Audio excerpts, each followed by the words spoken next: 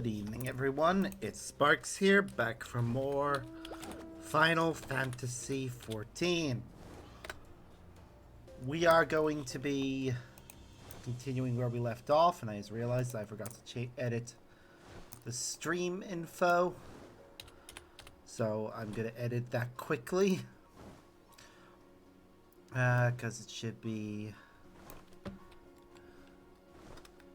XIV Endwalker extras.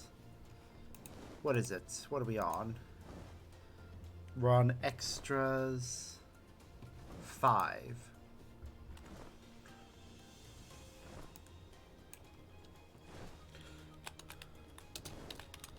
More deliveries is what I'm going to call this.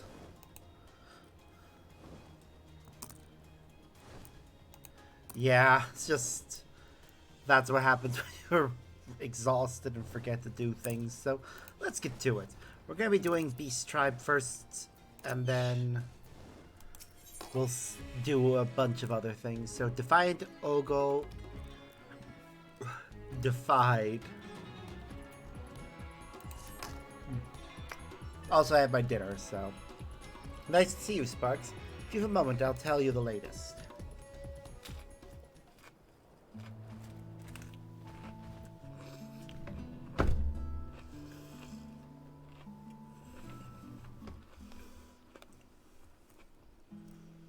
Thanks to our cool and breezy stables, our hippos have been getting all sorts of luxurious shadai. Our little pots can't be tempted away from their splashing. All in all, our growing family's bursting with energy. Good thing too, seeing as our services are in ever higher demand. Folks have even started coming around and petitioning for employment, if you can believe it. We've always liked keeping our business to ourselves, so the thought of welcoming in strangers felt dreadfully queer at first, but helping others is what riders do. So we got some new faces on the team. Besides, as swamped and requests as we are, we'd be lost without the extra help. Help! Help, I say!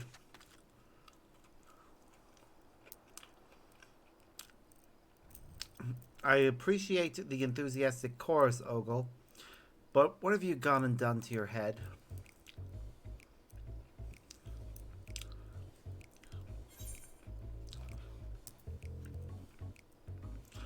Lose a bet, perchance?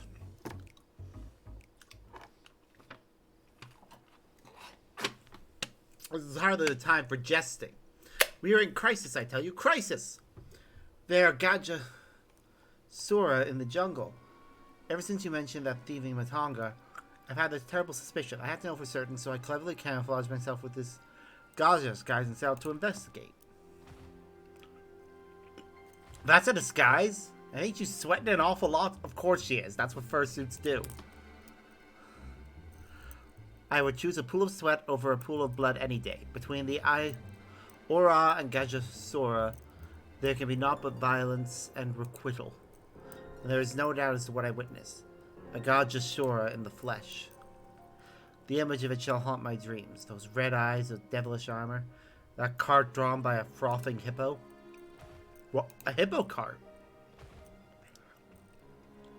Claire's name with a ghastly voice. Asala. I became an edifice of fear. He asked if I was his Matanga brethren. In that moment I could envision was my own death and dismemberment by that beastly creature. Before I knew what had happened, I heard my own voice cry out, "Oh God. Not I am but a passing Manusia.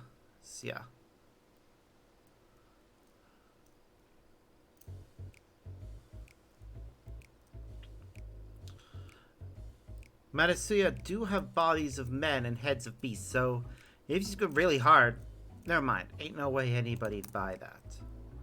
Actually, he was terribly polite about it, pressed his hands together and bowed deeply before leaving me be. You're saying you let him go? Ain't no doubt he's the bandit we're looking for. You're a fighter, ain't you? I'm sorry. While I have come to cherish the Arcasadora as my friends and allies, Gajasora are another matter entirely. When I came to my senses, I searched the area and found one of your associates injured and missing his cart. Now the same cart now in Asala's possession. Luckily, your man's injuries seem manageable, so I saw him to Palaka's stand, where Yazan is treating him now. Is that so? I owe you my thanks. Sorry for losing my temper like that. Everyone's entitled to their weakness. Anyhow, even if he did give us leg bail, he can't have gone far. I say we track him down while the trail's hot and take back what's ours. Then let's reconvene at the Shroud of the Samga. I shall take you to the very place I encountered him. Okay. This is getting interesting.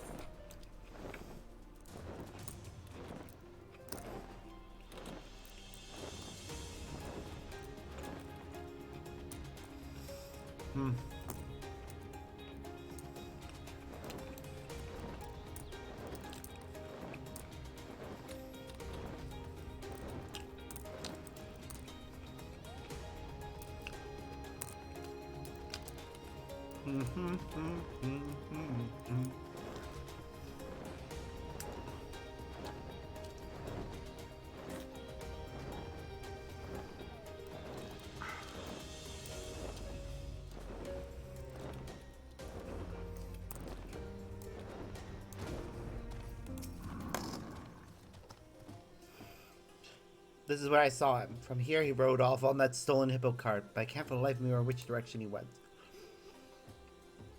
I was so paralyzed by fear that north could have been south and east west. To let phobia get the better of me like this. Can I really call myself an adventurer?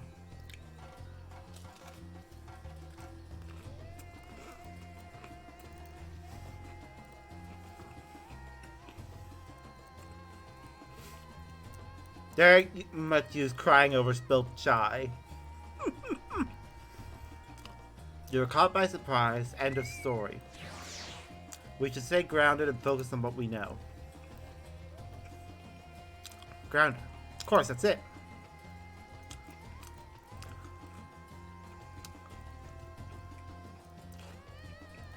Gabby will often say that the trail to prey begins at a hunter's feet. Look here, on the ground beneath our feet, wheel tracks, departing in southwesterly fashion. I say we have eyed our efforts to preclude any Gachashora trickery. I shall accompany Trina as her guard, while Sparks, you survey the area for hidden villainy. I'm counting on you.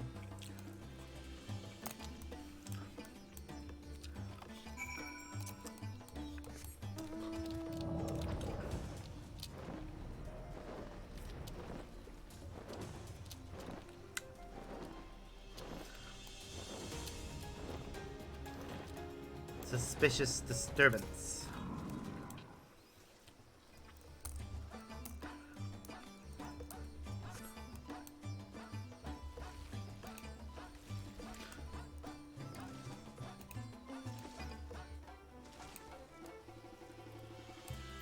Okay.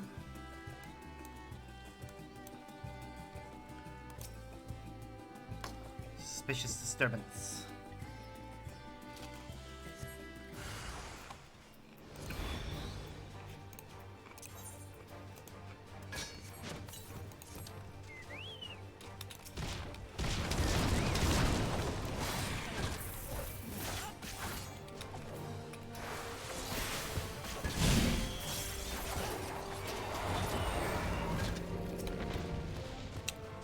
Oh.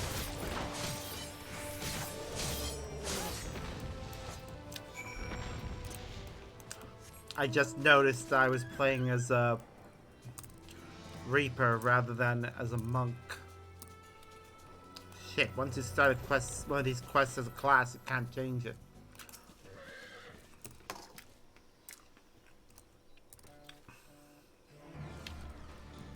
Wow.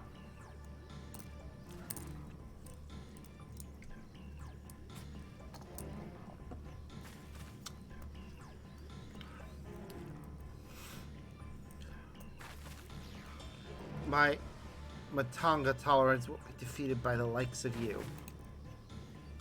Why no fire? Thavnair full of fire. That's all I hear. Good for conquest. Ain't got the foggiest idea what delusion you're riding in on, but I'll tell you one thing. You're picking a fight with the wrong island. You best give back what you took and skip along home. No, not leave till conquest Thavnair. Gajasura. Shame to tribe. No place for Asala battle brothers. Travel far to prove strength. Protect brothers. Conquest Thavnair. Home for brothers. Won't stand by and let you conquer Thavnair.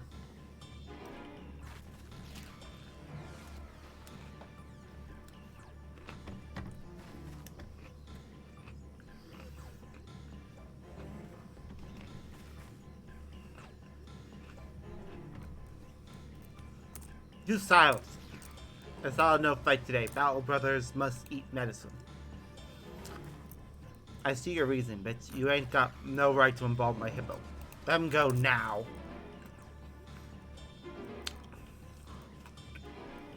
Good food, good taste. Wagon, good ride. Good for battle brothers. Soon your home. Conquest for Exala. Remember. Hey, get back here, you. Ugh.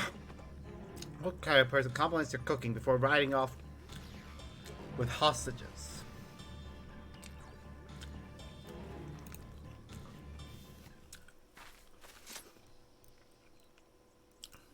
He's gone. If hippo carts weren't so fast, we could have given chase.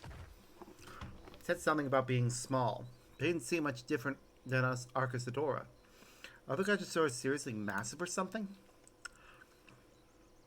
About twice as big as your average Arcasadora. It's even said that their leader, the Grand Regent, is indeed so grand that to gaze upon their full stature is to break your neck looking upwards. Parents in Akala seem quite modestly sized. Were his compatriots similar?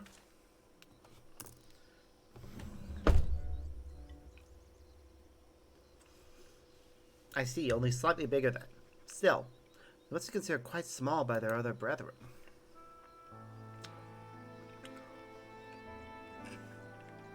He said that they had no place to go. Can't say I don't know how that feels.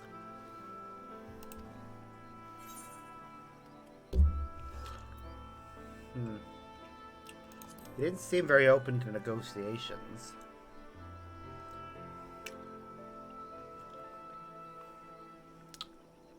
I know, but keeping his brothers safe came before anything, didn't it? Hard to damn him for that.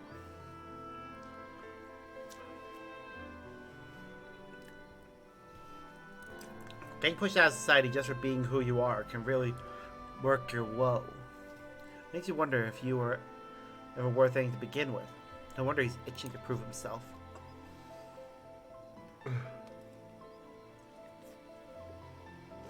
On the Azim's step, the very notion that Gajasura could be capable of such nuanced emotions is, pardon me for saying so, preposterous. However, judging a book by its cover does nothing but feed fear and misunderstanding. This is something I certainly learned thanks to my experiences in Thavnair.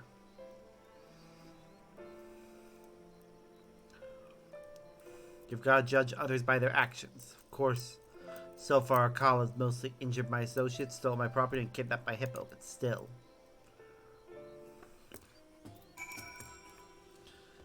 Now, let's brace ourselves with some adventuring fundamentals. Review of the information at hand.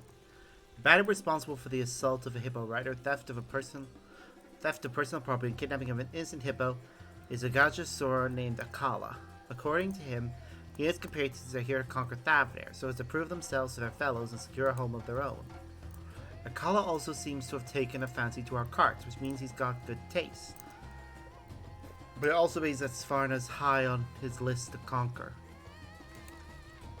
If I rally my people, you two there to back us up, we could probably put down Akala's crew full stop. But I'd rather it not come to blows.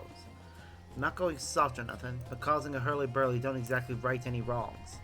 I want to talk with the others and see if we can figure out a way to do this civilly.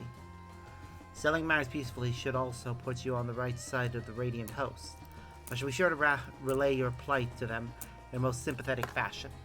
Now, I shall away to Palaka's stand to check in on her Your alien associate. Once he feels well enough to travel, I will send him along.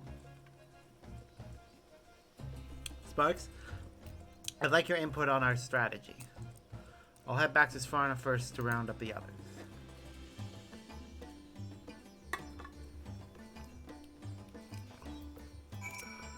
I'm gonna see if I can turn it in with a different one. No. As I thought, whatever you start these quests with, that's what you have to finish them with, which is a little annoying, but at the same time, it's not that big a deal.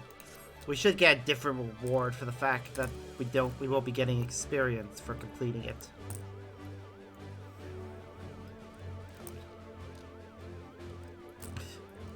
This probably freaks people out, you know, seeing me floating like that while an alien ship carries me.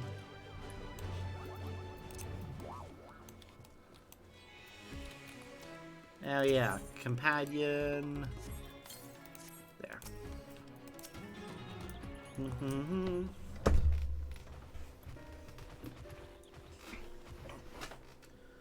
Now, about that bandit.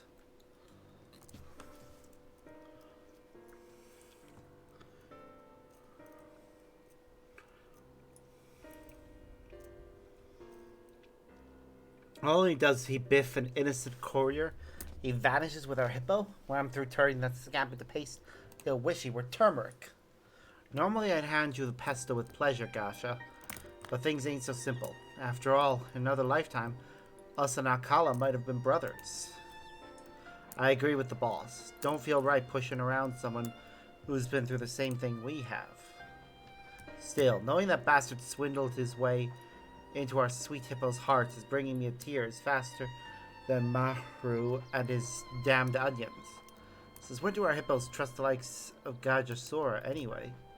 Well, with so many jobs taking us hither and yon, our hippos have gotten used to all sorts of different folk. Even Akala's just one in a crowd.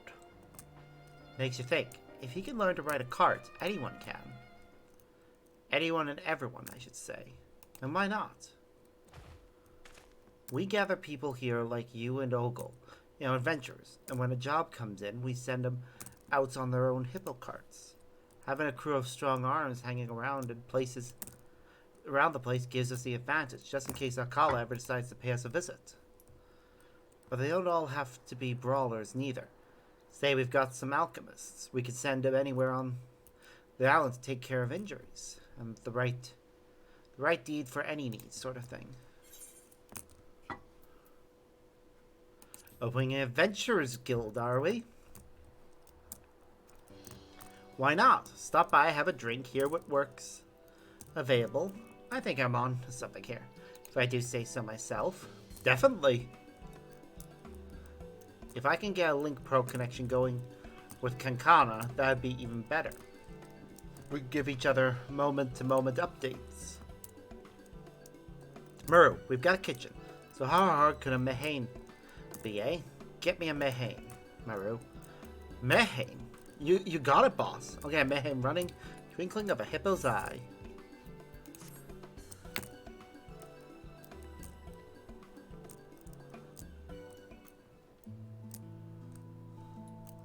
Woo! Another fine addition to the property.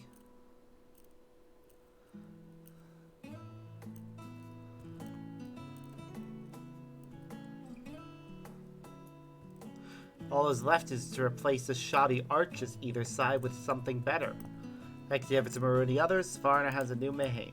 The Baroras are now trustworthy couriers of some repute. Connect with contacts across Thavner to reach exciting new heights of business.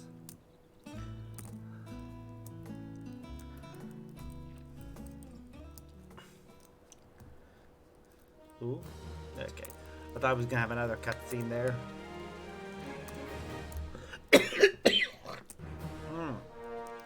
We're now considered honored.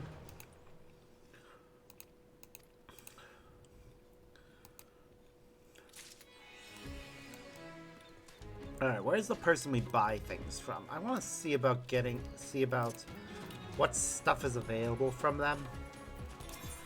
Alright. Let's see. We can get our own little wind-up Arcasadora. Some dolls, which I will probably get at some point. Ooh, a card.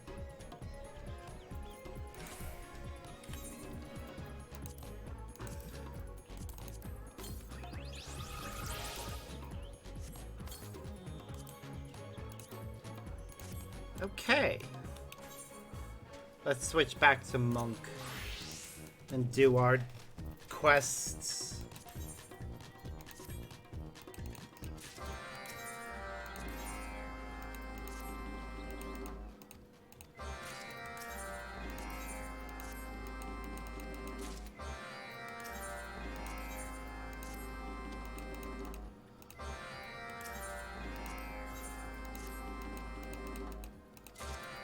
And one more. Woo! We got all of our quests. So we'll first go and do the ones over here.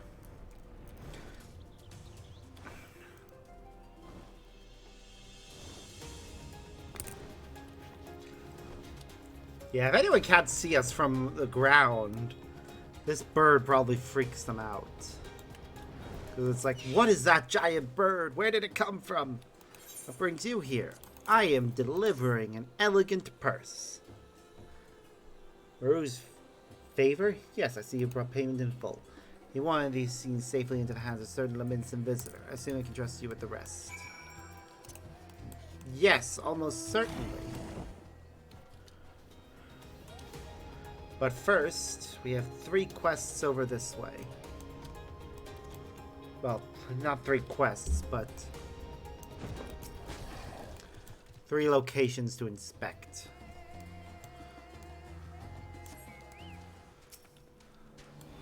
It's a crab!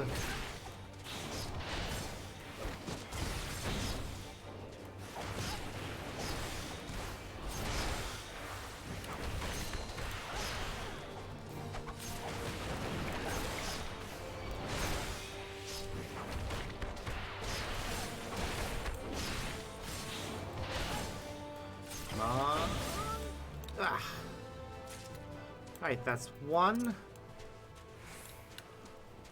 There's no guarantee that all of these locations will have crabs for us to fight, but they could.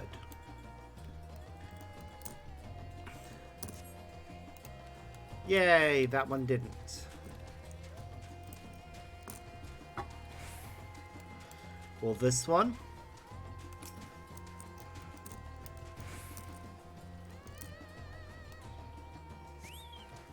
Yes.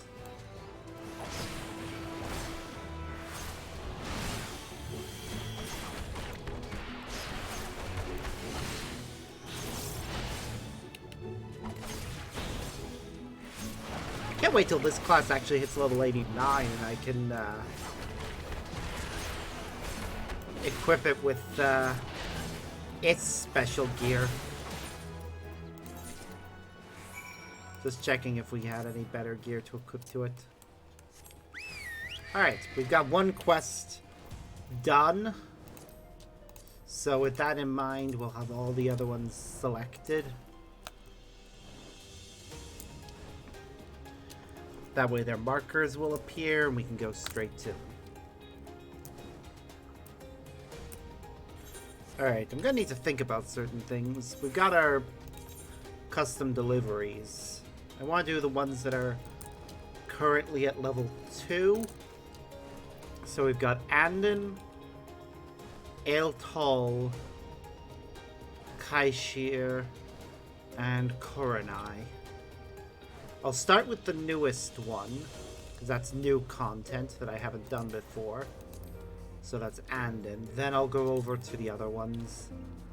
The other ones have all maxed out with my other character, but I want to max them out with this character, so... Oh, there, you wouldn't happen to be Master Moses. Oh, shit, now, would you?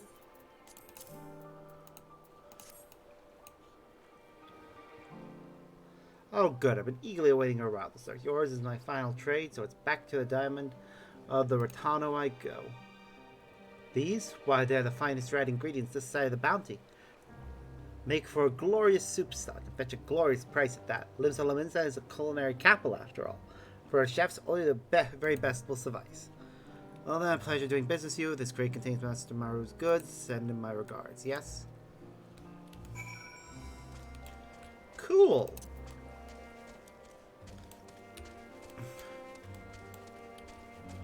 And then we check with these guys. Give them this stuff.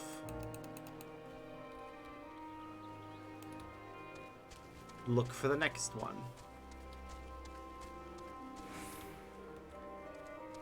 There's another one.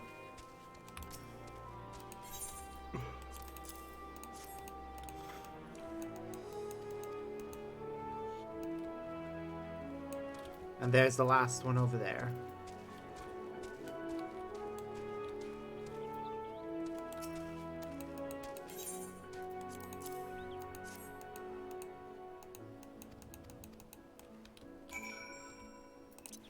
Alright, another quest done. Next.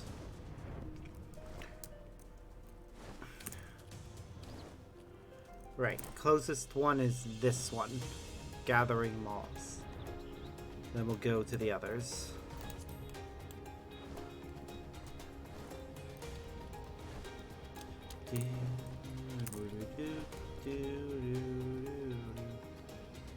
I take it we're gonna have to dive for it.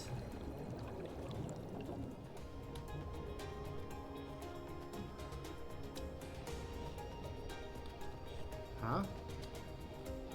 Right, there it is.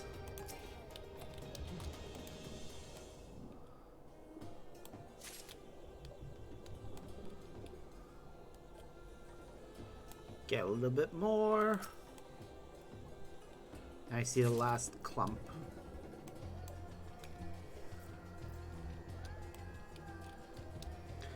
Yay for our ability to breathe underwater.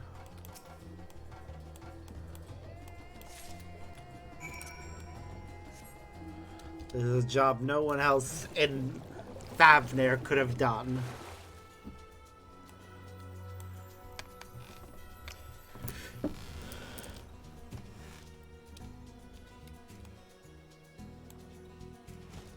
Meow, meow.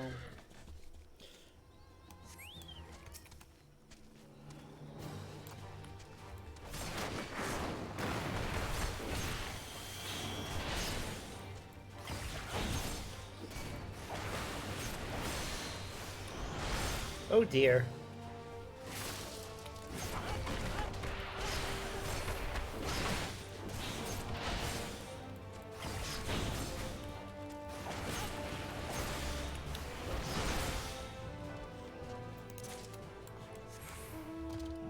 Woo.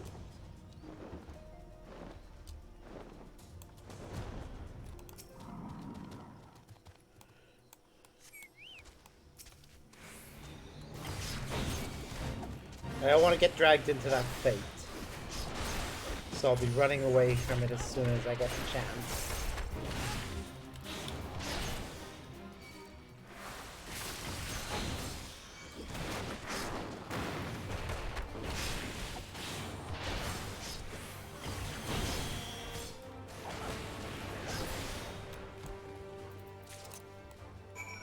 Alright, that's done.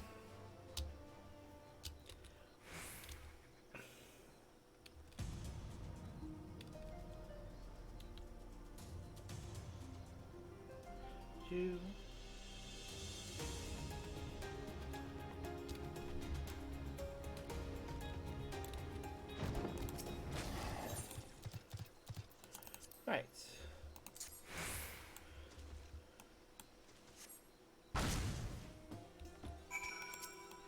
Now we collect the Mugstone fragment.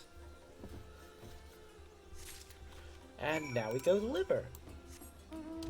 We can't get about 1 million, but just under 1 million for each of these, so should be almost enough to level up.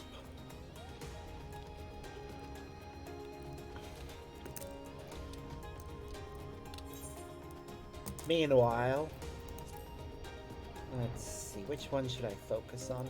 I think I should probably focus on leatherworking or weaver for the crafting classes. Wow, look at this place. from above. Really, it's just those arches on either end that need upgrading. And then this place will look like finished.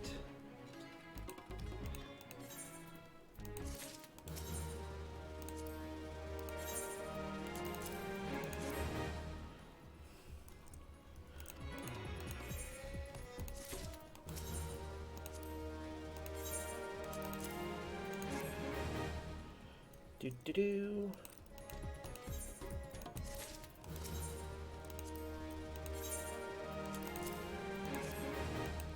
Keep turning in quests.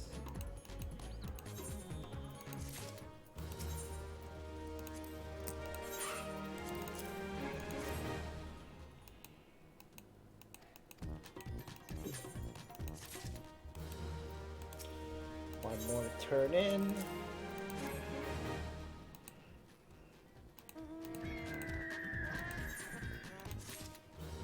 Woo!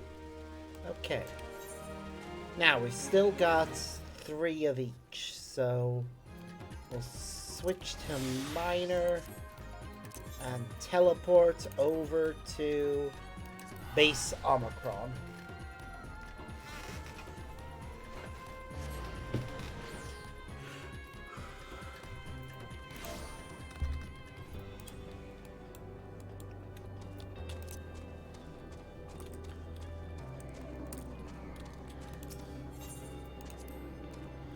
Ba, ba, ba, ba.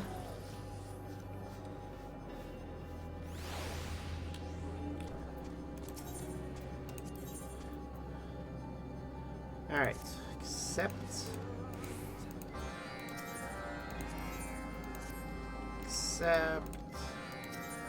and accept. How are we doing, anyways, for our reputation with Realm Reborn? Sorry, not Realm Reborn, Endwalker ones. Alright, how many days do we have left?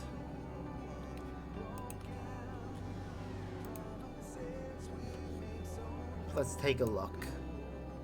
So 1320 minus 780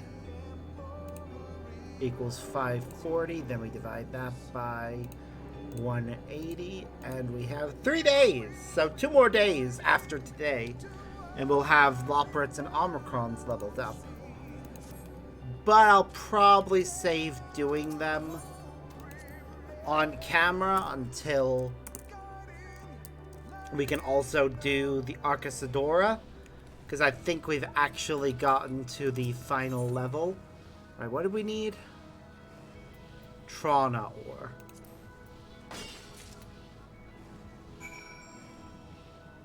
I mean, we have enough now.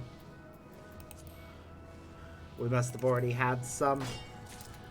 So let's get some wind crystals instead of filling my inventory up with stuff we may not need.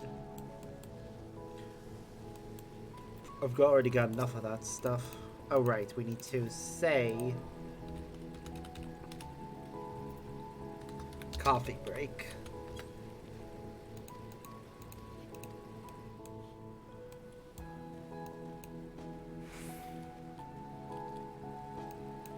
Doo-doo.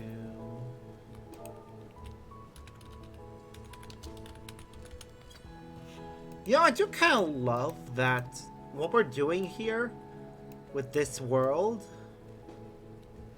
is essentially creating a new Aetheris.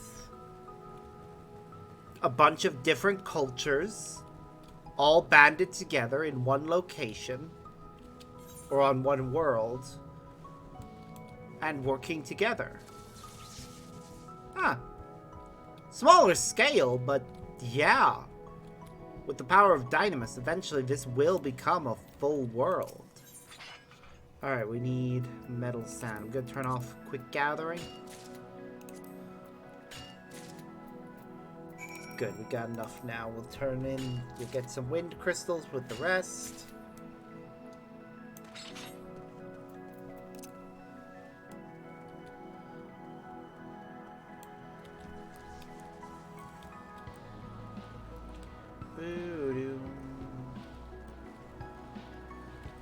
Now now we just return.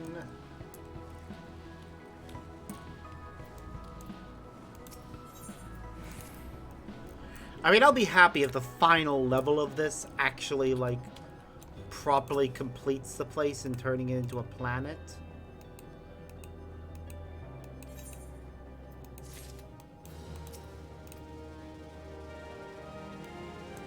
Oh, right, we need to turn in some things first at base Omicron.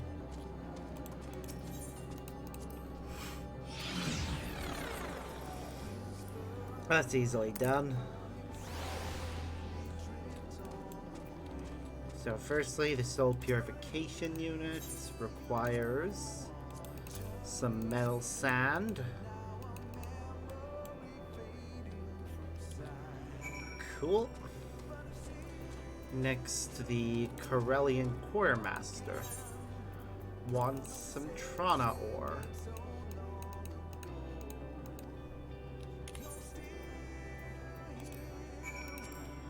There we go, that's better. Trying to clear my inventory of all the items we don't need anymore, because they're just from these quests.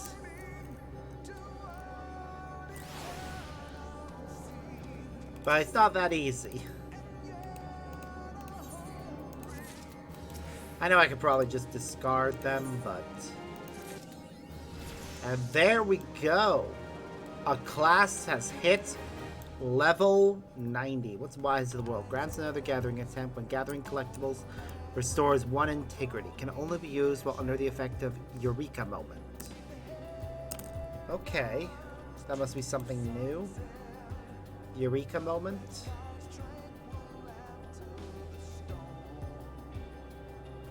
I guess I'll figure out that later.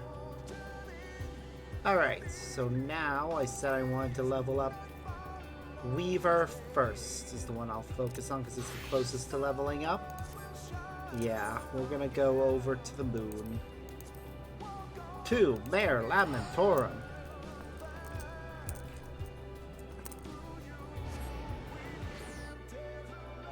This is still one of the best songs in the game.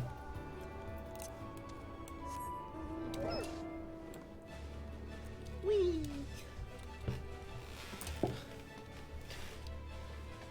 I do love whenever we get Argos on the moon. This is his home after all, so him flying us around it is great. God, I love looking at that. Alright, Sparking the Artist. Then we switch over to Leatherworker.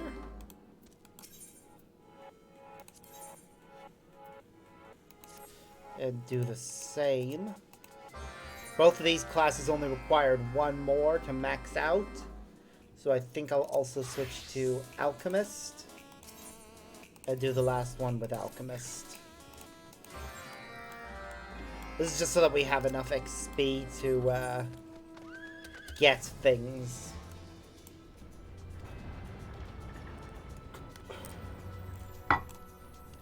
Because there are quests we can do that require us to be level 83 with certain classes. Very correctly, the ones we need are... So, let's see, they put together... I think they put together Carpenter, Leatherworker, and Weaver. All the metalworking ones, and then Alchemist and Culinarian is how it's broken down. So really, I don't need to level up these two, but I do need to level up Alchemist. Because actually, Culinarian's already level 83, so it's not that important. But, might as well as do it. This one only needs them to be made, doesn't need a specific quality. That is what I like to see. Because they're so quick. Literally like 3 steps. And we're done.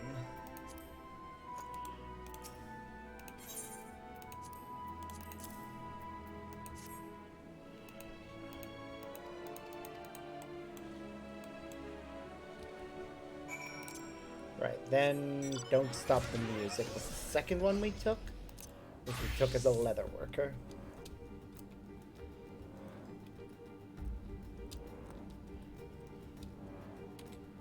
Do do do do do do do do do do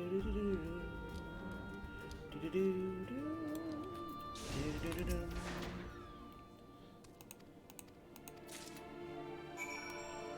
Alright, we need to make from the Lopert title quest audio spare parts.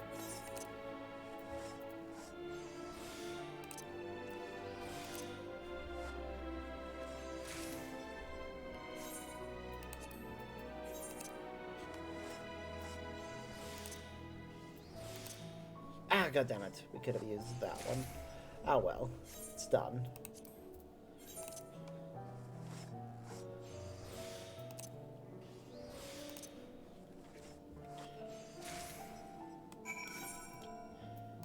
That's another one done. So all that's left is... was it Alchemist? No, it was Weaver.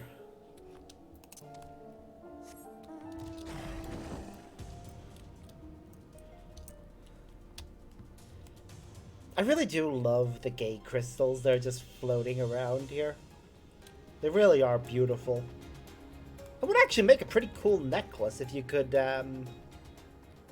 take this thing, minus the bits that are just free-floating. Actually, even those, if you could find a way to... just taking this thing with the bit that's spiraling around it, you could probably make a pretty cool necklace. Or just the crystal itself.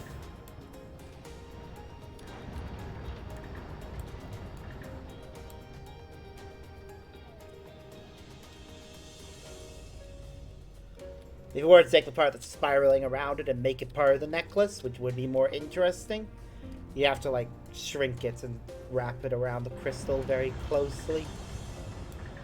But still, that'd be a cool bit of merch. Taking the aetheryte crystals and turning them into... well, not just aetheryte crystals, but those ones back there, and turning them into actual things we can wear. Because I think they have done that with at least one of the aetheryte crystals.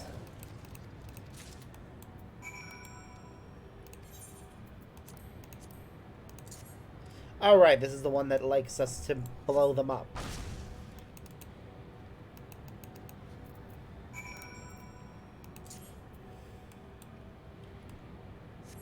For some reason.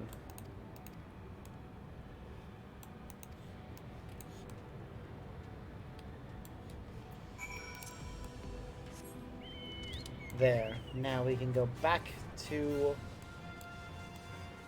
the place, turn in all these quests, level up a bunch of stuff.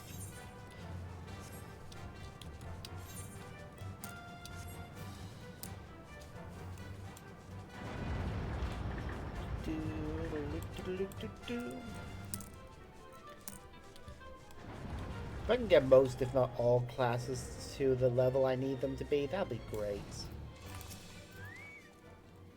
I believe I heard an explosion. I trust Sparking Ray is satisfied with your assistance. Yep.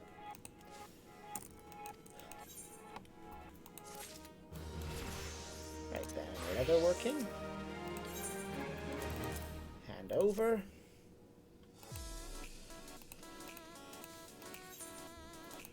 Complete. And now Alchemist. Close, but not quite. Alright, so that is all of those done.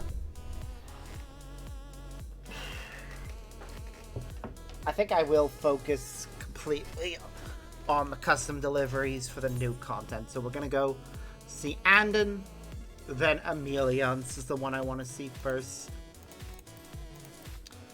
So, let's see, which one do we need to level up first? Well, Alchemist is the closest to leveling up, so we'll go with that. Where do we need to go again for this? Right, Norvrant, and it's Lidleron that we need to go to. While I'm waiting for that to load, I'm just going to quickly check my messages.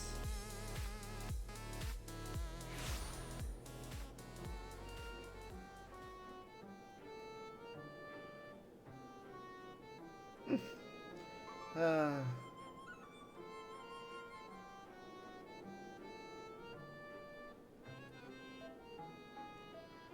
do...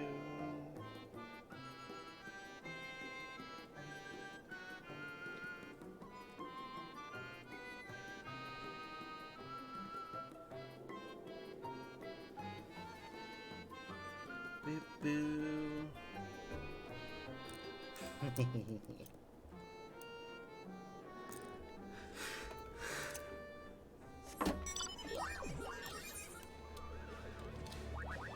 I'm laughing because I sent the another one gift to a friend. Where he said he'd had to have another tooth pulled. All right. What does he need made? He needs mountain garb. Wait, how much does he need made from? He only needs 3 made.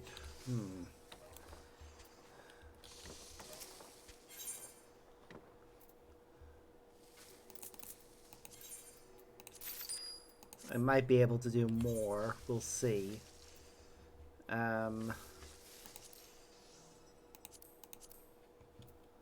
Right. So this is for Andon Mountain Garb. Okay. We need to make it as good as possible, so we'll reflect on it. Use Tricks of the Trade to get back a little bit of our CP.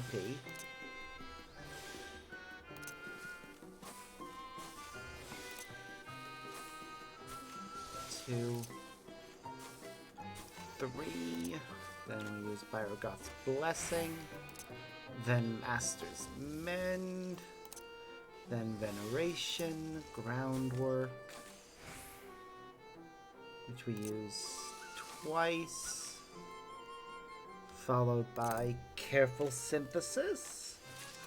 There we go. We got the Mountain Garb, and we got it as good as we could. So we'll Reflect, Waste Not, Innovation, Preparatory Touch. 1, 2, 3. And Byrogot's Blessing. Master's Mend. Veneration. We got Intensive Synthesis. Groundwork. And Careful Synthesis.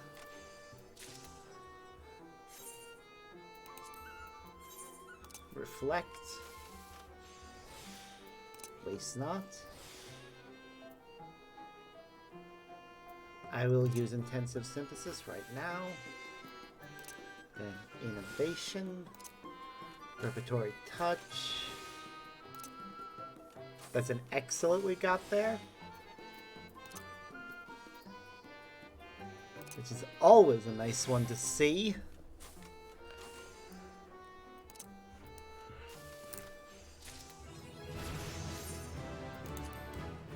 Woo! Alchemist leveled up. Okay. We're gonna turn these in as an armorer.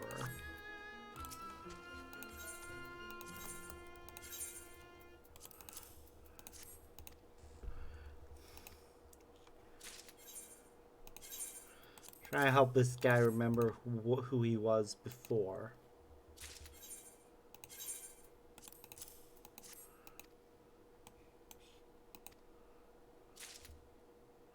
Come to think of it, if the climate here had stayed as cold as it was, I would have wilted and died straight away, correct? A chilling thought. So this floral paradise is my unexpected savior. As are you, Sparks. Thanks to you, I think I remembered something more of my past.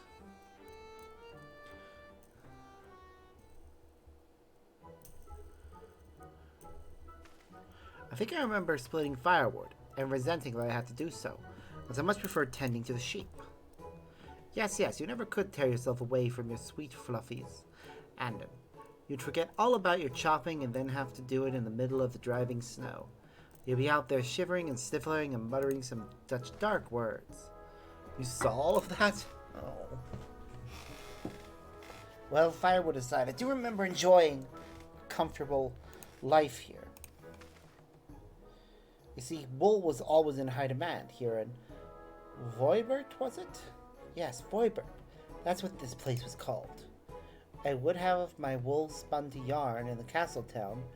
As knitting was a rather popular pastime, people were happy to pay good coin for it. One can never have too many pairs of fuzzy socks, after all. Speaking of, I remember gifting a pair of woolen gloves to a traveler once.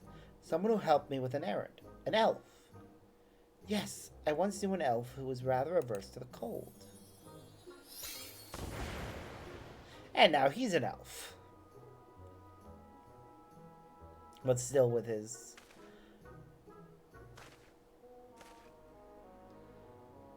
Oh, I've changed again. A tier? Elvenandit, you look just like that Oriange fellow who used to live at the Bookman Shells. Well, I suppose he wasn't quite so leafy. He's one of your friends, isn't he, Sparks?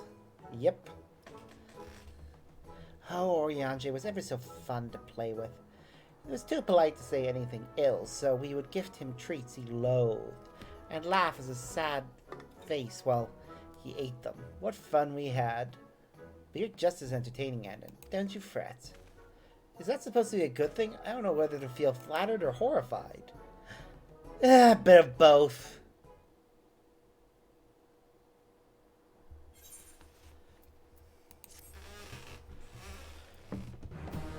Attentively true tradesman. Andon is delighted with your efforts. He now considers attentively true tradesman. Yet there is still much work to be done if he is to regain both his memories and true form. To that end, Andon has a new favor to ask of you.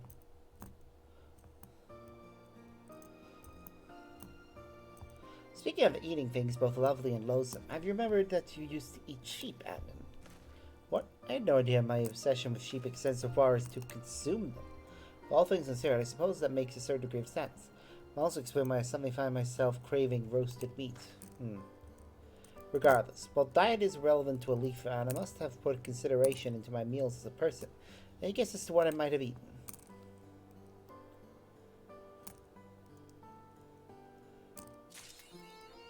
Right, so that's what we're going to be doing next. However, I am going to save doing any more with him until next week, so I can do all 6 at once. To that end, we are now going to return, using return, to old Charlian and see Emelians. See how much we need to turn in to level her up.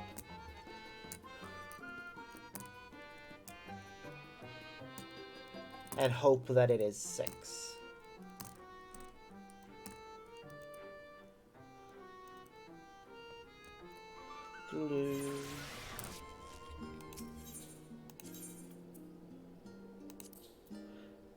To the... Wait, I shouldn't go to the estate first. I need to remember what we're at. Let's see. We're at level 3 on her.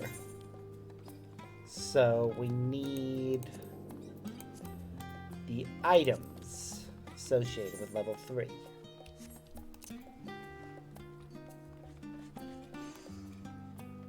Apothecary. Sell me... I think I need at least 6. But also...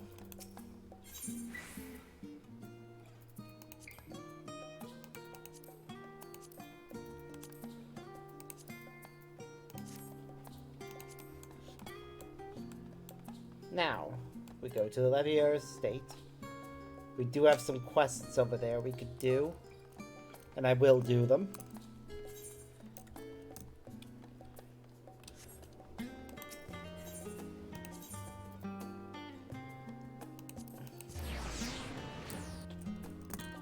We actually have a quest line we can finish, now that I think about it.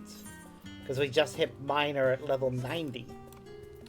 So, we can actually finish one of the Studium quest lines. Let's just see actually how many she needs. Yep, she needs 6 luncheon coffers.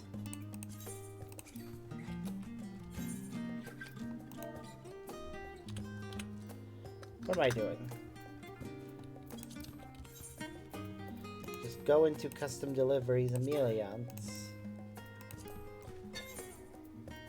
Reflect. Waste not. Innovation.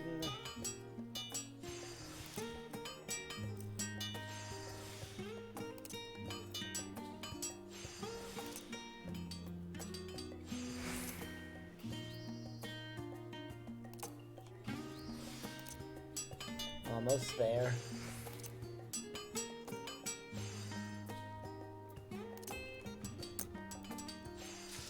There we go. So we just need to do that 6 times.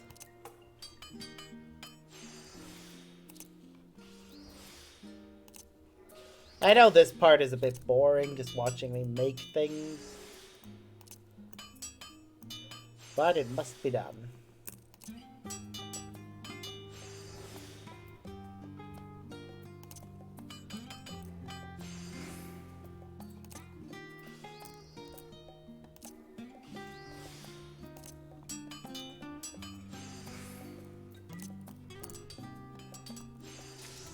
Woo! Ooh, armor leveled up. Which means we should switch over to Goldsmith to make the rest.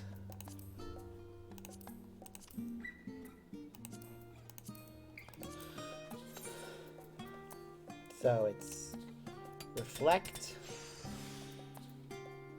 waste not,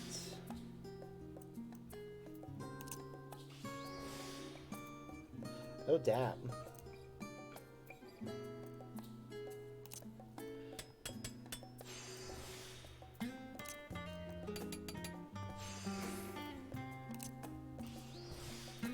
Love it when that happens, though.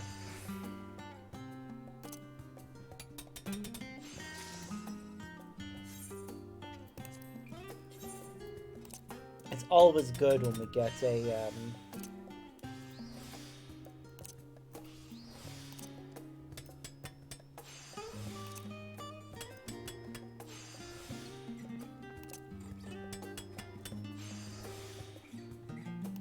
thing that helps us maximize production.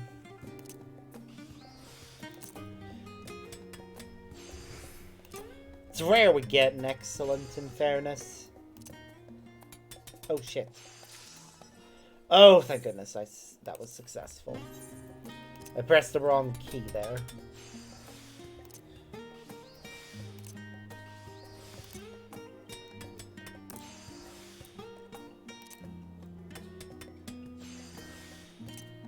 Three. Then Byragot. God damn it.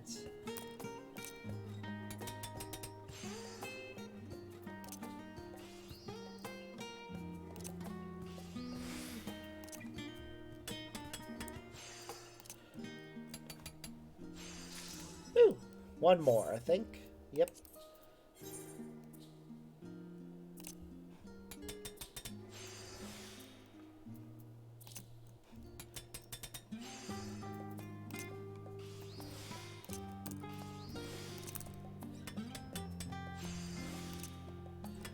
Two, three, Master Mend. Damn it, I should have used that. I only realized what I was doing too late. Oh well. There we go, we win. And now to turn them in.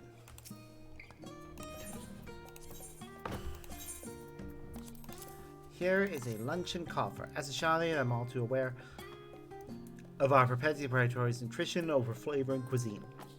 I suppose for foods from other cultures. The Homestead program, however, has broadened many families' views on nourishment. You might say it's given us food for thought, but even the most delicious dishes can be spoiled if not kept at the proper temperature, which is why I must be certain this luncheon coffer is up to the mark. I am at a loss for words. This is simply outstanding. Should students grow accustomed to such immaculate craftsmanship, I fear nothing less will ever satisfy them again. They take great pains to explain the unique circumstances under which this has been commissioned.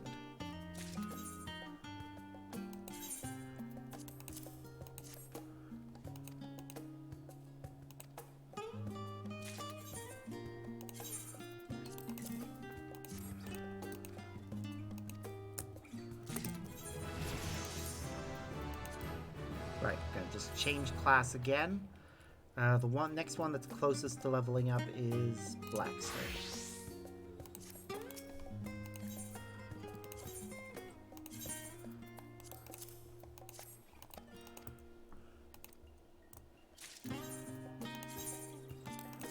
Okay.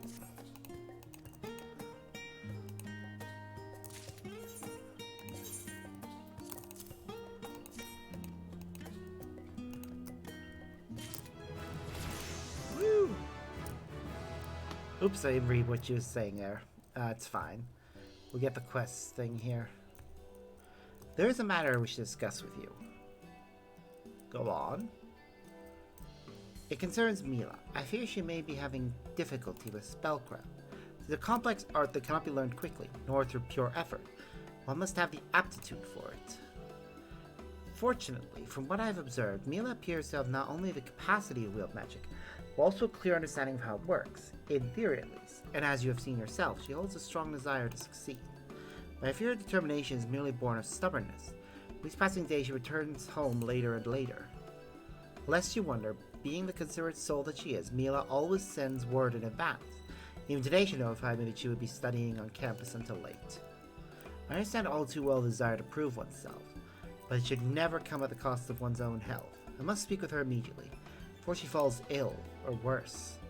You may think me overprotective, but she is still just a child. I have a duty to look after her, both as a mother and a friend. Yet the studium is ever so large, is it not? I'm entirely grateful if you would help me search for her. By all means. Wonderful. You need but say the word. I am ready to leave at a moment's notice.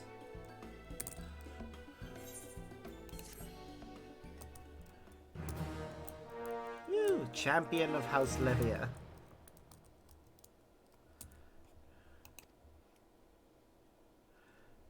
Yep.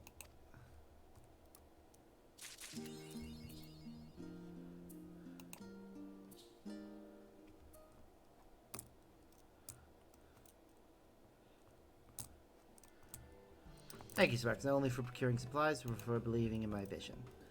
I've heard of your grand adventure. Oh, right.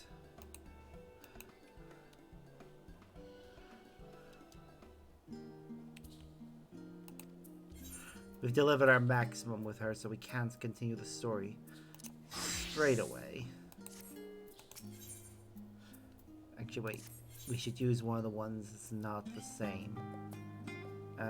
So we should use Culinarian.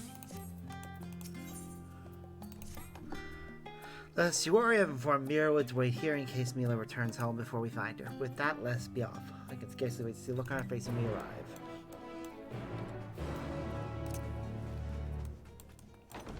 To the studium.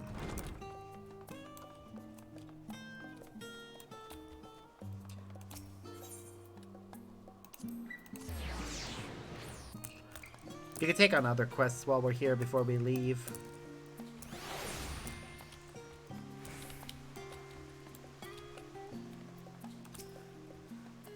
Is it strange that having come all this way, I only now begin to have second thoughts about my plan to surprise Mila? Surely she would be glad to see us. More so, I should think, if she were to see you in the lead. You are far too kind, thank you. Phenomenon is where she's most likely to be. I suggest we start there.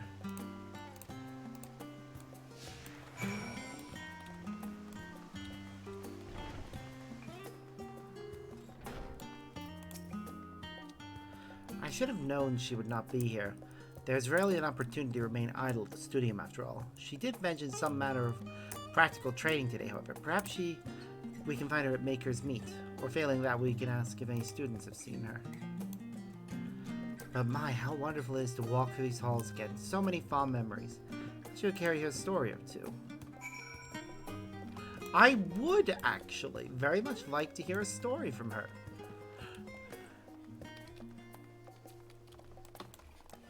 After all, this is where she met her husband.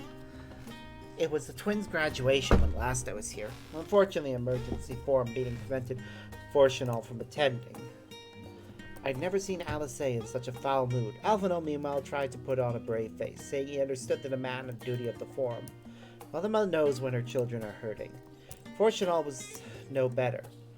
Would that you could have seen it. He spent an entire day with Alphino in the kitchen, baking batch after batch of ginger cookies for Alice in an amusing attempt to cheer her up. That is adorable!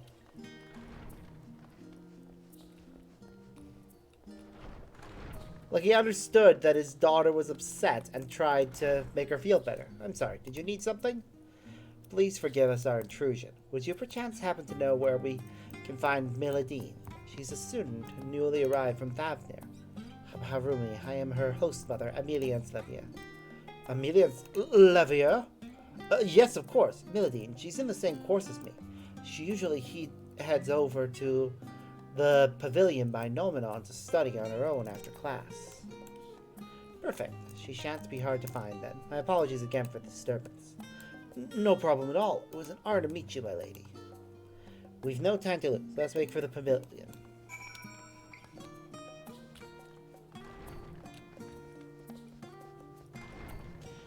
Is this one just going to be the same one, or has it changed? If it's the same one, I'll just skip ahead. I do like the idea that even though he was, at times, a bit of a shitty dad, he's not the worst dad I've seen in media. Like, he's an absentee father more than anything. But he wasn't by any means abusive. Just a bit of an ass at times in his decisions. Though those decisions did ultimately make Alphino and Alice say, although they didn't have good childhoods, they did become the best versions of themselves. And ultimately, as adults, they were able to reconnect, which isn't uncommon in families. Sometimes, when they're children, the dad's so focused on making a good life for his kids. Mothers sometimes can be like that too. That the parents just end up not being around as much as they should. The kids resent them for it, but then as adults, the parents legitimately try and make up for it and have a relationship with their kids as adults. So, yeah. You wish to know about Numenor. Oh, there's not much to tell of those dusty old halls, so I suppose they are not without a memorable moment or two. I once ventured there in the dead of night for some last-minute research. Deadline for my thesis was close at hand, you see. The corridors were dark and empty, with naught but the soft echo of my footsteps to keep me company. Then suddenly a shouting phantom appeared before me, as if from the very void itself. Much to my surprise, a phantom. It was not, nay, 'twas Fortunal. Under the veil of his vanish spell, he'd been sneaking around the forbidden archives. God, the look on his face. He nearly died from embarrassment. Speak of this to no one, I beg you, he cried. I oblige, but on the condition he take me to dinner. I trust you understand he's not to hear a word of this conversation. Fair. Alright. Oh god, has she fallen asleep? Damn it, looks like her mammoth fell asleep. There she is, but she doesn't quite seem herself.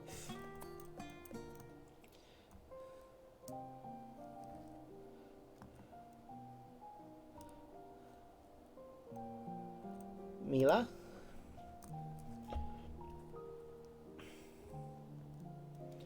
Lady Amelia. And Sparks as well. Oh no, is something wrong? Not at all, my dear. Everything's quite alright. Sparks and I merely wish to check on you. It is getting rather late after all. You must be famished. Oh, I'm sorry for making you worry. I just got so absorbed in what I was doing.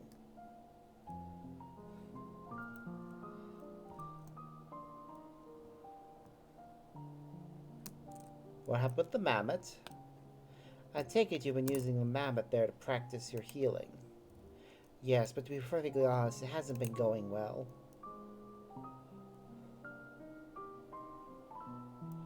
The mammoth is designed specifically to respond to healing magics. Rather than risk the danger of practicing on a living patient, students use puppets such as this. When a spell is successful, the mammoth will rise to its feet. Observe.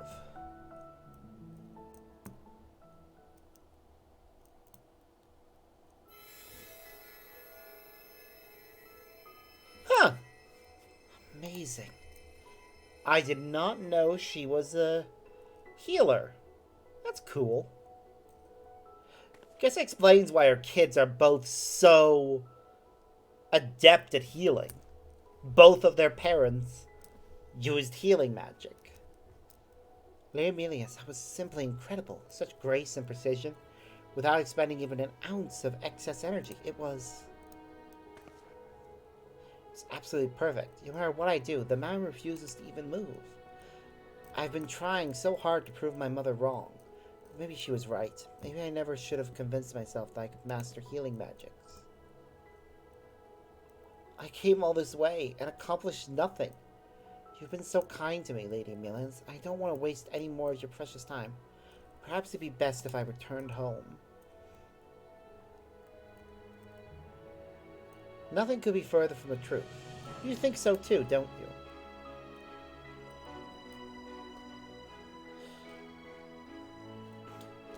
Yes, that is simply not true. Please cheer up, Mila.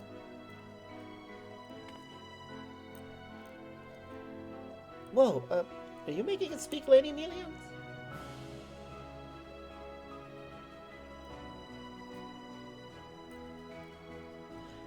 Parents are always thinking of their children. Your mother surely wants the best for you. I know that. I do truly. That's why I'm afraid of disappointing her. You are not a puppet. You need not dance to your mother's tune. You have determination, passion, and a wonderful dream. Besides, always doing as one is told is not easy. Take it from me. I am an expert. It's hardly something to brag about. There's the darling smile I've come to admire. Mila, there's no doubt in my mind that a brilliant, hard-working young lady like yourself would make a fine alchemist. Your mother surely saw the same. Simply wished for you to walk an easier path, a path where your success would be assured. But with great resolve and determination, you fought to pursue your own way forward. This is part of what it means to become an adult. After a child strikes out on their own, a mother can only pray they find happiness. I know not what to say. Perhaps a light stroll might help me to collect my thoughts before I make any rash decisions. Then we shall take a leisurely walk back to the estate. I'd much rather hear the decision once we are returned. You'll like to come down with something if you stay outdoors over long.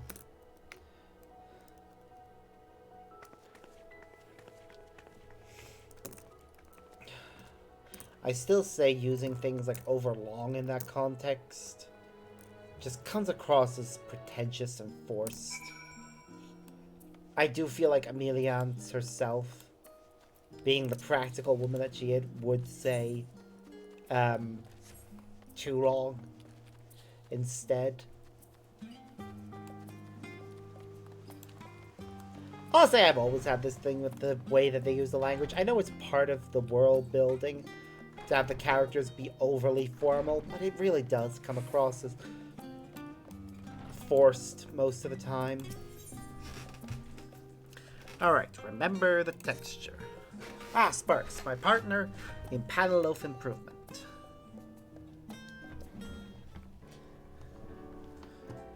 I've been researching the subject of texture, and I think I found the cause of our powdery problem. The answer lies in the yeast. It seems the sugar content of the sweetener weakened its usual effects, preventing the dough from being fully leavened. Which means that if we can create a yeast more properly suited to sweetened dough, then our bread will be as moist as we care to make it. Knowing, however, is not quite the same as doing. While I understand the basics, formulating yeast from scratch is rather beyond my current abilities. Once more, I must call upon you to rise to the occasion. Sorry. Oh, that's not. That was not. That was a terrible but also very good pun. The city and deliveries have been updated. Good. Alright. We also... So we need to make jars of panaloaf yeast. Okay. We also have the one beside it, which we'll do as a blacksmith, as it's the higher leveled one.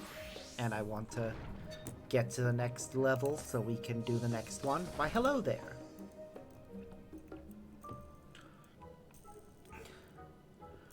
Oh, thank God you're here. I was so worried you might not return that I couldn't focus on my work.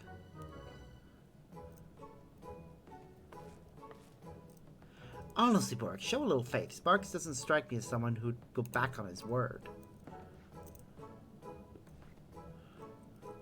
My apologies. I didn't mean anything by it. It's just that we've been turned down by so many others. As you probably worked out by now, Borg has a penchant to worry far more than he has any right to. Please don't take anything he says too seriously. But that's enough of that for now. It's time we got back to discussing our little friend's woes. This time I would ask you to craft minuscule cogs made of gold. When examining the size of the relic, I discovered that it was missing some, which seems to have caused all the damage we've observed. Whatever you make will need to be as tough as a coral. Are you up to the task? Leave it to me.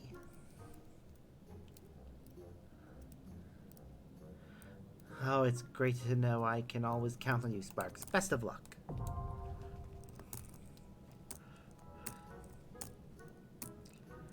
The studium deliveries.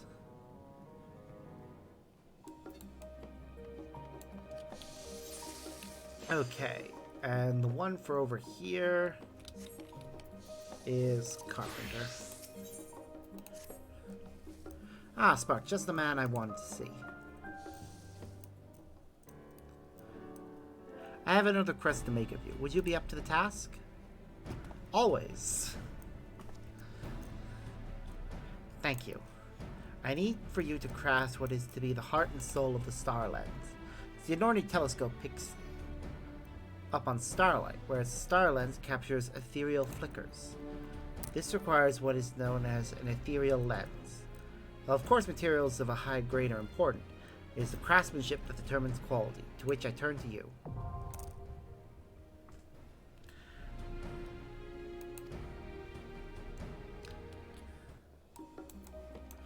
Alright, then we also need to do botanist to the far side, and fisherman as well. I think we'll max out both if we just do these quests. You know, on our return voyage to Shalian, the professor said he had been duly inspired and eager to continue our work. What culture do you suppose he intends to study next? A culture of the ancient past. Ah, Professor. Now that we're all gathered, might we discuss your plans moving forward? Yes, of course. Our research thus far on the lifestyles of people in various regions has proved quite enlightening. However, after much deliberation, I have concluded that to merely compare and contrast locations alone will not suffice. No, we must consider different time periods as well. Oh my, well I suppose that means we will be studying Alec then. I can think of no other bygone cultures worthy of scrutiny. And I understand full well why you would reach that conclusion. However, I've recently happened upon records that suggest there exists a civilization that predates Allegans. Civilization older than time, far more advanced than one might believe possible. It sounds a fantasy, I know, but if it truly exists, I wish to recreate that paradise. I have seen part of it, a place called Elpis. Please, tell us all you know.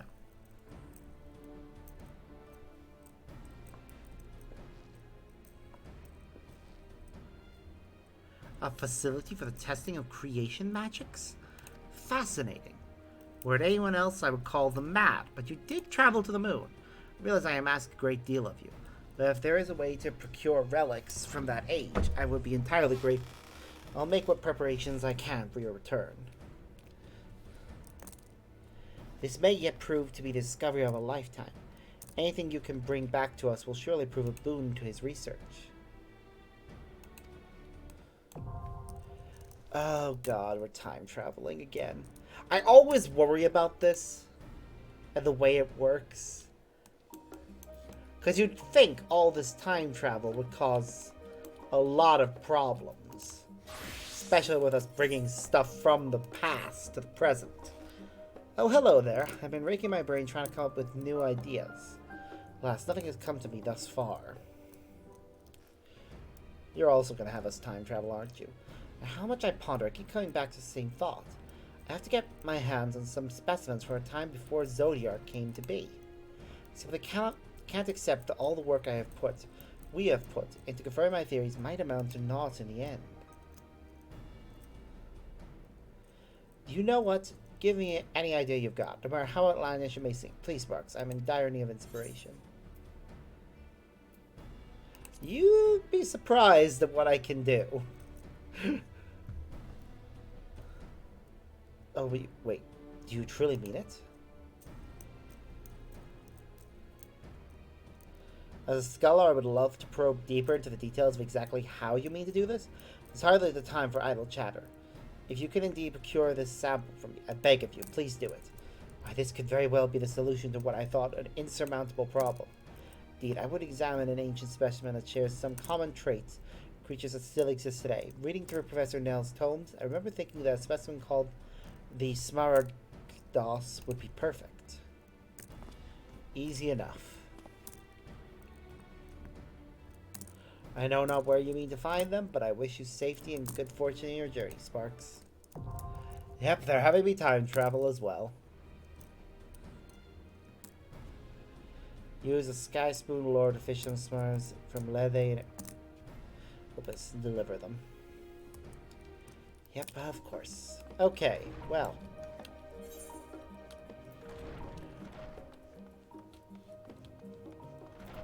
I think I was culinarian when I was doing that other quest. So, back to the Levia estate.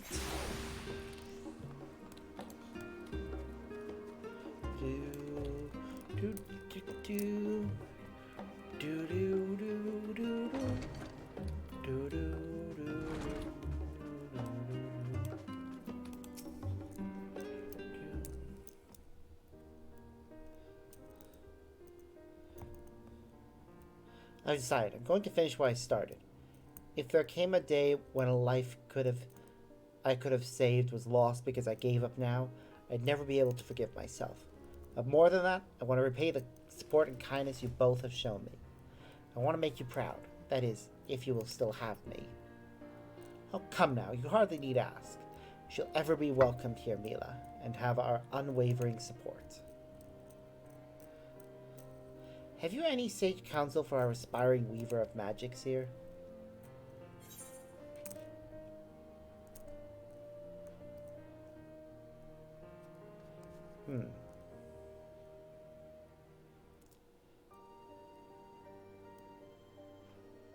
Yeah, you must have a sympathetic heart to those in need of succor.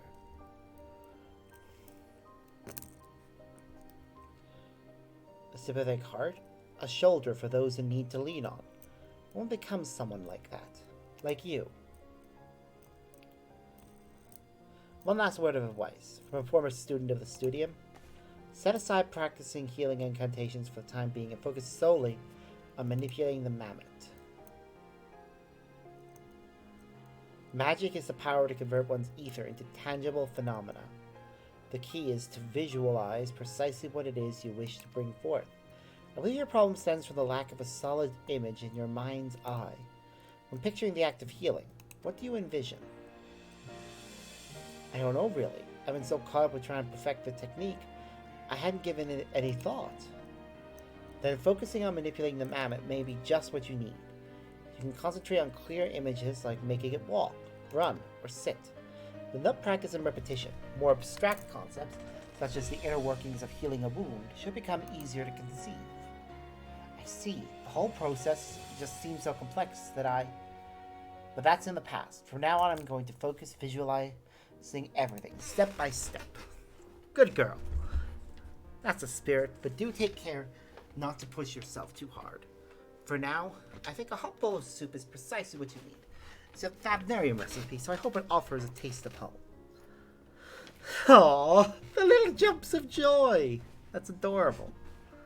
I wonder what she's going to have me make next.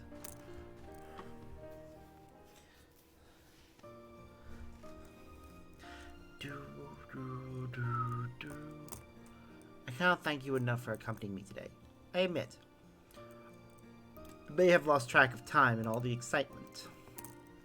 Now then, if Mila and the other students are to continue their training, I believe it prudent we prepare a new set of mammoths. Those of cruder make are more troublesome to manipulate, and thus I must ask that you fashion either throw conductive units to replace them. With a mammoth of good quality, they should be able to grasp how to manipulate her either rather quickly, and I shall be beside her, ready to help at every turn.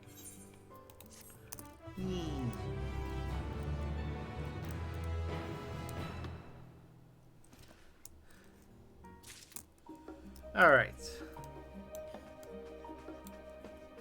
Well, we can't deliver any more to her. So I'm just gonna fast travel over to Ishgard, I think. Because I think the next one on my list of... not that. Deliveries is Atoll, who is... I think...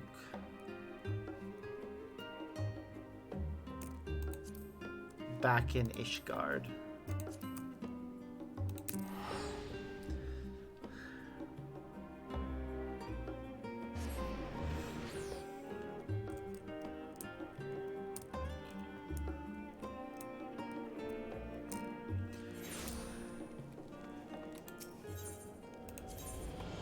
I think anyways. I've only got 3 left, so it's not gonna level anyone up. Unless they already have 3. Which I really wish I could see whether or not they have 3. Oh! He does. What about Kaishir?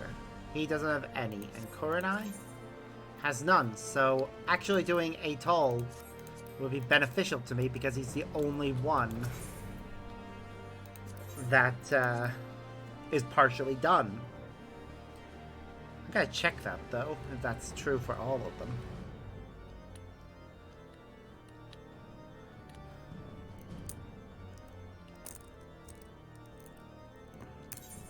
Because I actually want to check custom deliveries. The other ones we need to do are Charlemagne, who requires 6.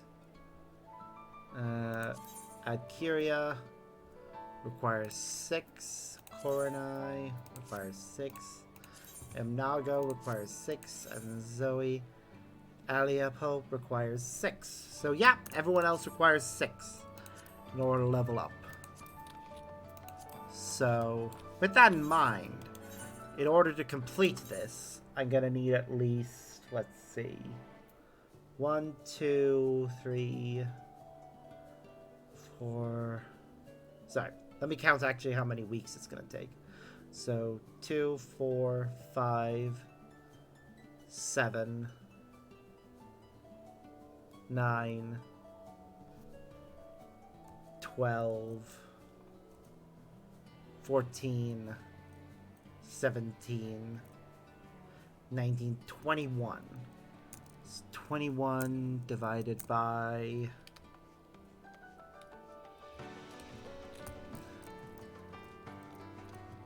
So 21 divided by 6. Or, actually, hold on. 21 divided by 2. It's gonna take me about 11 weeks to finish them all. Because 1 week, 2 weeks,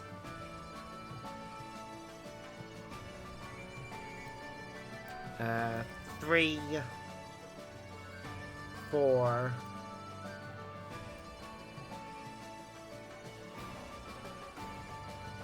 5, 6, 7, 8,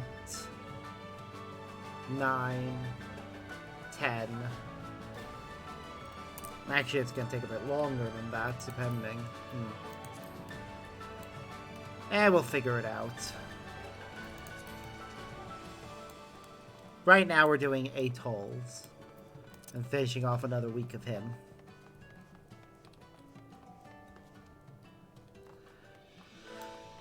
Which, what do we need for him again? Atoll requires weaving components.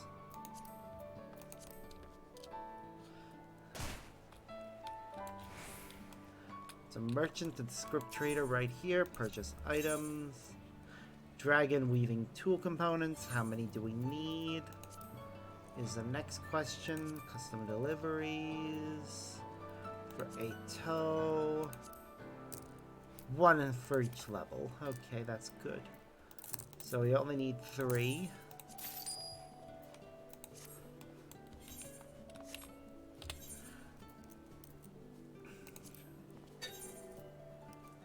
Oh, thank goodness it's under leveled, which means we can do my favorite thing.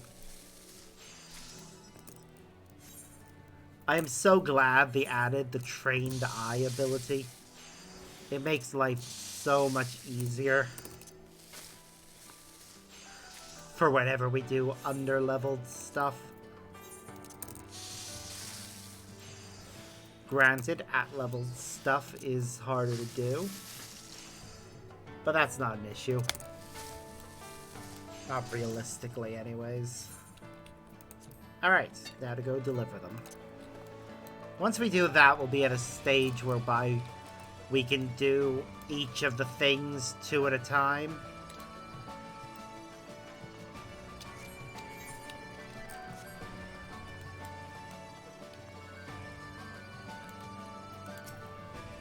Have you come to help us weave garments befitting an artisan? We're not going to get much XP for this, though.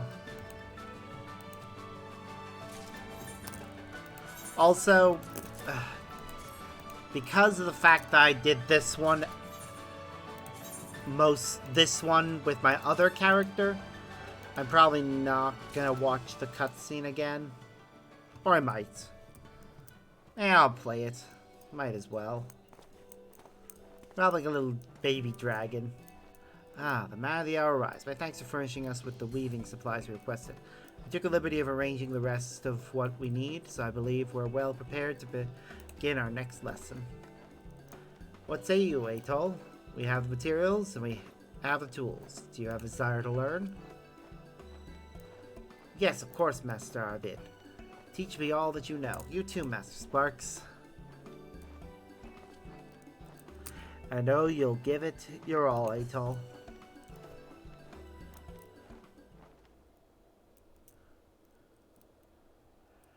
I think when he's done, he's got his own little outfit to wear.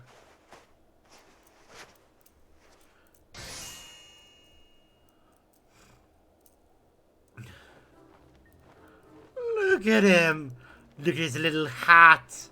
And his little scarf. I think we're wearing matching hats. Behold, my very first items of clothing, sewn by my own claws. Ever seen a dragon more dashing? My design took inspiration from Master Arvid's cap, in case you hadn't noticed. Imitation is the highest form of flattery indeed. Truth be told, if I didn't know any better, I'd say that cap was sewn by a seasoned weaver. Yes, very impressive. Never in my life have I imagined dragon donning a cap, let alone crafting one. The labor was painstaking, and I must admit I contemplated giving up more than once. However, now that the work is done, I feel a sense of accomplishment unequaled by aught else. So this is why you wingless ones pursue the art of creation. I say they must teach the other dragonettes what I've learned. I'm certain there are many and more who will be willing to bring their own ideas to life. I say they must show my friends in the churning mist. If they show sufficient interest, perhaps I will weave caps for them to wear too. Take care, Atoll. Give your brothers and sisters my regards. Do do do do do do do do.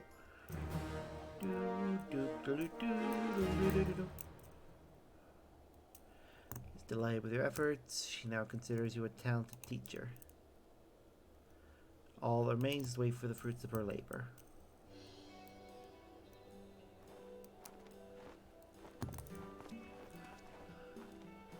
I've forgotten just how dapper you look in your new accoutrement. I trust your friends up in the clouds were just as taken with your new appearance. Indeed they were, particularly the dragons that are of age with me. They liken it to being able to change the color of their scales at will. I invited them to return to the firm, but it seems they are still hesitant to mingle with people. I can't blame them, I suppose. Were it not for you, I too may have given up on my journey and returned to the clouds, wondering what may have been. I have learned to overcome my fear of your kind. Would that I could say the same of my kin.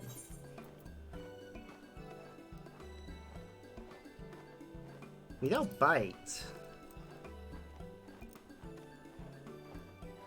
Of course, none can attest to that fact better than I. However, convincing the others of that is another matter entirely. From where I'm standing, it seems clear that you must find a way to allay their fears. Show them that crafting, and thereby your friendship with those that teach it to you, is something that enriches, not harms. Yes, Master Arvid, you're brilliant. I shall do precisely that. While my new garments may be fashionable, I can never hope to make one for every dragon the journey miss. They may be another way to their hearts. What are you thinking, Aeltol? It's also obvious now that I've thought of it. I speak, of course, of the favorite pastime man-dragon alike, eating. When I arrived in Ishgard, I was overwhelmed with the smells wafting from the marketplace. So many spices and aromas mixing together set my mouth watering as it never had before. Perhaps I could bring that experience to my kin. That's a capital idea. Every creature needs to eat, but not all have had the pleasure of fine dining.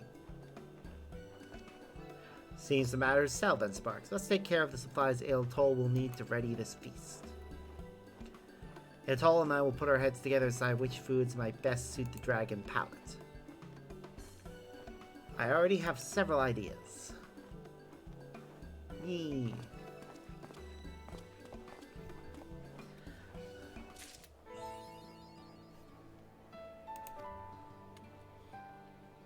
Alright, well, we can't make any more deliveries this week. Let's take a look at our list. Alright, so we've got these things done for the most part.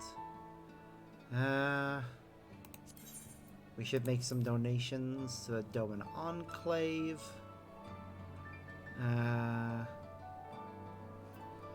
Other than that, nothing to do. So I'm gonna head over to the Doman Enclave and see if I can donate anything in my inventory. Or anything else that I have that I'm not using.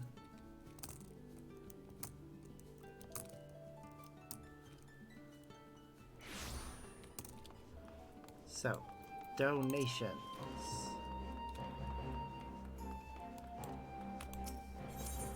Okay. Let's sort. Okay, so we can't donate the Handmaster Ring, which is a shame. Can we donate? Oh. Well, I don't need these anymore, so... Because I'm not using them in the first place. They also don't have any effect really right now, because we're above level 70.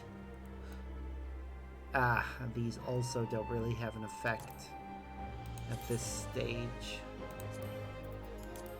So I might as well just donate them. I'm probably not going to use these squadron battle things either. Or the squadron enlistment manuals, because, well, the things they are for can't really do much. I'll hold on to food for now in case I have more of them. Same with a lot of the other items I have there. That'll have to do for now. Hold on. Let me just check my armory chest in case I have something there that's tradable that I don't want. Don't see anything right now.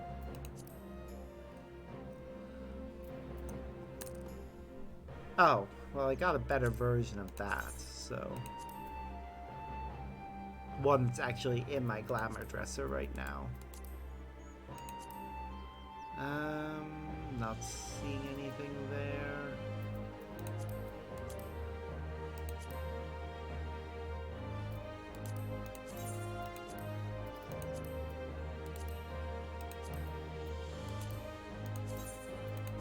Wait, didn't I have the...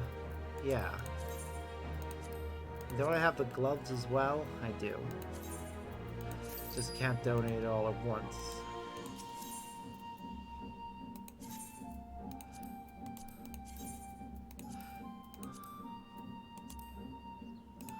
Let's check our jewelry.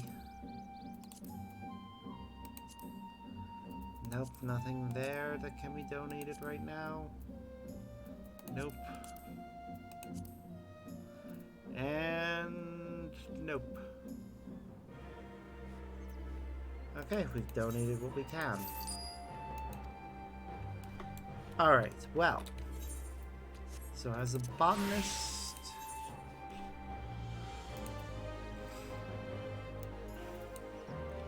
Oops. We want to go to...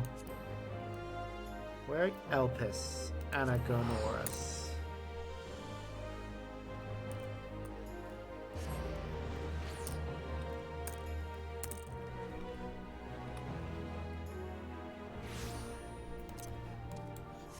Right, somewhere nearby here. We need to get 6.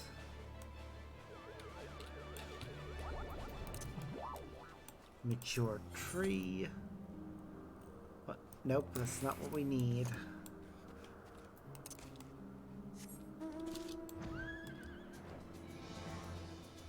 Damn it.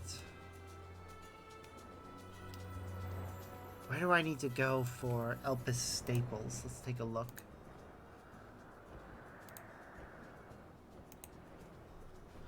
Oh, right. I don't need that anymore because we got him. So, Elpis staple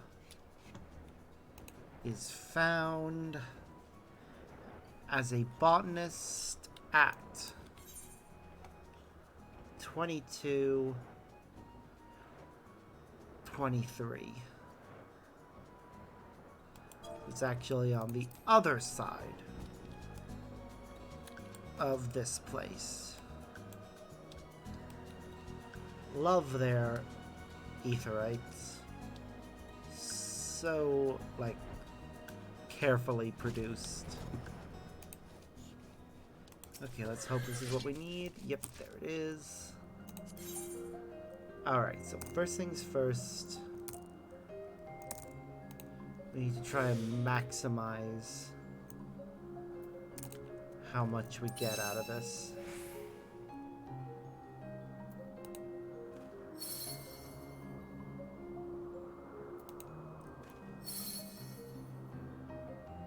Alright, we'll do one more, then we'll collect. Really? That's annoying.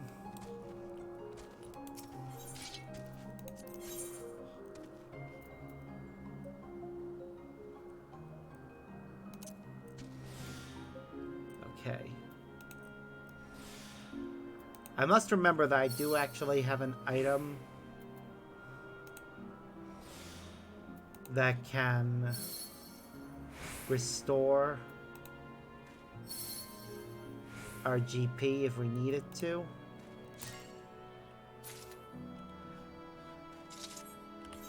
I'm actually gonna pull that item out.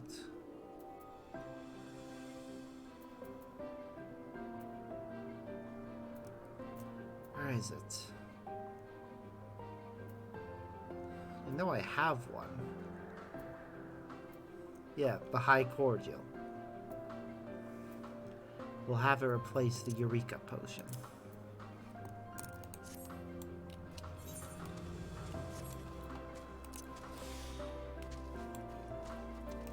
Alright, we've only got the one so far.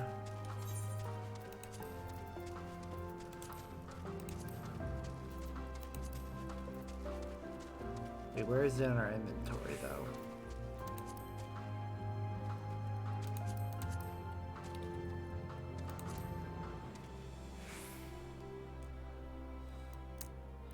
We did get an Elpis staple, didn't we? Yeah. Where? There it is. Okay. So again, we're going to need to use Field Mastery.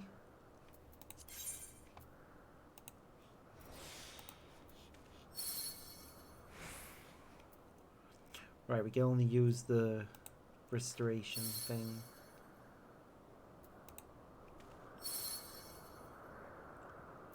It's fine.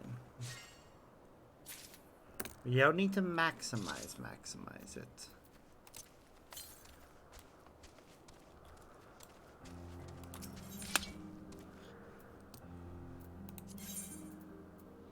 So first, we boost our collectability.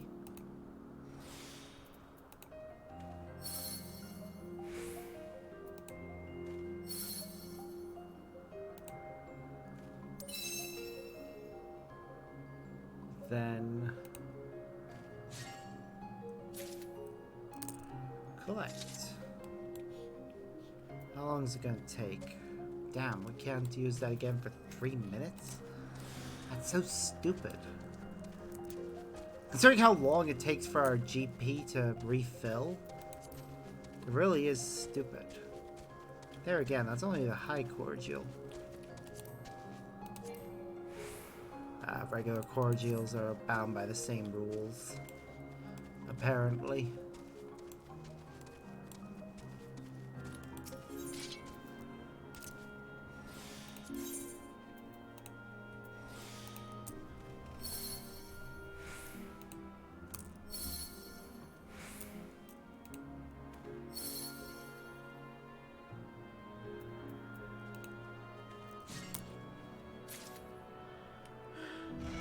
Alright, how many's that? That's 4.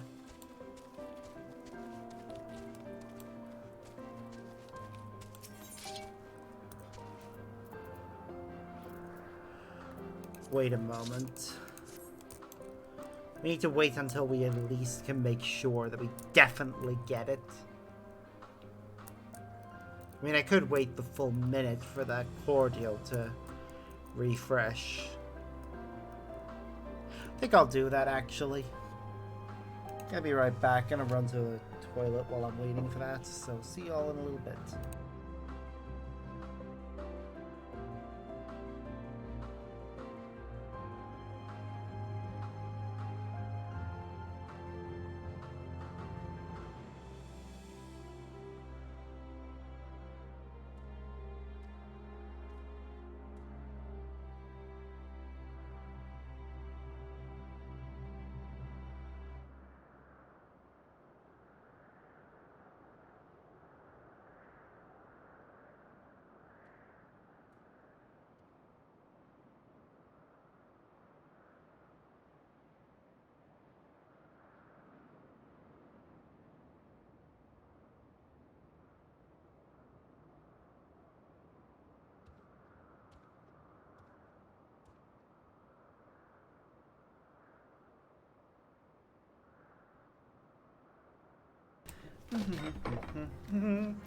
Alright. Back to work.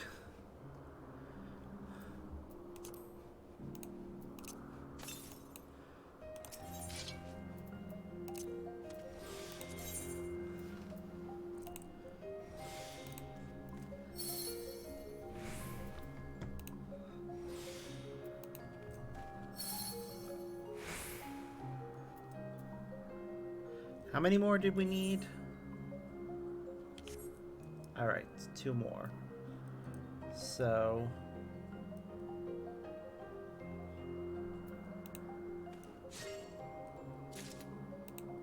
you know what? We don't need to maximize the collectability, we just need to get enough for delivery. There we go. That should be enough. Okay, next we need to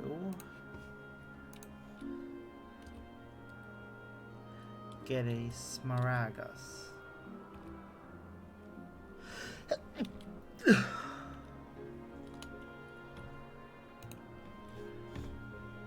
Right, and they are available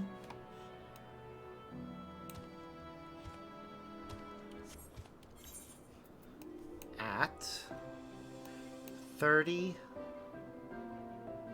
16. Out there. And well, yes, they do prefer the Sky Spoon lure, which I think I do have. Yeah.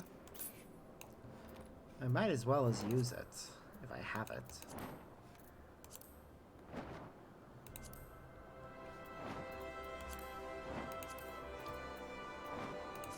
We'll just switch to Fisher.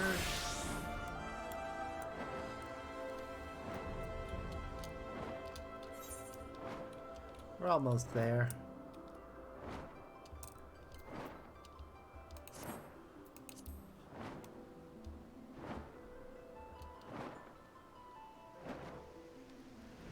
This is the water source we need.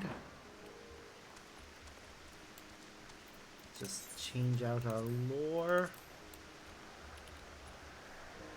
Activate this. Oops. We need to have collect on.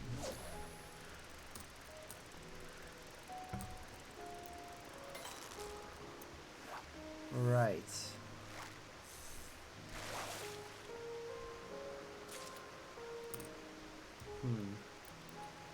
Because that's not what we need.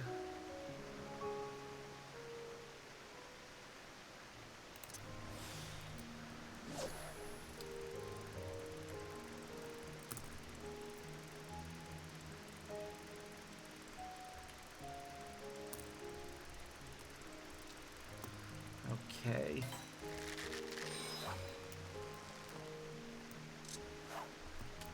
Oh, you have got to be freaking kidding me. That is freaking bullshit.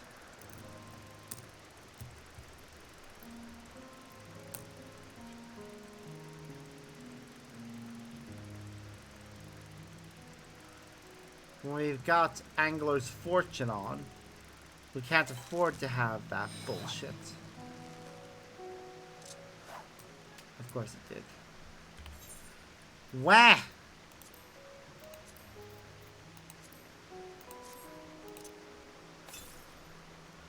Let's try this again.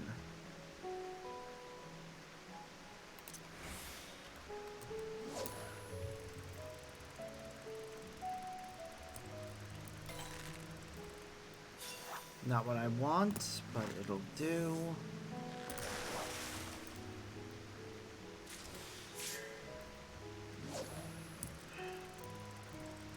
Come on. Give me my freaking collectible already.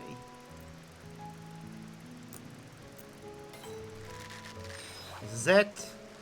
Come on.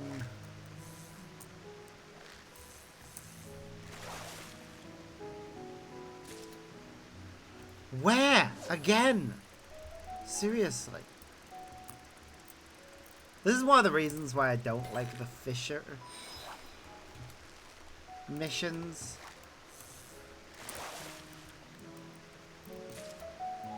The fact that they have a chance of failing completely.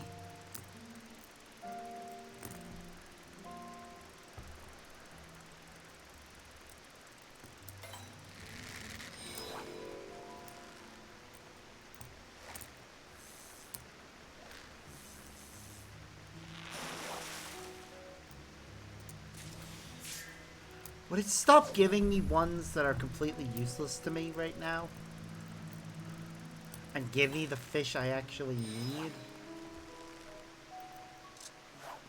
Yeah, I don't care. It wasn't the one I needed.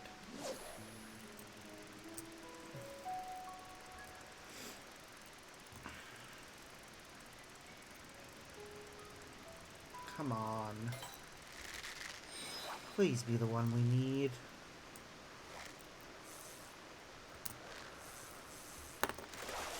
It's not much to ask. Thank you. And damn! Its collectability was so fucking high. We should get a lot of XP for that. I mean, goddamn, that was almost 12,000. I wish I could use this ability right now. But we can't, so... gotta wait a little bit and to use the high cordial again. Is there a better version of that?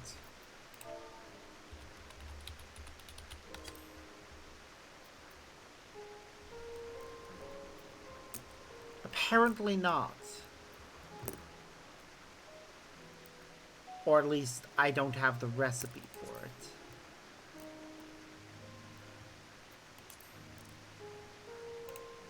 We need to just remember that it's just press.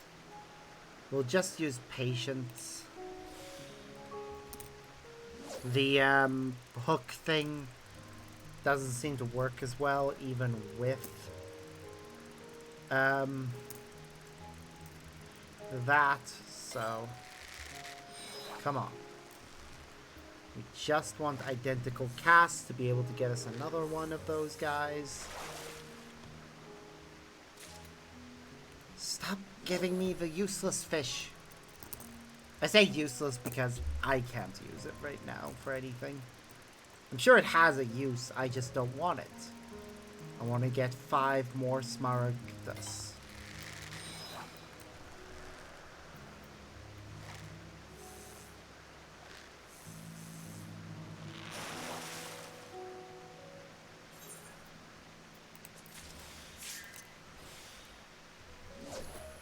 Good. We can guarantee we get the right one.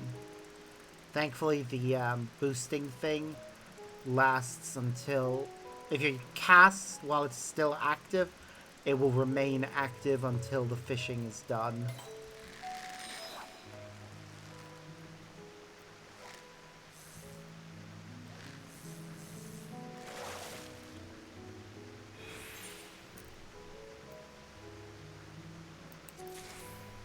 Woo!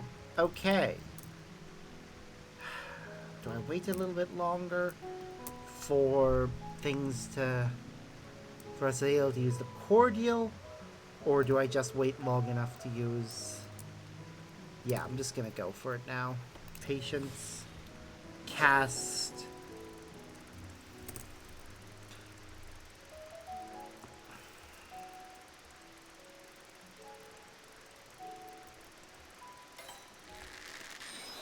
Come on.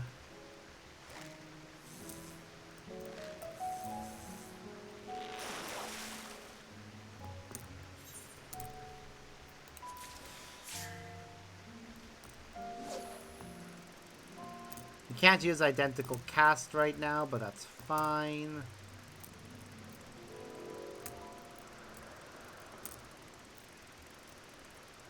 Ba-da-ba-ba.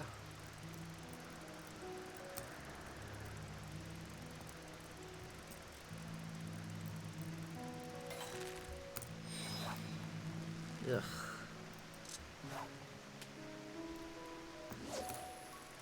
Don't care if the fish got away, it wasn't the one I wanted.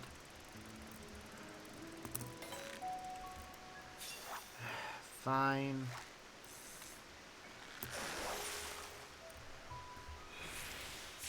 Let's see how we're doing. We've got 4, we need 2 more.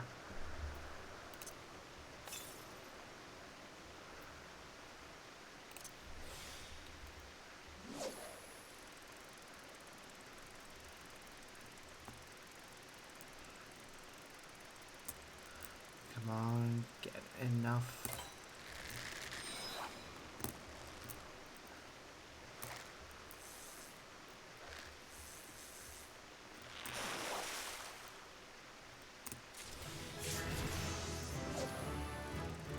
There we go. Fisher is now level 90.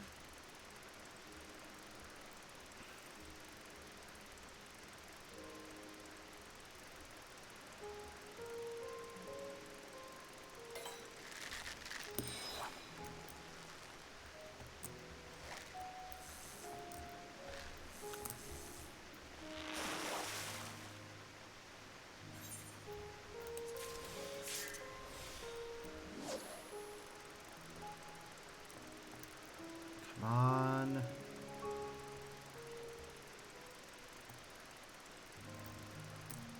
Used identical cast.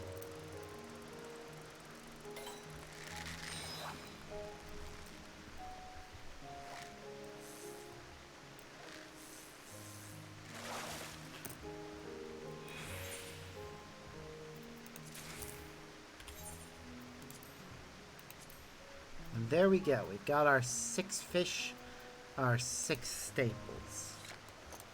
So all that's left really is the crafting aspect of things. So let's take a look at how that works.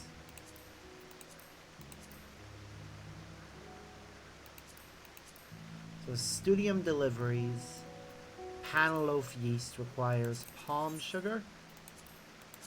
Do I have I don't think I have any of these things. Dexstar has a Luna Tender Blossom. Search by gathering method. Nope, doesn't appear that that's attainable via any means. Where do I get these things? That is a craftable thing, though. So we can at least make that, and then we'll just go and buy the remaining items we need.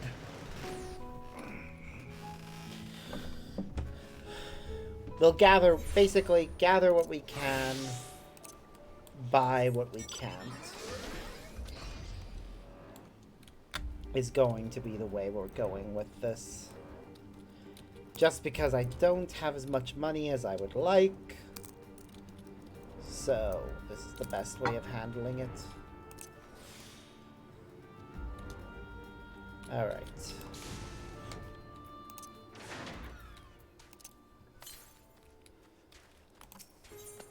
So, let's see what we got. Palm syrup is what we need. We first use Pioneer's Gift, then Nofika's Tidings, and finally Blessed Harvest. Should maximize how much we get. Yep, is that enough? We need to make palm sugar, which we need 4. It requires 6, so we're gonna need a bit more. Oh, that's even better.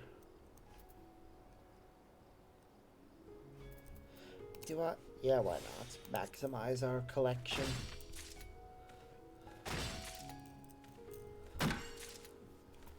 After all, we need at least 24 if we want to make enough of the sugar for it to matter. We'll collect a bit extra, though, just to be safe.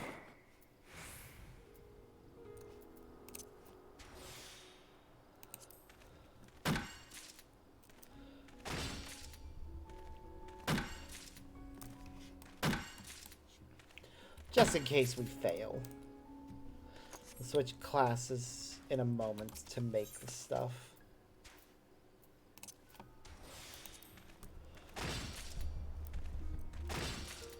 Ba ba ba.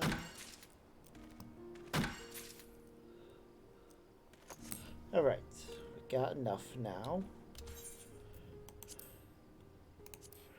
We need to switch to Culinarian, Synthesize, Reflect.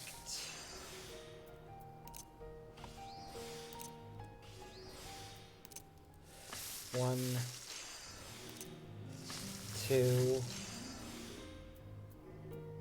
Master's Mend, 3, and finish it off with Byrogot's Blessing.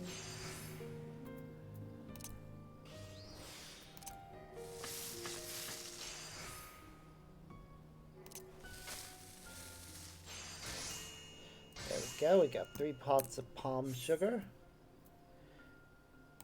We can make 4 more, so 4 times 3, 12. I just gotta do quick synthesis because I cannot be bothered.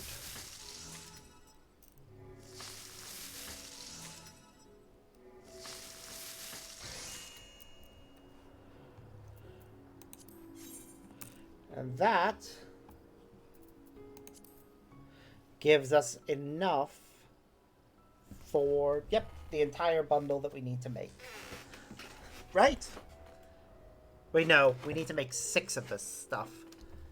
So we needed 24. We need 24 palm sugar in order to make this. We only have 15. So we're going to need to get more.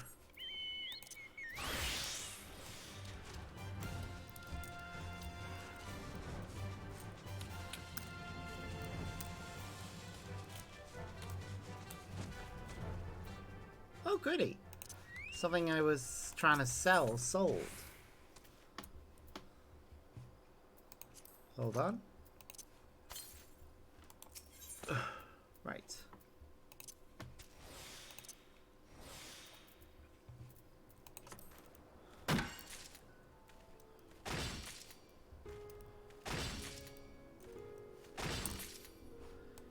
Woo.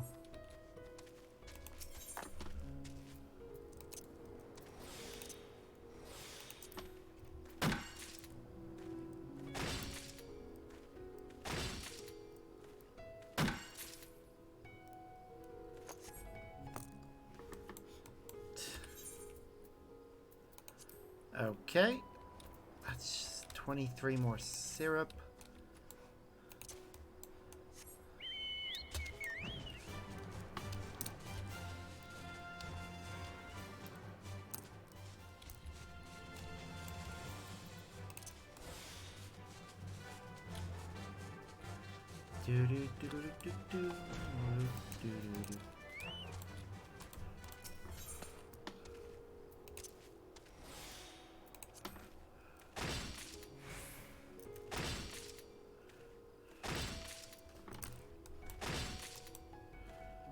Woo. Got lots.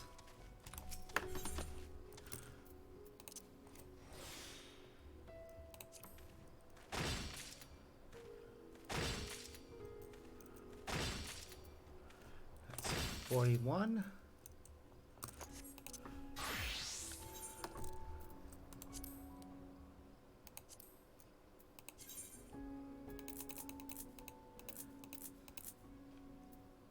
Yeah, might as well make as much as we can.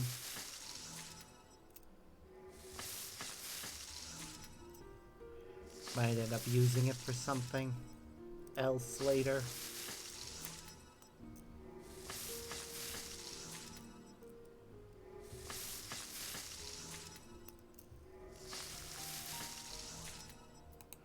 There we go. Alright, so now we've got 36 to work with, which is more than enough. Now, these things are both purchases. So we're going to have to go get them from Old Charlian later. Right, what were the other things we could make? Let's see. Blacksmith and Carpenter were the ones that I was leveling, so let's take a look.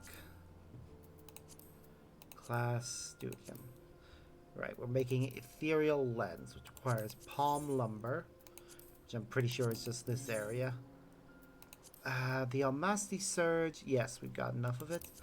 Luncheon Totaler, just barely enough for it. So all we need is palm lumber, which is made using palm logs, which we don't have any of, but seeing as these are palm trees right here, we should be able to collect enough from this area. How much do we need? So we're going to need to make 6 of them, and we need 5 per log. So, oops. In total, we're going to need 30 at least.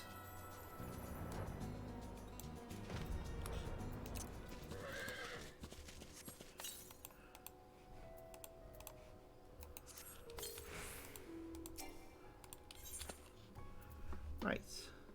Palm logs, which we've apparently never collected before.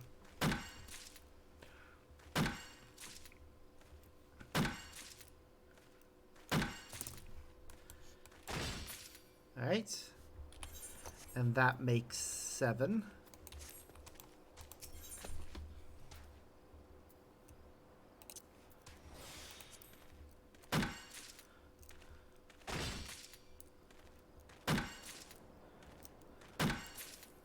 And that makes 12.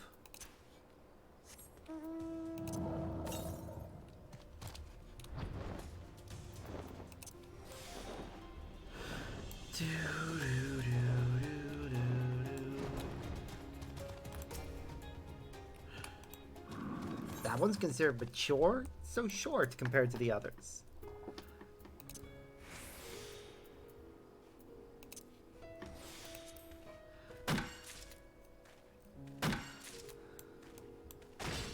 It looks more like a baby palm tree than a full-grown one.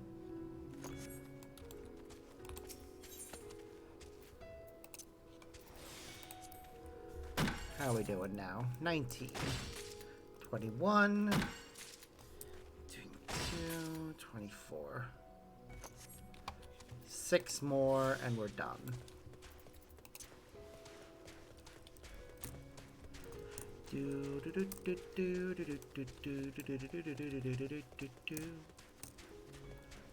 I hate how spaced out these are. In some of the earlier locations, you can get to all of your gathering points within like a few seconds, and by the time one of them despawns, the next is ready.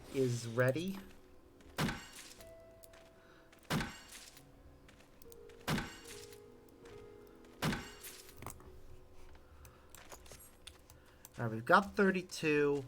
Let's be safe.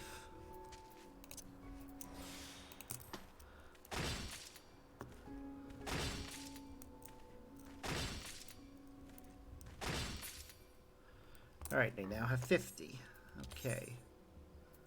So, search by crafting method. We need to be a carpenter. We've never made it before, so we'll have to make at least one.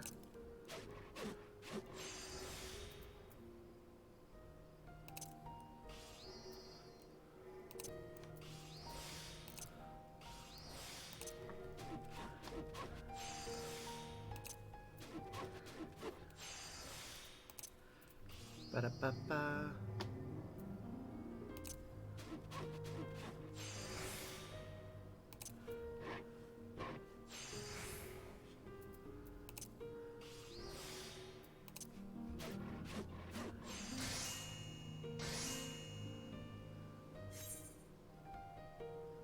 Huh.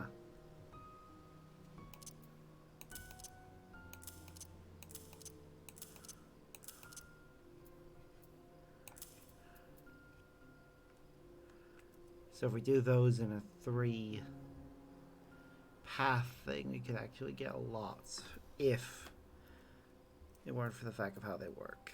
So, whatever. We've made it. We can make 7 more. I only need 5 more, though.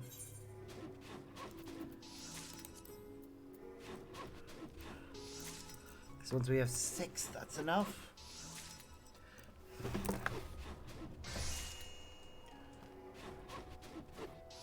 There we go. That's all 6 we need. So we have the rest of the ingredients in with our retainers, so we're fine. So all that's left then is studium deliveries. We can make some gold cogs. Okay, we've got enough of that. We have almost enough of that.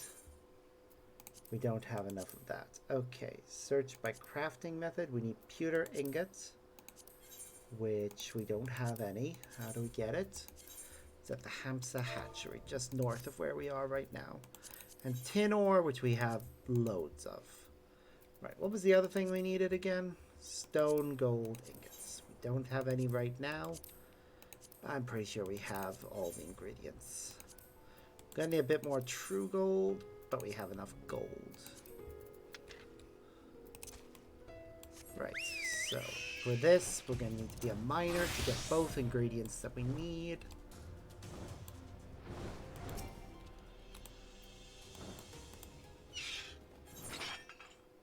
Nope, not what we need.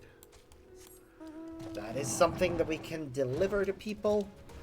We're not going to do that just yet.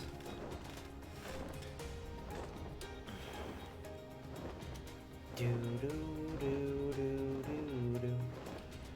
Do do. Okay, I think that's one of the collection points we need right here. Yep, there's the pewter ore.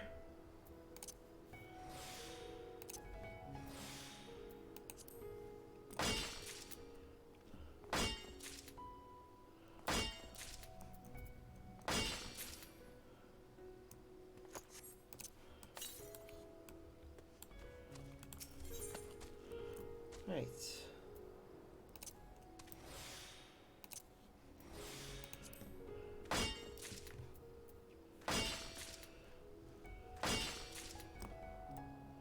I didn't even check how much we needed.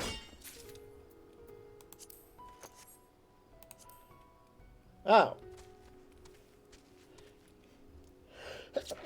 Well, we only needed to make one. We've got more than enough ore now. So, let's go get the true gold, which is available from Ilmeg.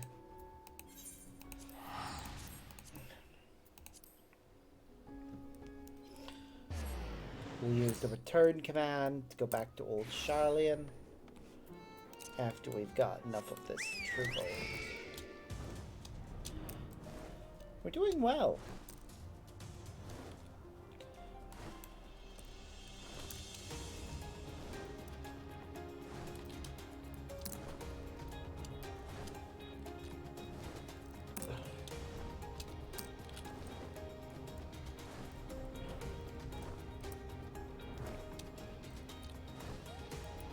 Ba ba da da da da da.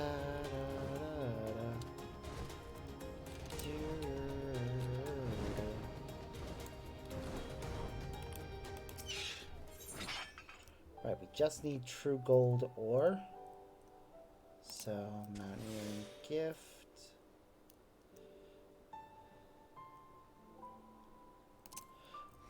False Tidings, and go. I think we only needed, like...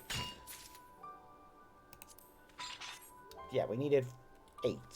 So, we got plenty. Alright, back to Old Charlian now. Just need to craft the relevant ingots, purchase the stuff that can only be gotten from monster hunting, and that'll be it. Okay. Is there a summoning bell over here? Yes. Right in the middle of the entire area. Okay, so what do we need again? Let's take a look. So for the pewter ingots, we need tin ore, which Manbrana has. Okay. So he has both our gold ore and our tin ore, which are the 2 things we need. Right? Yep, we have enough for everything now. Then we also need stuff that I think Stritletsia has the toad leather.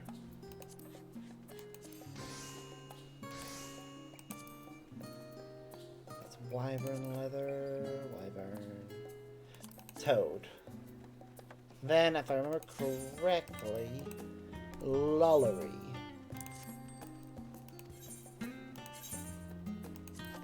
has the Almaxi stuff. Yep, there it is.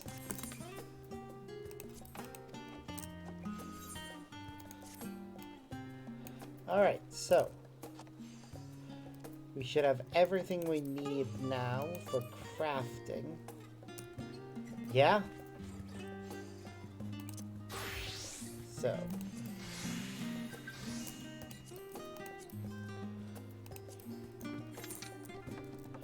This starts off pretty high.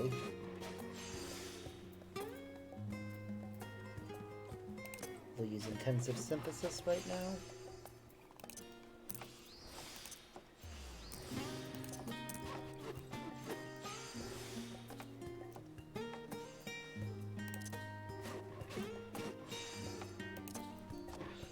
God's Blessing should max that out.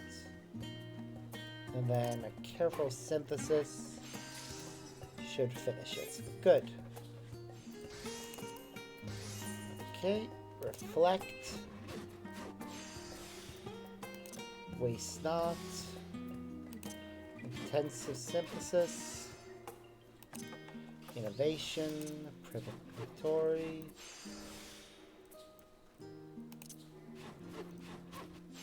Probably could have gone away with Byrogots there.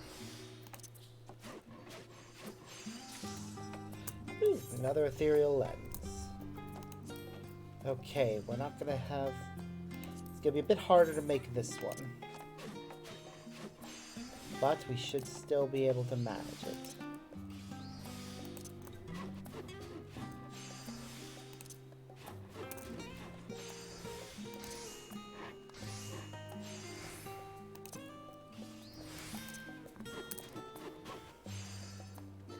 One, two, and three.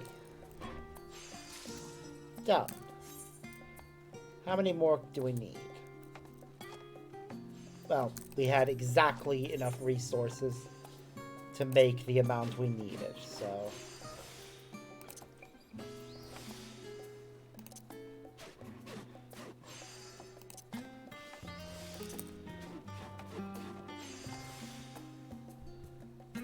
I'm gonna go ahead with Byrogots now.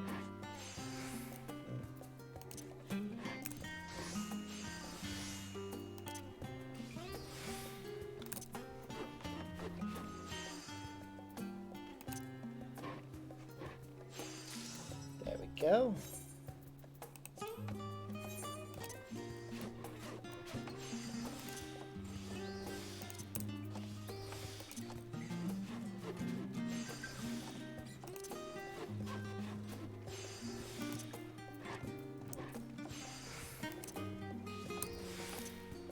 We're almost there.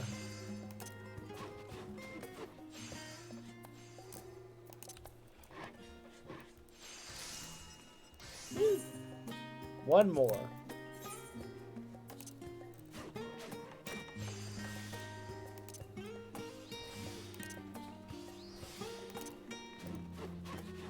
Ba-ba-ba.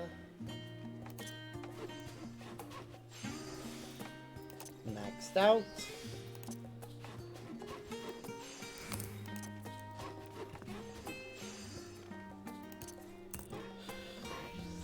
Alright, and that's our ethereal lenses done.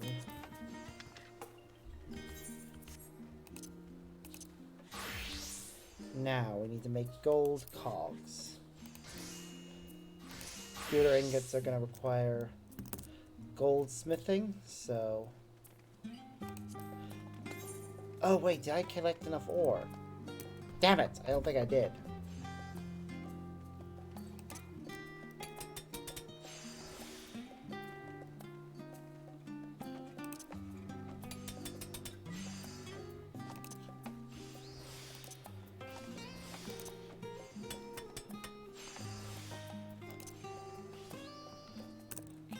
Mend.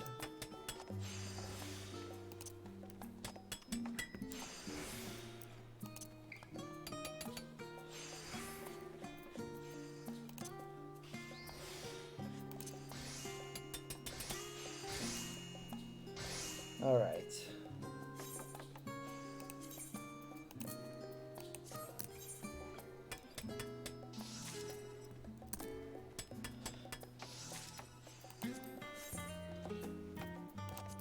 Because we needed 6 pewter ingots. Oh well.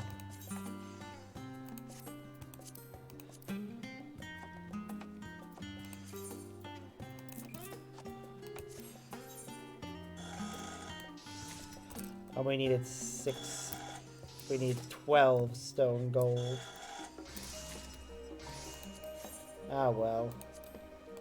Where's a merchant? We'll just buy it. It's fine. What is it we need total?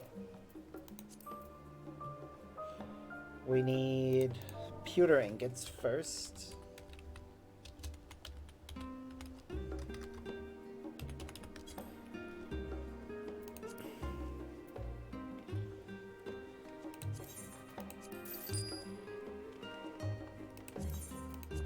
Alright, there we have enough now. Then we also need stone gold ingots.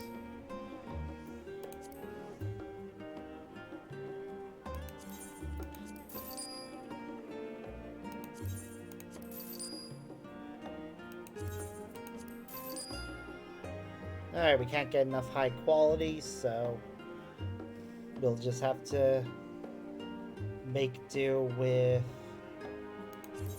regular quality.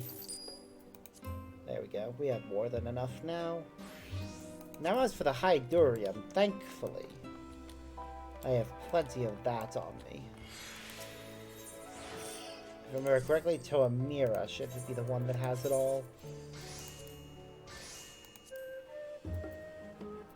No, that's mithrite. That's durium.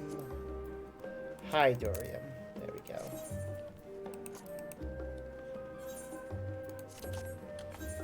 So, is that everything?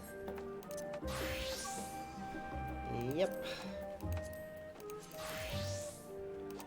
The first few will be easy enough to get to their highest.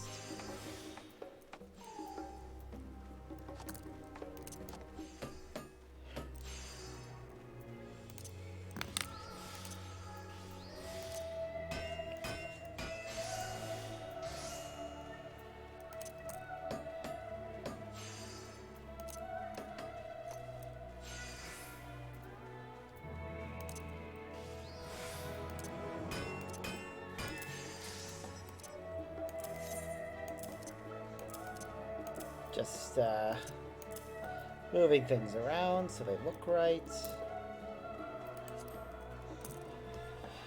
Okay.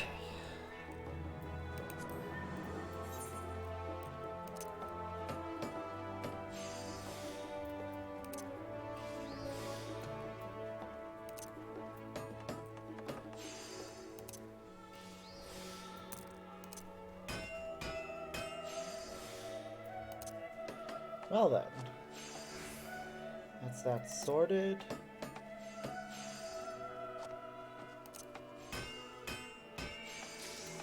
That's that all done. Right, how many more do we need to make anyways? We've made 2, we need to make 4 more.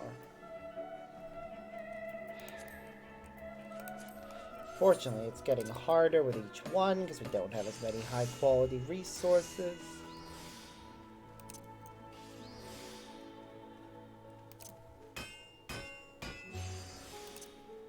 But thankfully, not too much harder.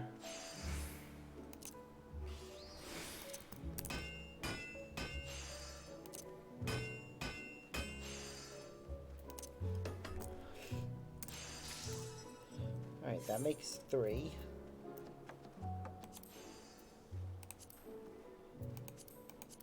So we just need 3 more.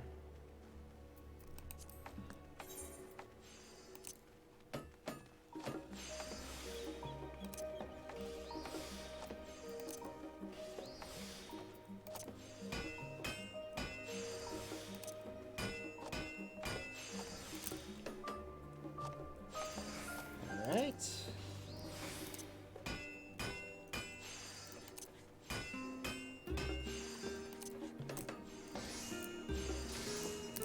And that makes... Alright, 2 more.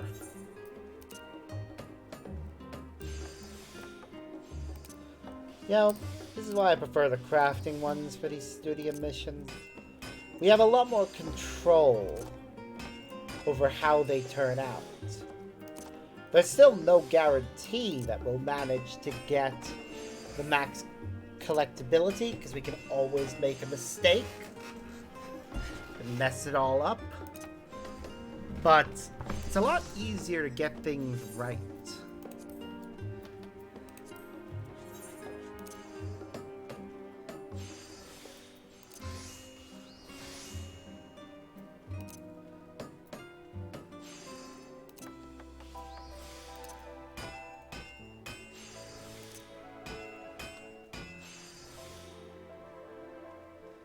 Okay, I think if I use Byrogod's Blessing here... Yep.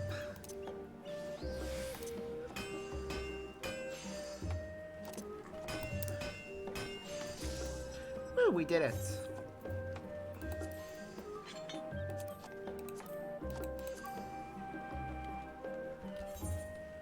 So that's all the gold cogs done. So all that's left now is the yeast thing, which will require us to get the remaining ingredients. So let's see. Amra.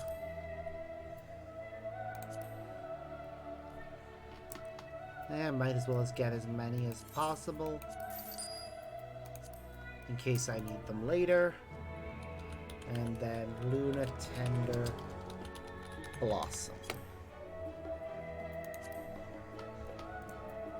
We only need 6, so there we go. Alright, switch to this. Use most of our high quality stuff straight away.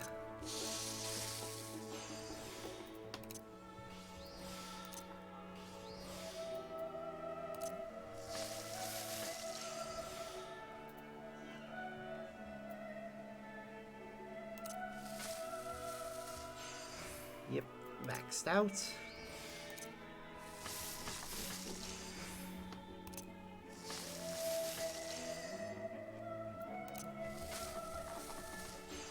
And there, it's done.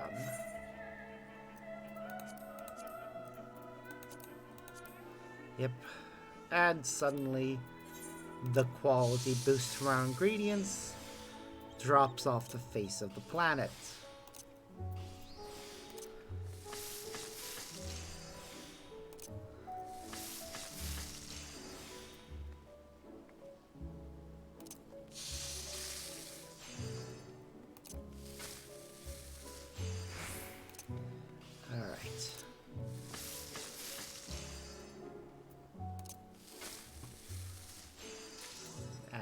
Done. Alright, now we have to start from scratch.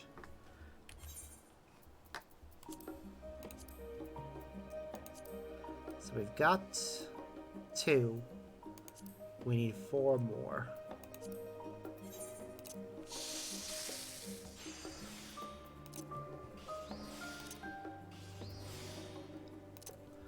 Oh, thank goodness, it got a good. As we were crafting. I think usually a 6, yep, gets us it.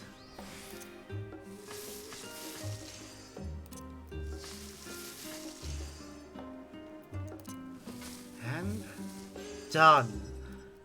Woo, we did it. Reflect, waste not, innovation.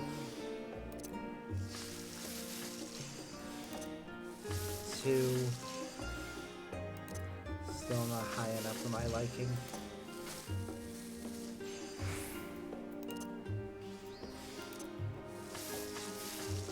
We can do this. That's 2.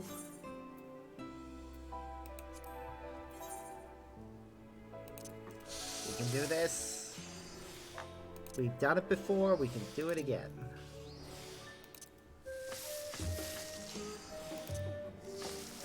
The last round we did it without getting a single good or excellent. So knowing we can do it without either is even better. Oh, it's obviously better when we get it. Okay, we need 1 more. 1 more and it's done.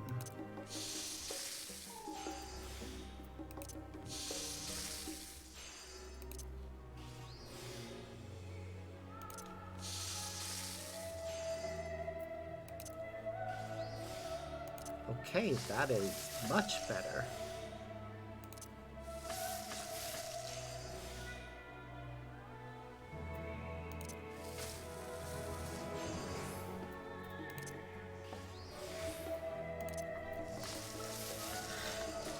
And we're done, I think. I think that's all 6. Let's check. Yep. Woo! Alright. I think that's everything a studium needs.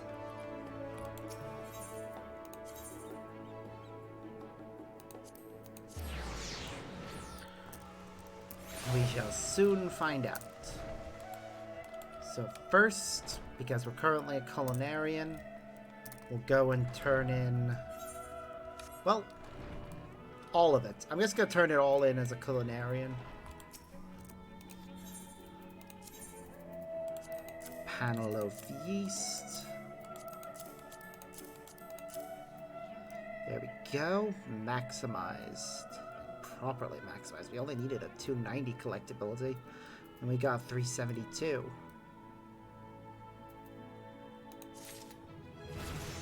Woo!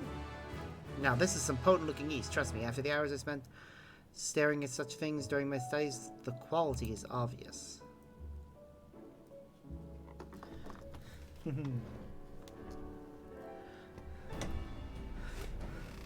Thanks to all your hard work, the third test batch of Panelov turned out just as moist as we'd hoped. And all without compromising the original integrity of its nutritional content. It was well received by the clientele at the last stand, and even our difficult-to-please regular gave it his seal of approval.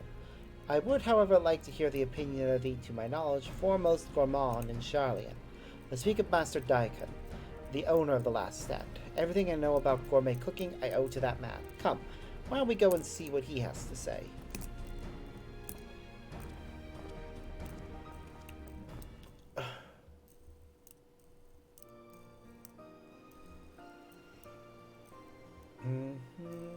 Master Daikon, what did you think of the third batch?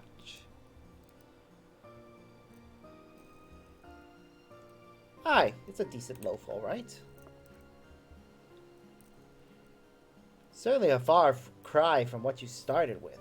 That very first sample tasted like a sponge fished out of a sewer ditch. I expect you have your new friend to thank for this sudden leap in progress. I swore a vendetta against that foul-tasting evil. That is very me. Oh, my dear Sparks, you are a gourmet after my own heart, a crusader for culinary quality. Be that as it may, you yet have work to do. You've worked wonders with the taste and the texture, but there's no aroma. It needs a savory scent to draw you in and set your mouth to watering. So it isn't smelly enough? The road to gastronomic excellence is never ending, it seems. But if that is what it takes to earn your full approval, then we must bake on. Ah, you remind me of old Mervyn. He was the fellow who built this place and dedicated his life to bringing fine food to Charlian. That life ended before he truly accomplished his goal, and the last stand passed on to me. Even now, gourmet cooking remains something of a foreign concept in this nation. It's the kind of place where puffed-up experts like your professor label their nutritional experiments the perfect meal, as if anything with such a revolting flavor could ever be deemed perfect. Listen, the last stand was named so for a reason. We're a cultural outpost, the final defense against those who would condemn Charlian's diet to blandness and monotony. If you share Mervyn's dream, and I believe you do, then I implore you to carry on his legacy. Yee!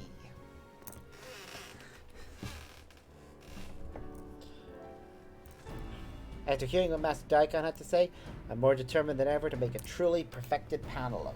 As before, allow me some time to cogitate on the problem, and then we can see about adding a tantalizing aroma to the next batch of bread. We'll figure something out. I think Favnarian spices might help, though. That's what I'm thinking, anyways. In fact, I can see what it is. Ah, it's going to be a special oil, then a spice, then an ascorbic additive. Ascorbic acid content? Okay. Then a fish cake ingredient. Okay. Well, blacksmithing needs this. I have every confidence your work will be immaculate indeed. Very much look forward to seeing what you can do.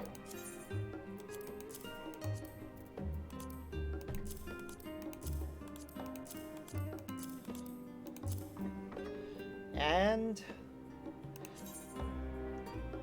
oh, will be unable to carry any more white crafter. Scripts will not receive full compensation. Proceed? Yes. Solid work as always. Look at the detail too. It's obvious you stand head and shoulders above your peers. Hehe.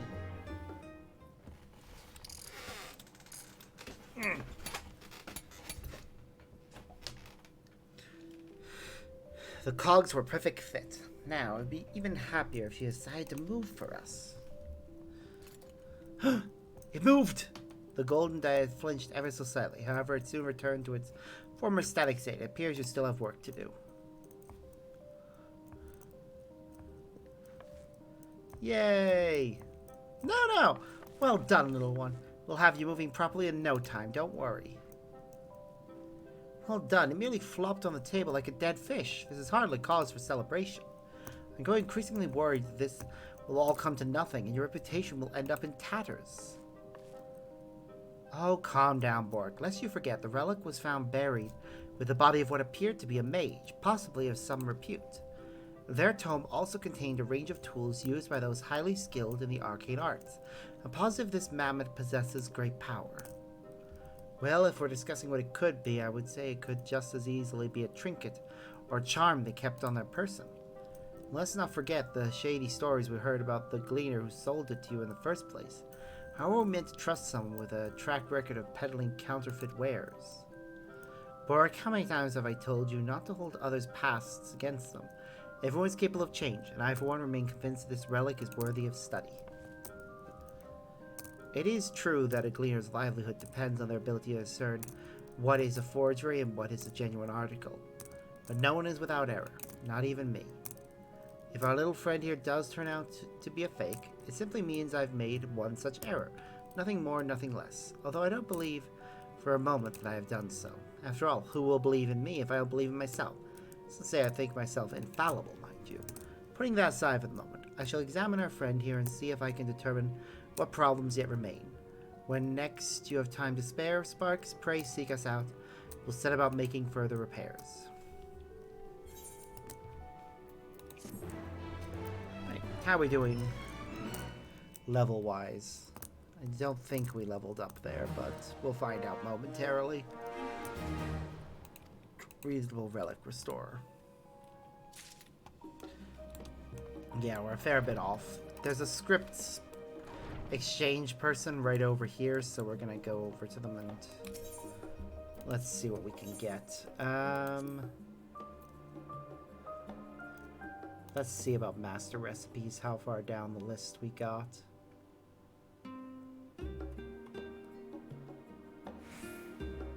Looks like I got as far as 7.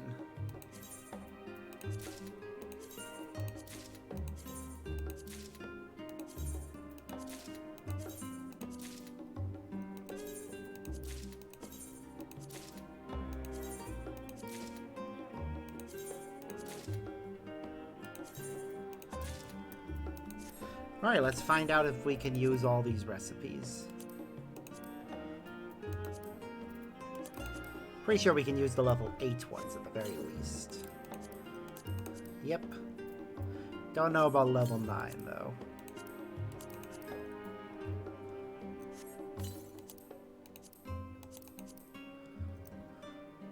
Wait a few seconds. 1, 2, 3, 4, 5. 1, 2, 3, 4, 5. 1, 2, 3, 4, 5. Ba da da da da da.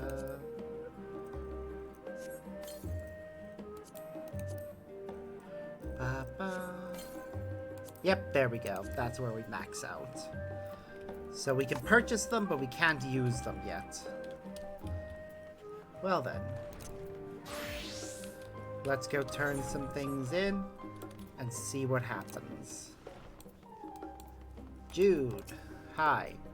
Have you managed to finish the ethereal lenses? These are what will allow us to pick on the ethereal firmaments of a distance.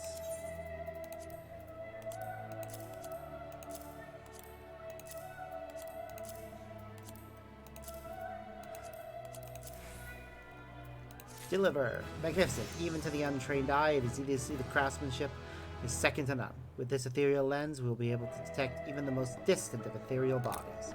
We also hit level 85, so we can do the next level of them as well. Once again, I am indebted to you. We are still in the early stages of our journey, but I hope we can continue to press forward with the same amount of fervor.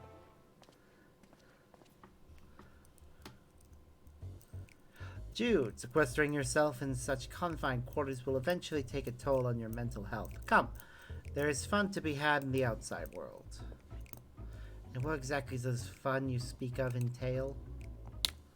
Allow me to illustrate. I began this morning with a splendid cup of freshly brewed coffee from the last stand. Shortly thereafter, we all gathered at Ox Landing to perform a public poetry recital. I have no poems to recite. It is the spirit that counts. Poetry will help you learn to express yourself more fully, Jude. In fact, why don't you give it a try right now? Make sure you really put your feeling into it. So as I can give it a try if it means I can become a bit more like you.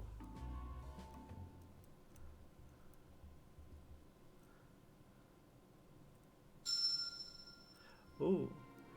A soul shrouded by the dark abyss, the tears that pour forth as blood-stricken rain, solidify the poison that nestles in my heart. The world returned to nothingness. Wow. That was dark, but also, yeah. I regress. Perhaps you need not delve so deeply into your feelings. That aside, now you've had a taste of what our sessions entail and what it is like to live every day to the fullest. With your grades and brain, changing faculties should be fairly straightforward. On my next visit, I expect you'll have joined the Faculty of Literature in our poetry club. Nope, he has no desire to do so. While I know Jeremy intends well, abandoning my studies in pursuit of literature and relinquishing my dream of locating your star.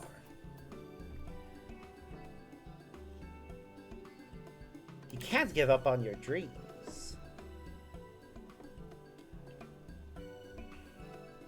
You're absolutely right. The whole reason I joined the studium and this association was to see my goals through.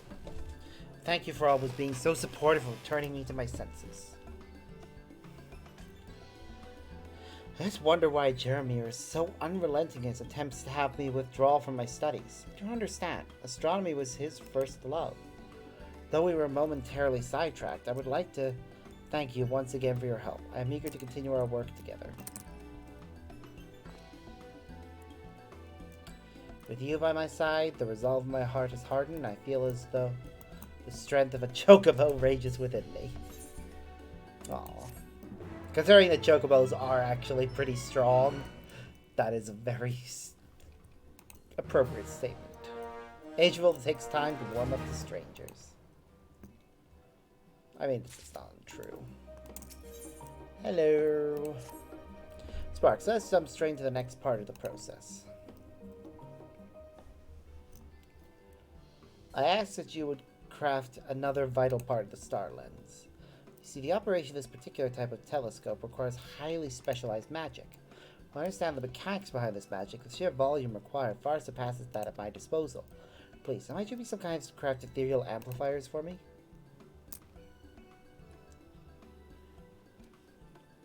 There are no words to express how thankful I am, Sparks.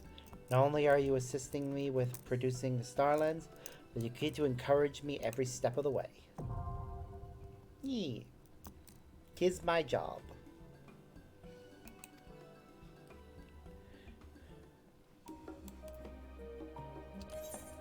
Now then, ethereal amplifiers. So we need red ply lumber, snow linen, and Saiga leather. Okay. Let's see this by crafting method. Okay, that's not so bad. Go to Camp Broken Glass, get at least 30 red pine. Just need to switch to Thought Mist. Nyom. Away. Oh, there's some trees right here. Are these the right ones? Red pine log, yep. So let's improve our odds of getting more.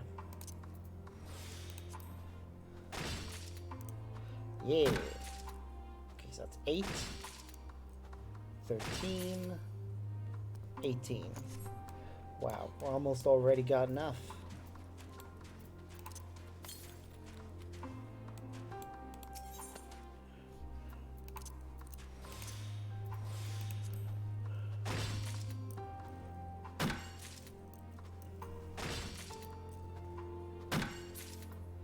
Yep, 26. Just need to find one more tree. No matter what we do, that tree will produce enough for us. If we're lucky, it'll be a tree that has higher odds. This one does not. Oh well.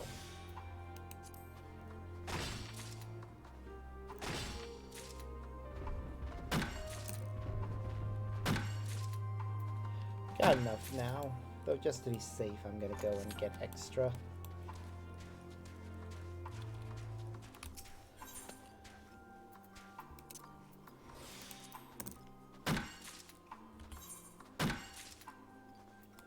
Alright, now, snow linen is made from snow flax, which, don't we have some? No? Okay. Gathering method, it's by liminal station, so we just need to travel a little bit further over. How much do we need, though, is the question. We needed 6 of this, which means we needed 30. Good. Snow linen calls for 5 snow flax, and once again, we need 6. It's only the leather that we're going to struggle with. Alright, there's the snow flax.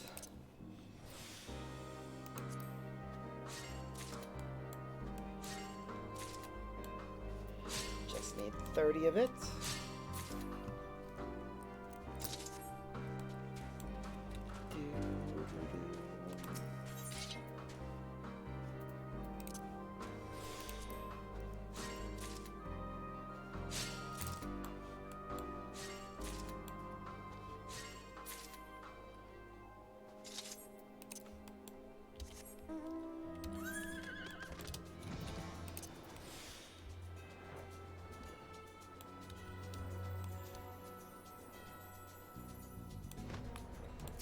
Ba-ba-ba. More snowflakes.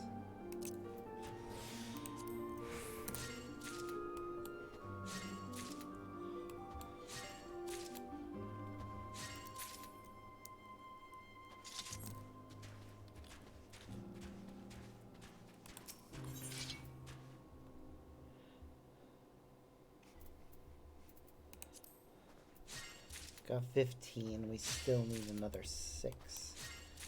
An unspoiled mature tree has popped up.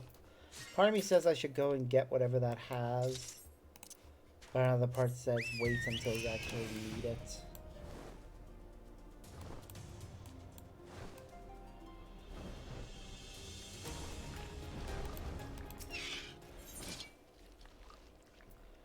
Right. Hold on.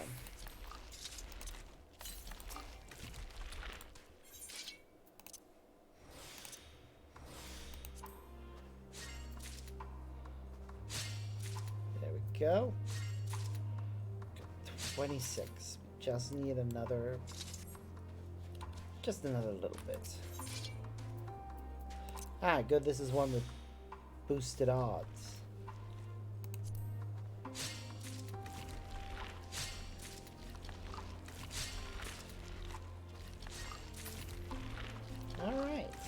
see what else we need. Because we now have enough for this. Good. Right, we need Saiga hide, which we don't have any of. I'm just gonna return and buy that, because that will be easier than trying to hunt down a specific enemy. Who has it? So, let's see, what's it called? Saiga leather. Okay. We need at least 6. So hopefully there's some on sale. Okay, it's expensive, but we can get enough. There, that'll do. Alright, now we just need to switch to first Weaver to make the snow linen. We only need to make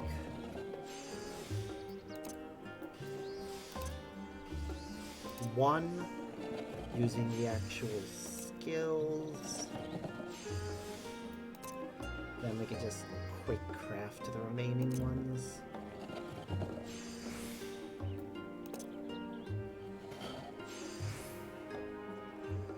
Still not high enough.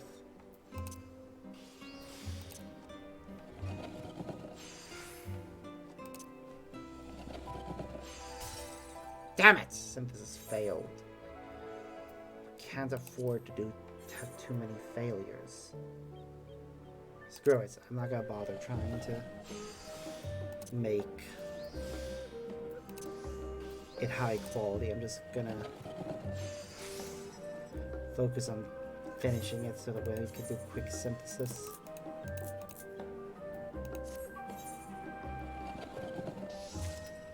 If we're lucky, the synthesis will give us high quality. It probably won't, but you never know.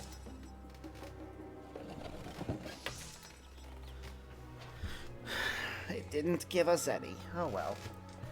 And synthesis. Then what's the next one? Red pine lumber. Which needs to be made. Again, just focus on making it.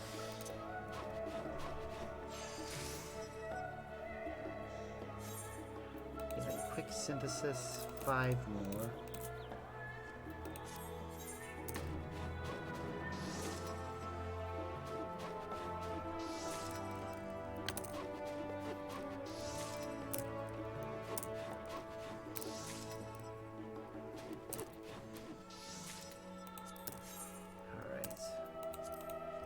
Now,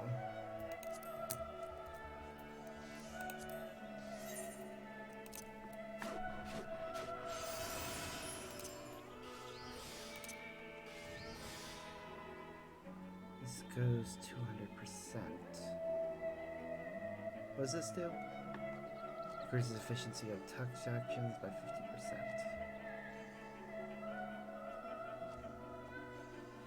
These cost less.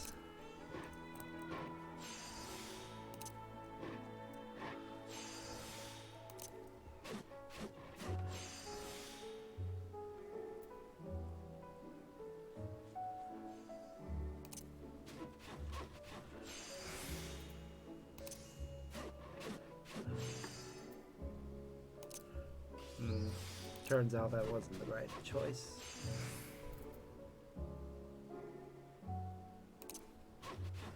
Okay.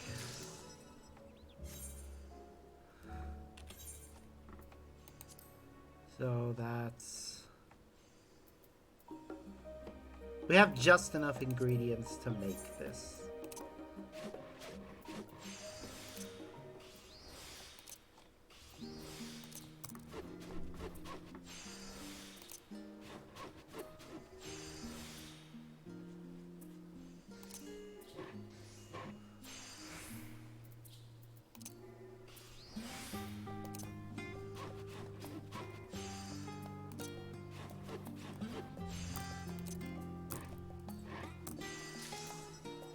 you.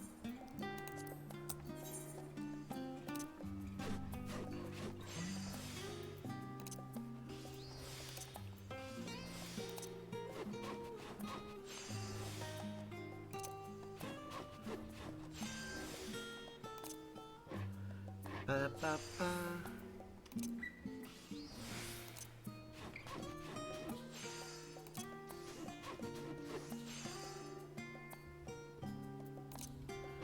Ba-da-ba-ba. Okay, that's 3.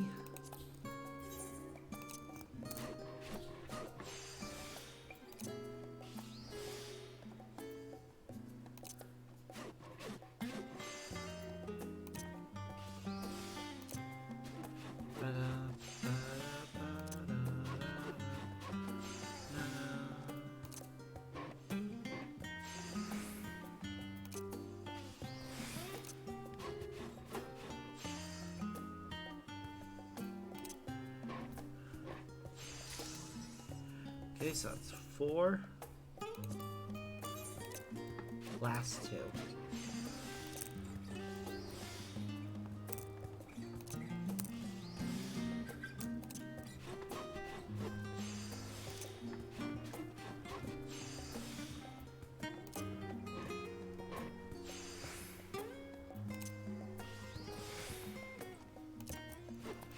Ba-ba.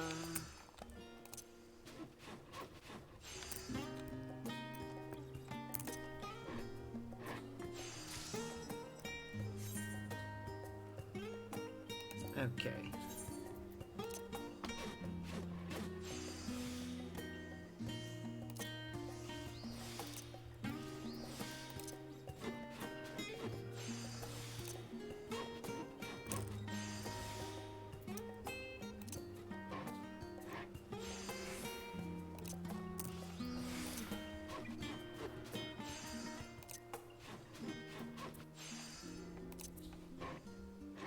Ba-da-ba-ba. And that's all 6.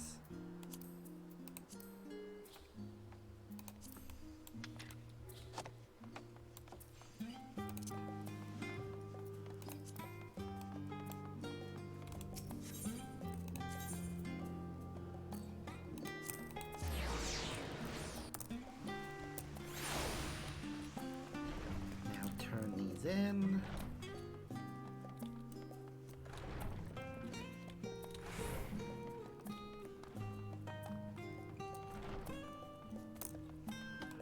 Jude, hi.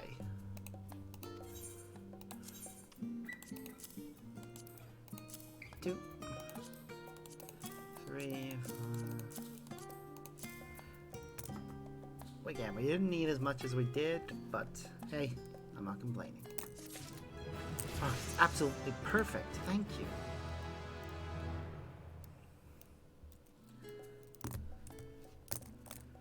I've just finished looking over the last delivery. We are so close to having all the parts necessary to begin assembly.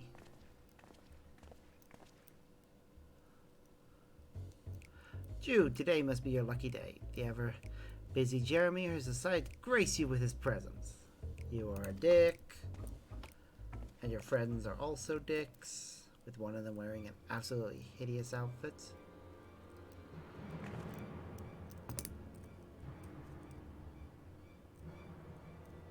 Seriously, that is ugly.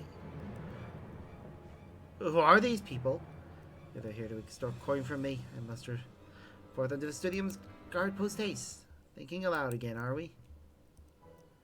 You need not worry, they are with me. In fact, they are members of the poetry group I mentioned.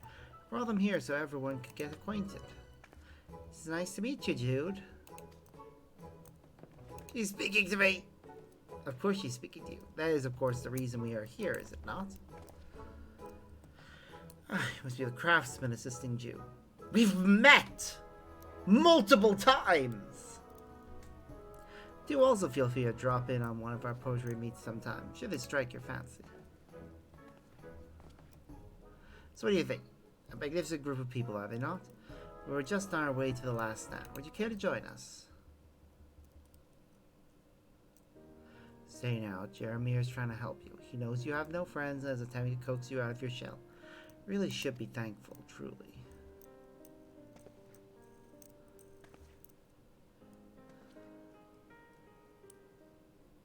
Absolutely not. Apologies, but I'm currently in the middle of producing something known as a star lens. Perhaps another time. What is this nonsense? Come now, Jude. Join us just this one time. Only regret awaits should you continue down this dark path. How can you say that with such certainty? Trust me, he knows exactly what he's talking about. Please, that's enough. Let's just be on our way, shall we?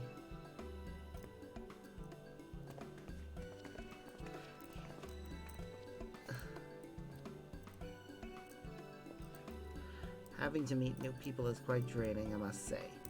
Yep, it really is. However, I'm rather proud of myself. Normally I would have been so nervous, even the thought of speaking would cause me to lose consciousness. I must be growing. You're improving.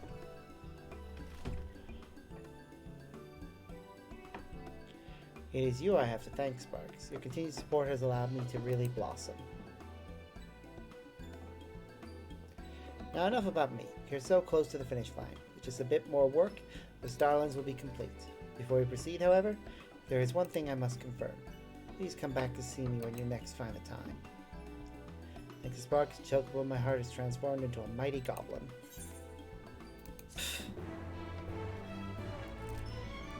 Goblins aren't that strong either, mate. Good-natured individual.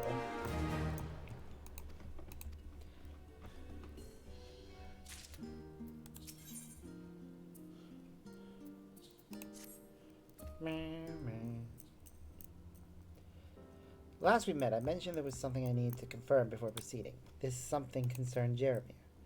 Since joining the studio, I have not had a chance to have a proper discussion with him. There is so much I would like to ask him, such as why he refuses to speak of our vow from 10 years ago, why he insists so fervently that I drop my studies. For the longest time, I was too scared to confront him. I thought if he had truly lost interest in astronomy, maybe wouldn't have anything in common anymore, and... Never mind, that's no longer relevant. Thanks to you and our Starlands journey, I've become confident to face my fears head on. I plan to meet Jeremy and ask him what happened to the promise we made at the exact spot where we encountered the Azure Star in Tranquility. I'm positive if I ask him to come, Jeremy will find another clever excuse to avoid me. Please, Spark, could you be so kind as to ask him in my stead? Thank you. You can likely find him at Alk's Landing reciting poetry with his friends. In the meantime, I will make my way to Tranquility and wait for you and Jeremy are there. Cool. Right. Before I go and do that, Botany is the last of the gathering classes that needs leveled up. So... Inageshi?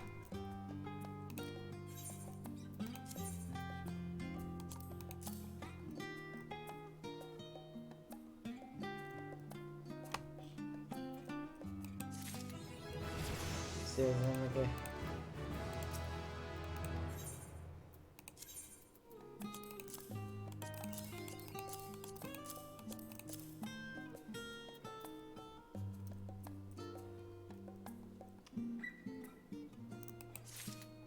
Goodness me, this is blah blah blah. Okay.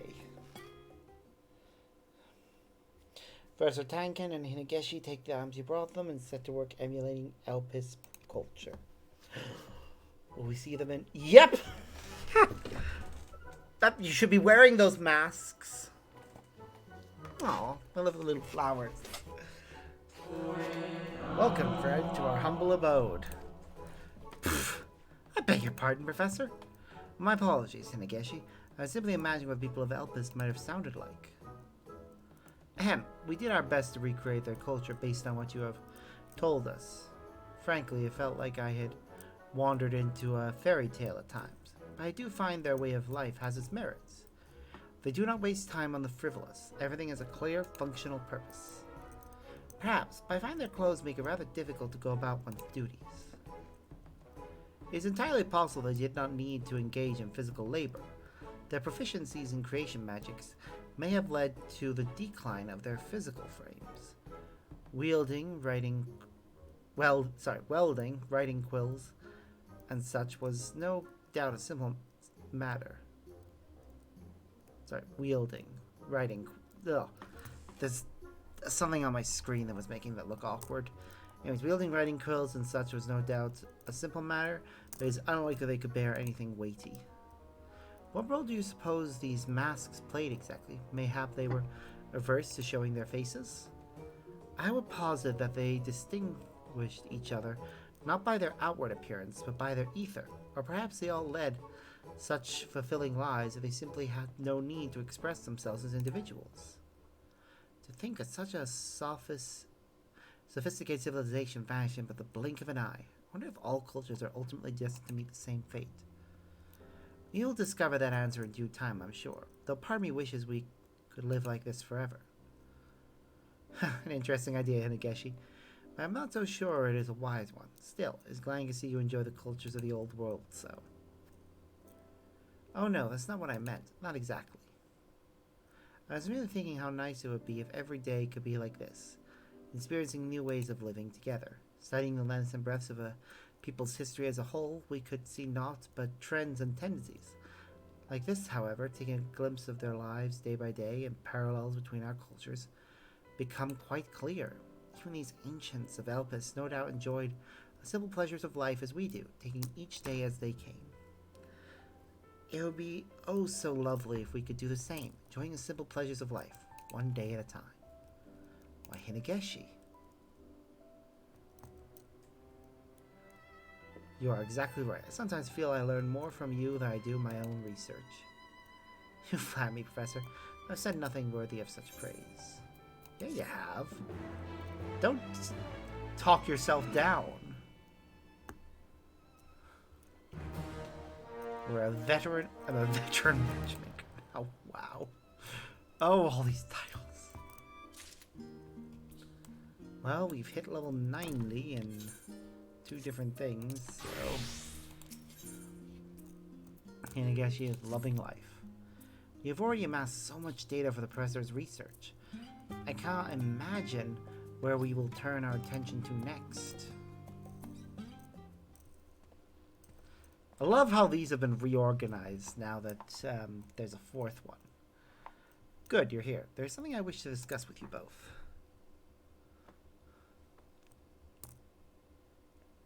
I will be informing the student that my research has concluded.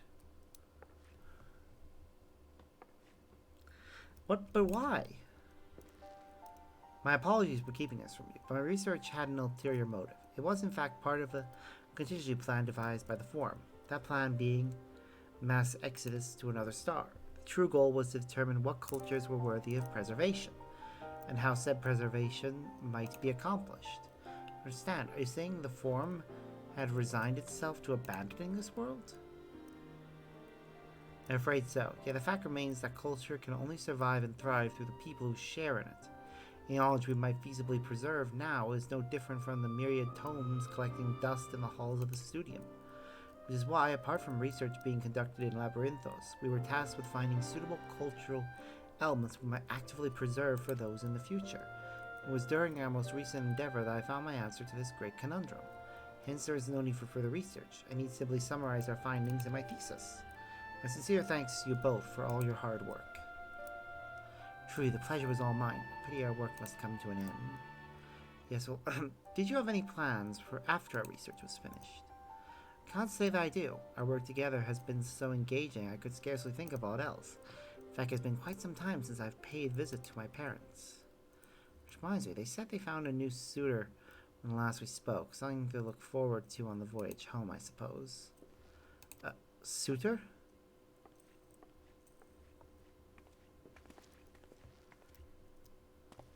God, am I too late? If only she had stayed a short while longer. What do I do now?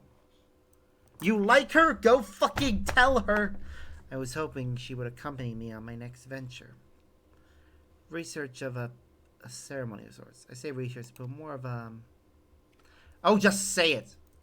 You bastard. Oh, Tanken. This roundabout thinking is how you got yourself into this mess. My recent endeavors together with Hinegeshi have made me realize just how much she means to me. I realize the foolishness of harboring these unrecorded feelings, but I can contain them no longer. Precisely why I intend to propose.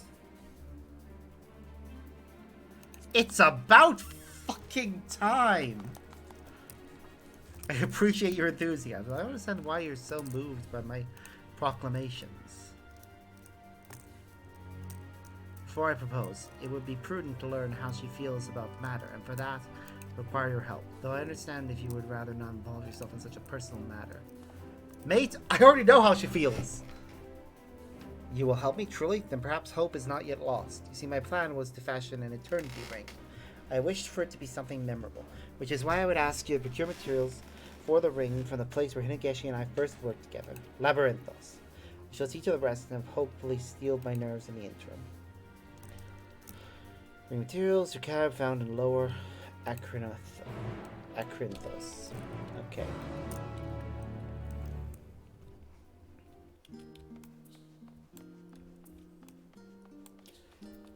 Well, first,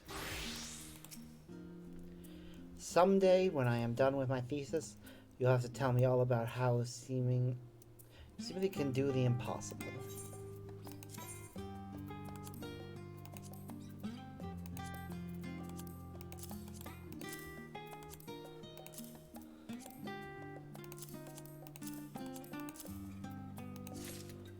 Are my eyes to be believed? An actual Smaragdos.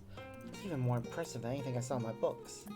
I don't know how you accomplish this, Sparks, but you have my eternal gratitude.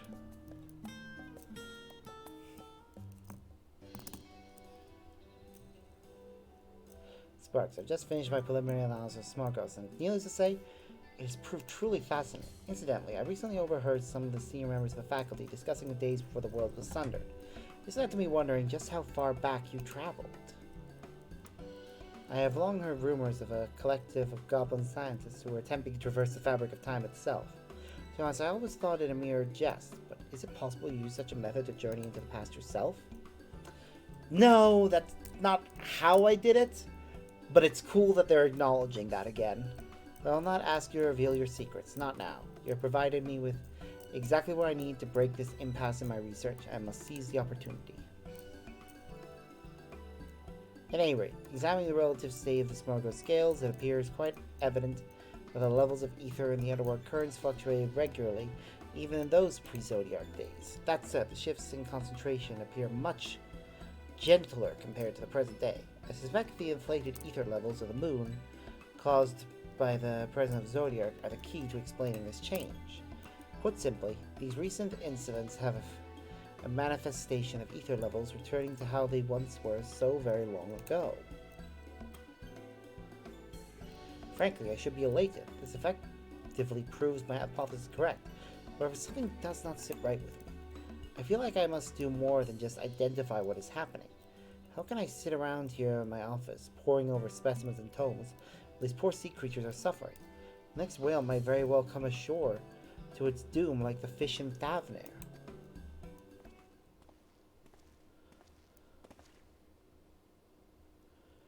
Oh, thank you for coming, Professor Nell. I am most pleased to say that with Sparks' help, I believe I'll finally be able to finish my thesis.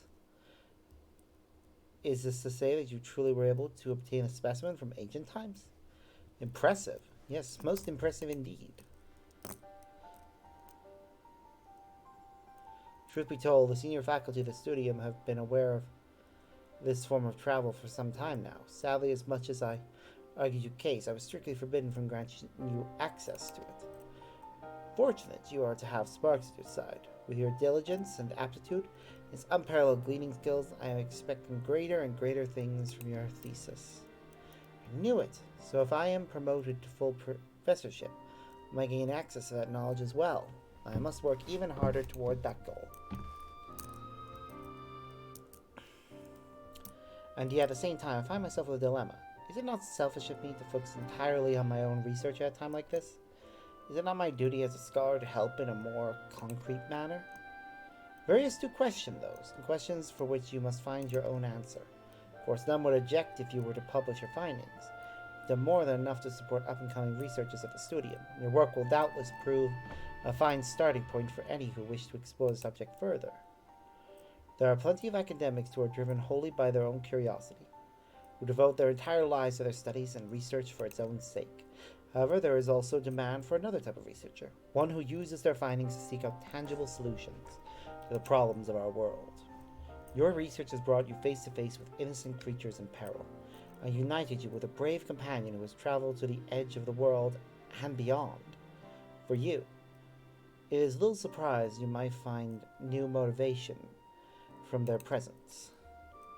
Yet at the end of the day, it is your choice to make. You must decide what inspires you most as a scholar. That is all I can say.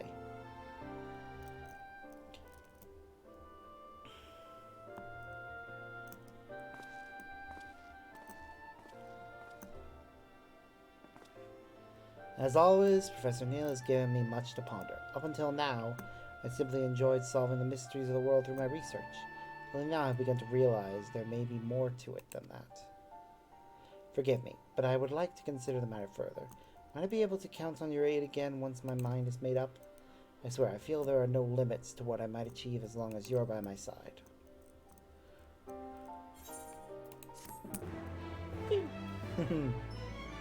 More progress. And now I'm considered a fantastic fisher. Well, we've already unlocked the next level. Ah, Sparks, always a pleasure to see you. I fear I haven't quite made up my mind regarding the issue we discussed last time. Please don't be overly concerned. I fully intend to finish writing my thesis for the upcoming conference. At the same time, I can't stop thinking about what Professor Nell said. In fact, I was just thinking I'd head to Tranquility to be alone with my thoughts for a while. Would you mind joining me a bit later? An exchange of ideas might do well. Okay. He's heading off to Tranquility. Interesting.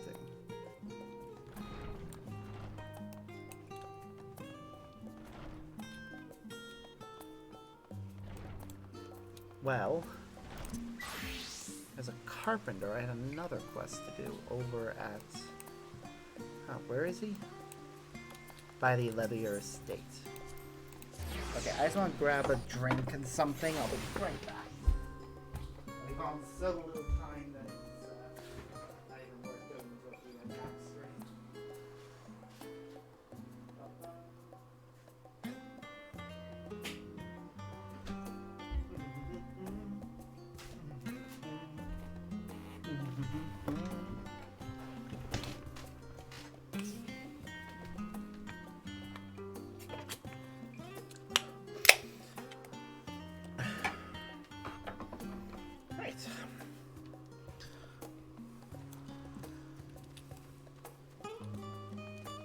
You, cocksure student.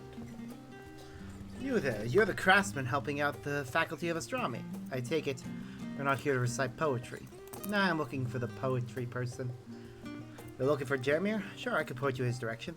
You have to do something for me first. See, there is this girl. She spurned my advances a few days ago. I can see you're also flabbergasted to learn she rejected dashing young men such as myself. Hurry up and tell me what you want already. Aren't we snappy? Well, I know just the thing that will elevate me from simply charming to outstanding. A set of classy writing utensils. I want you to craft them for me. We'll of course see that you are furnished with everything you need. After all, such consideration is the defining quality of a gentleman. Very well. Just ask this boy right next to me for materials. Still owes me a rather large sum of gold, and we'll see that all your expenses are covered. Let's hurry and get this over with. I can't stand being indebted to him for a moment longer.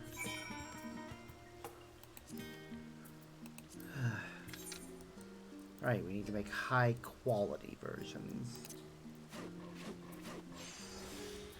Well, that shouldn't be too hard.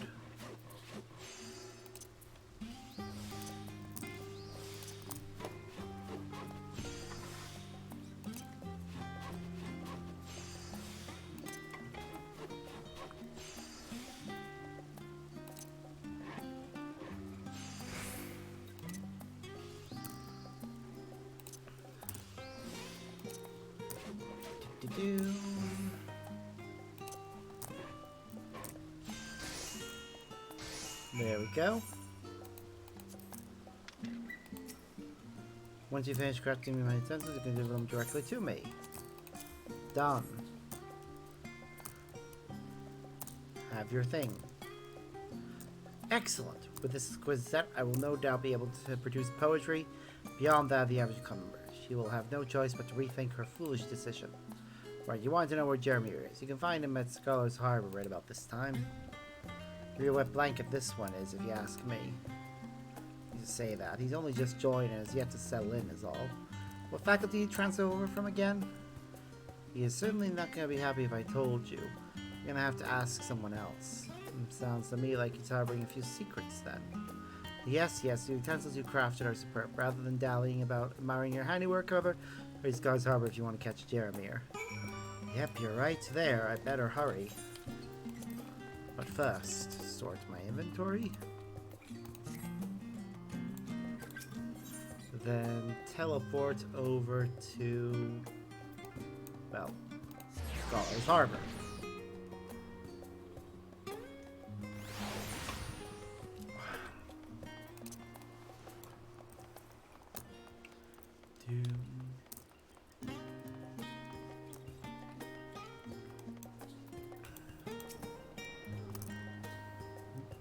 Oh, it's you, the craftsman working with Jude. What can I do for you? I need to speak with you.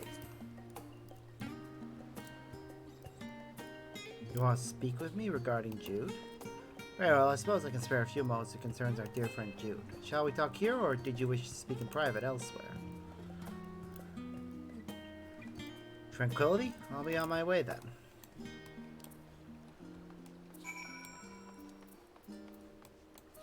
Cool. Okay, I can see two locations there. We're going to teleport back to the studium and interact with the miner. Wait, no, the fisher one first, sorry.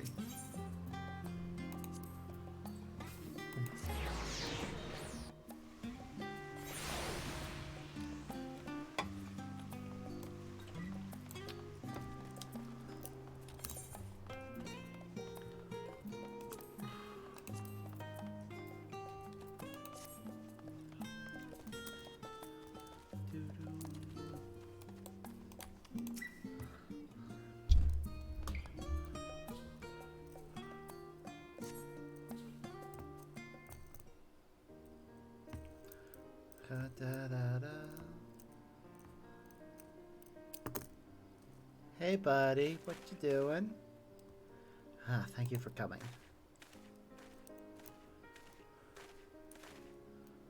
Do you recall how Professor Nell encouraged you to consider what path would most inspire me? I was thinking it over and it occurred to me.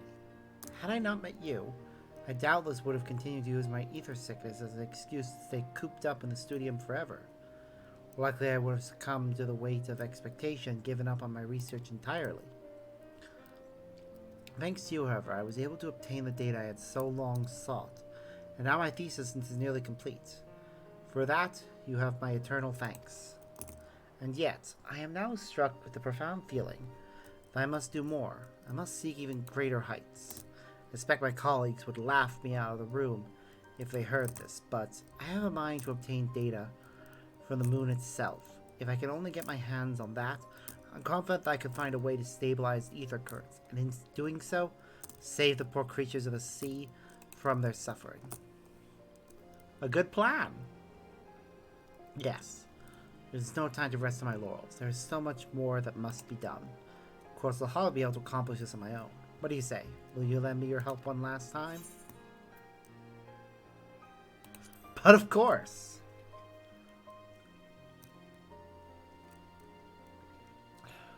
Thank you. I promise that this will be the last request I make of you. As precisely what I would have you procure, this is where it gets a bit complicated. Normally I would reference the tomes in Nomenon, but as one might expect, none of them cover the ecosystem of the moon. Perhaps you might seek advice with those who reside in Mare Laventorum. If anyone could tell you what's worth catching, I suppose it would be them. Yeah, I'm sure Living Way can give me some information. Or maybe Fishing Way is a person that exists.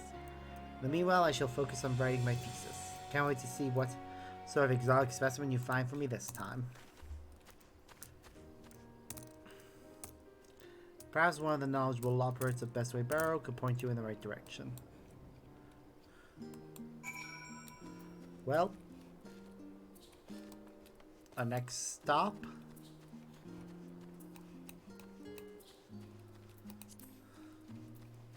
is, as a carpenter, go to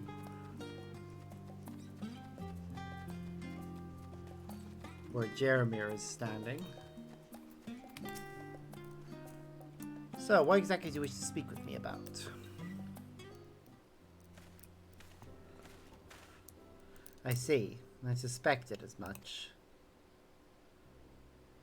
Of course, I should have known you'd be suspicious. You've always been 2 steps ahead of me. Doo-doo.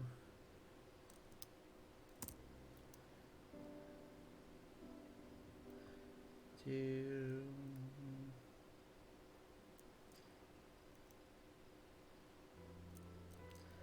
Ba ba ba da da.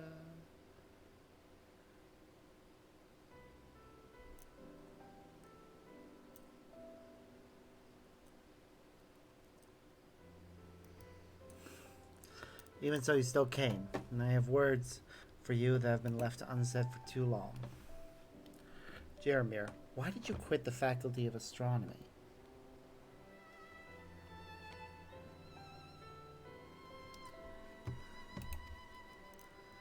So, you know I once presided there. It would be odd if I didn't. Surely even you knew you wouldn't be able to feign ignorance for long. I ask you again, why did you quit the Faculty of Astronomy? 10 years ago, we made a vow at this very spot. We swore together we'd search for and find the Azure Star together. Why would you renege on our promise now? Have you come to hate astronomy? Me? Hate astronomy? Please do not be silly. Finding a star meant the world to me. You will also be forced to face the truth one day just as I have. Allow me to warn you before it is too late.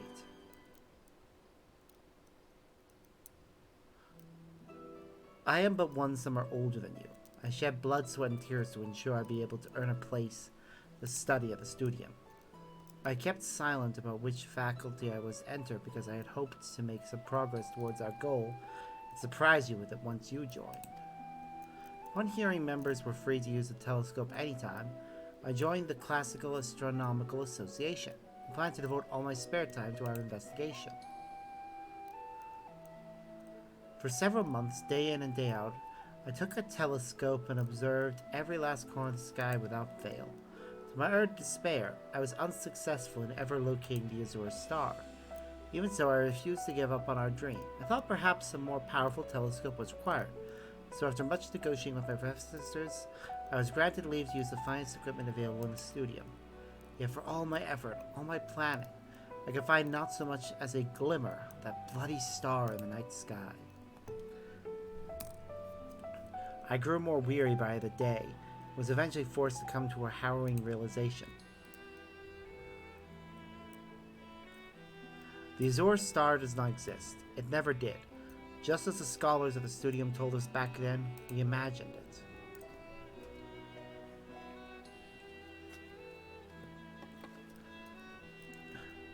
The Azure Star doesn't exist? If in fact what you say is true, then why not tell me sooner? Same as me, finding a star meant everything to you. How could I possibly tell you that?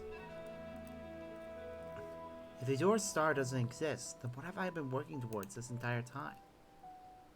I understand your feelings better than you know. Forgetting about it will take time, but it can be done.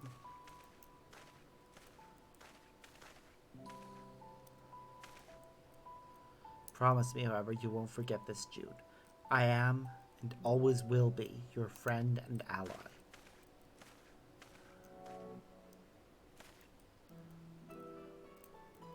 My life, without the Azure Star giving me direction and purpose, is meaningless. What am I to do? What do you want to do?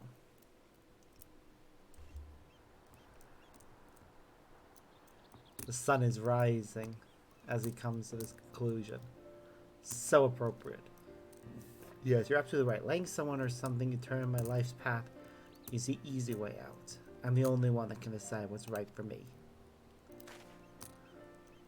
Let's return to Maker's Meat. There is something I would like to investigate.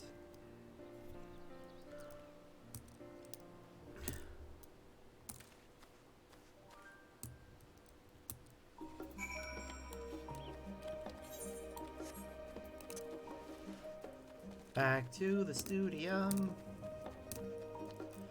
Do do do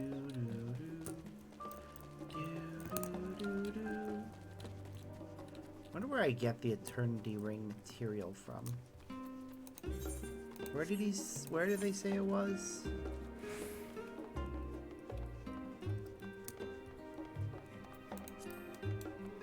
I'll probably need to switch back to a botanist or miner to find out.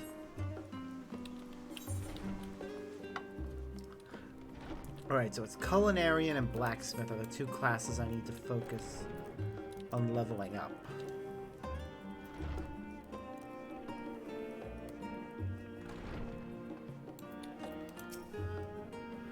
If even Jeremy was unable to find it, there is a good chance the Azure Star truly does not exist. There is, however, one other possibility. There is a chance it is out there, just not observable with the tools that were at his disposal. The journey we're about to embark upon is about as dark and uncertain as a flight through a starless night sky. Regardless, I shall not give up. This is a dream I've pursued for a decade. I cannot walk away without a fight. Alone, I would have no hope of continuing Jeremy's work, but with you by my side, perhaps I can accomplish that which even he was not. Sparks, may I count on your continued assistance? I will see you through your adventure. I knew I could count on you. Thank you, Sparks. Once I have everything sourced, let's begin production post-haste. His continued encouragement has really lit a fire in my heart. I feel as fierce as a bomb. As fierce as a bomb. Of all things. Right, level 88 is where we next need to get to.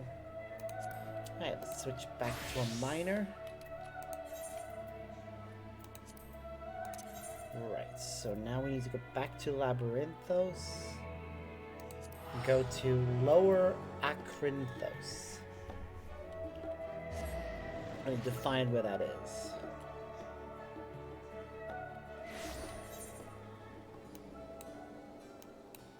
Shining Hambid, Logistic and Beta, Aporia, Logistic Gamma, Cockles Forge, Logistic and Alpha, Mealsurf, Lower Acrinthos. There.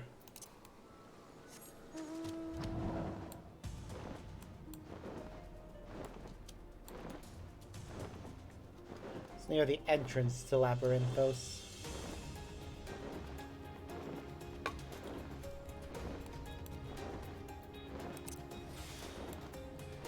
Alright. A little bit further north, and we only need to get one sample. Eternity Ring material. We got it.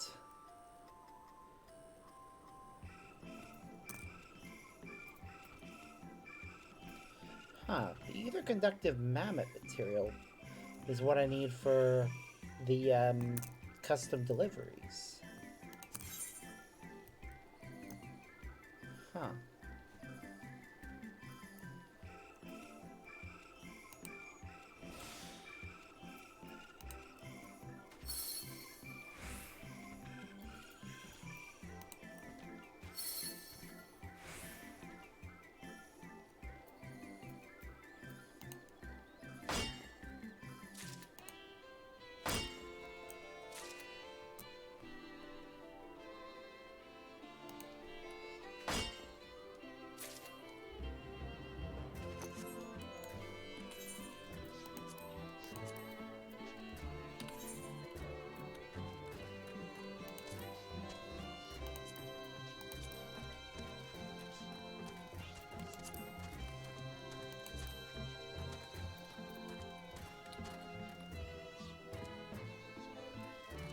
Oh wait, we turn them in as this class.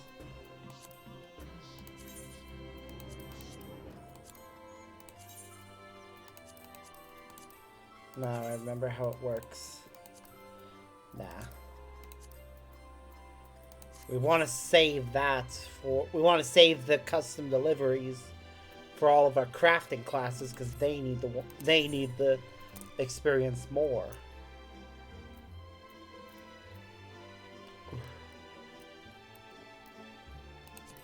Now we'll go to the moon. We can use return. Come back to old Charlian.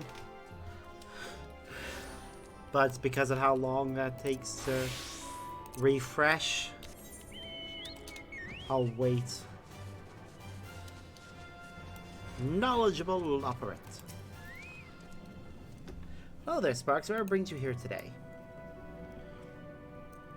You don't say. That strikes me as a rather curious thing to be researching. But to each their own, I suppose. At any rate, I do believe the most representative specimen of the aquatic ecosystem here is a fish we call the lunar lamenter.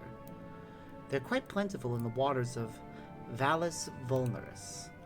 They're known to have a fondness for grey worms, which I suspect is one reason they taste so atrocious. Believe me, you won't find any of our chefs complaining if you take home your fair share. That said, it's most surprising to hear that the destruction of Zodiark has impacted your world so. Do be careful down there, yes? Alright, so it's found... Where did it say?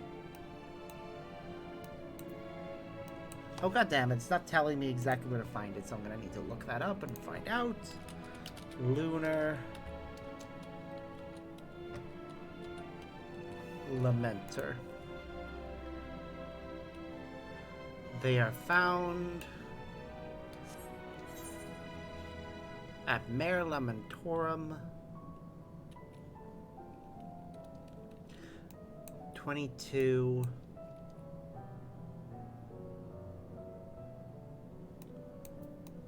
32.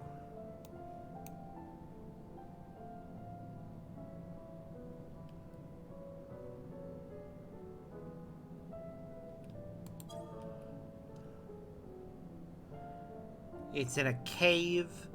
The cave entrance is slightly to the north. And the fastest way to get there will be just to fly there myself.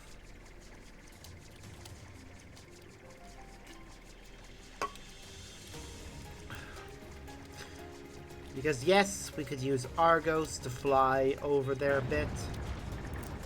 Standing there waiting, but that will be a roundabout way, whereas we want to, if we just go as the crow flies, we'll be able to get there much faster.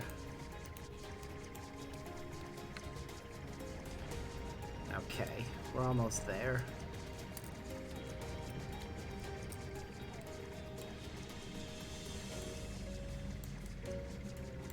I think I see the cave entrance that was being mentioned.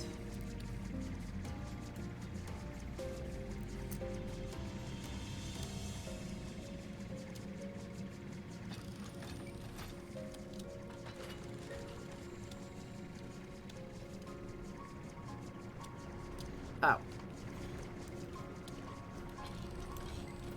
Well, this is our water then. Okay. Next question. Well, firstly, we don't right now need the Sky Spoon lore. Do we have Grey Worm?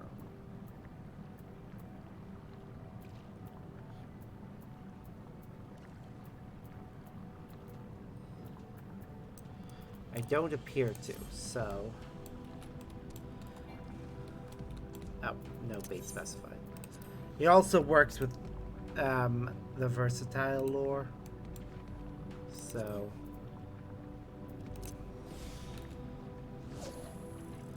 just normal cast will be fine.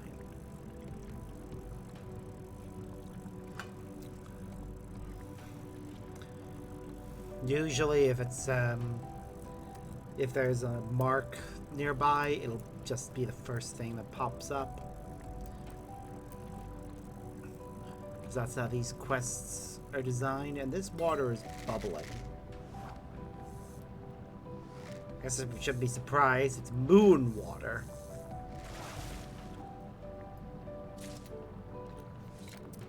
There we go. Okay. We've got what we need.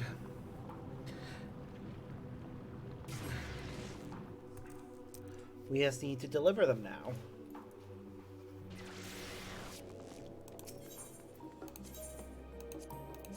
That'll be 2 of the quest lines for the studium completed. Which will be great.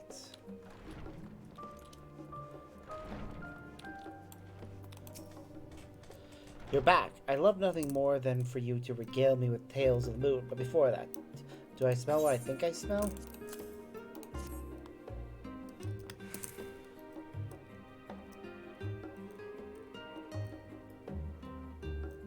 Incredible. So this is the sort of creature that dwells in the lunar seas. Can't wait to dig in and start examining it. While there's no telling until I see the data, I'm quite confident that this discovery will allow me to revise my theory and complete my thesis, making my presentation a phenomenon. But to be honest, I've never been very good at talking in front of the senior faculty. Why don't you be so kind as to come sit in the audience? Just knowing that I have a friend among the audience will go a long way to putting my heart at ease. Normally only the faculty and students are allowed to attend such events, but I'll have a word with the administration. Given all you contribute to my research, I can see no reason you shouldn't be permitted to attend. Damn right, there shouldn't be any reason that I'm not allowed to attend. Ah, you must be Professor Talaktia's guest. Please go right in. I do believe your friend's presentation is about to get underway.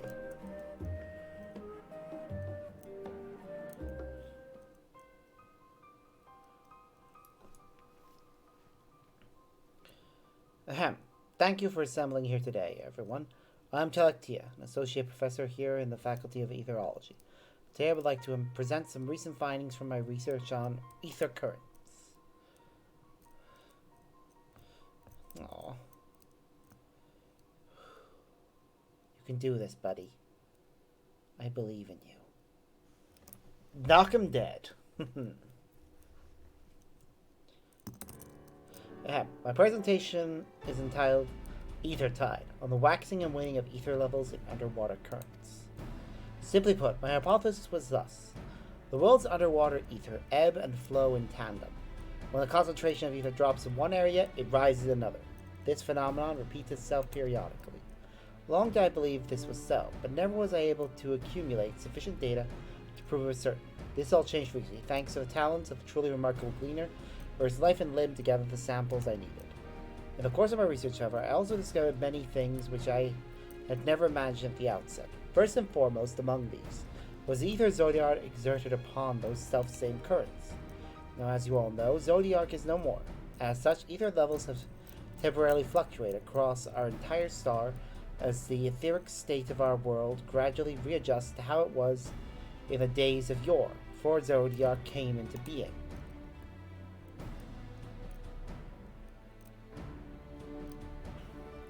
Having had the fortune recently to analyze such samples obtained from the lunar surface, it has become apparent that this fluctuation in ether levels was at most dramatic during a full moon.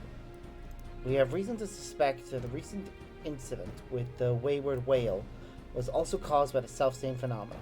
In other words, a sudden change in the local ether level caused it to suffer from symptoms akin to severe ether sickness. And now he's going into detail. Needless to say, this would be all mere speculation, if it not were for corroborating by concrete data. To that end, kindly turn to page 14 in the booklets I have handed out. Take a moment to peruse the chart on that page. He's very proud of him.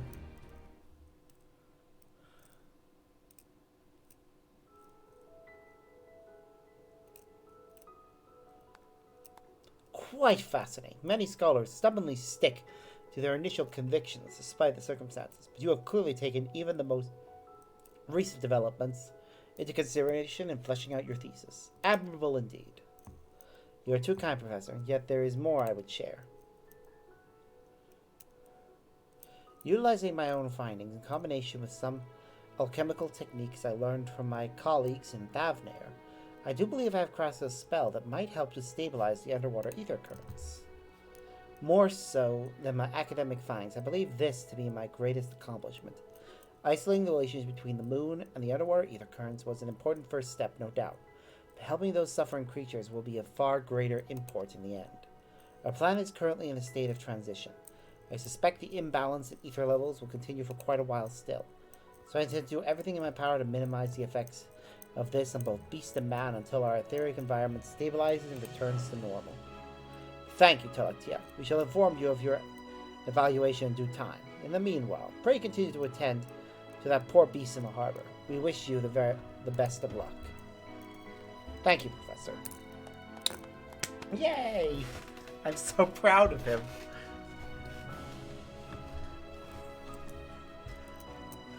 He finished his thesis and endeavored to use it to make things better. That's nice. Oh, look at that whale. It's gonna go home soon, I'm sure.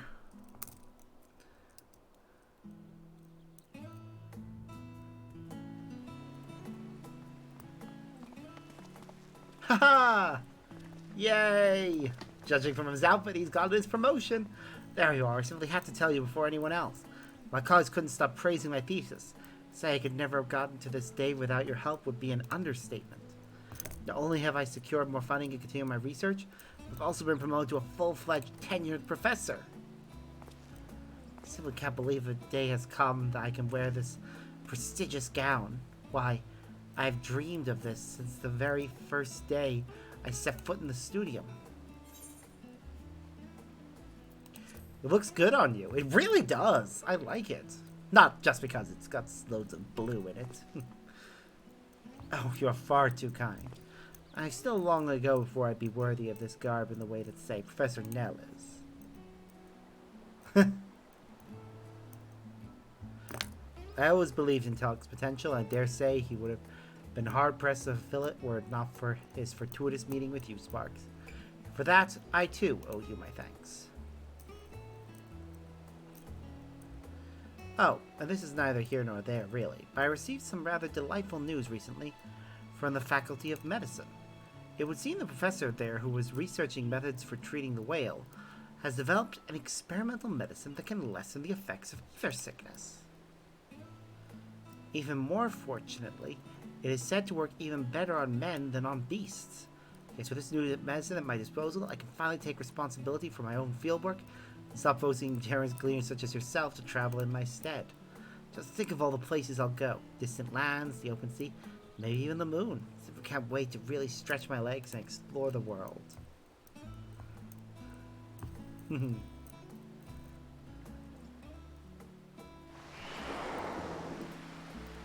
is the whale leaving? And with that, I'd best be off. This is farewell, not by a long shot. I have no doubt our paths will cross again somewhere upon some distant sea. Thank you once again for everything, my friend. Aww. The whale is off.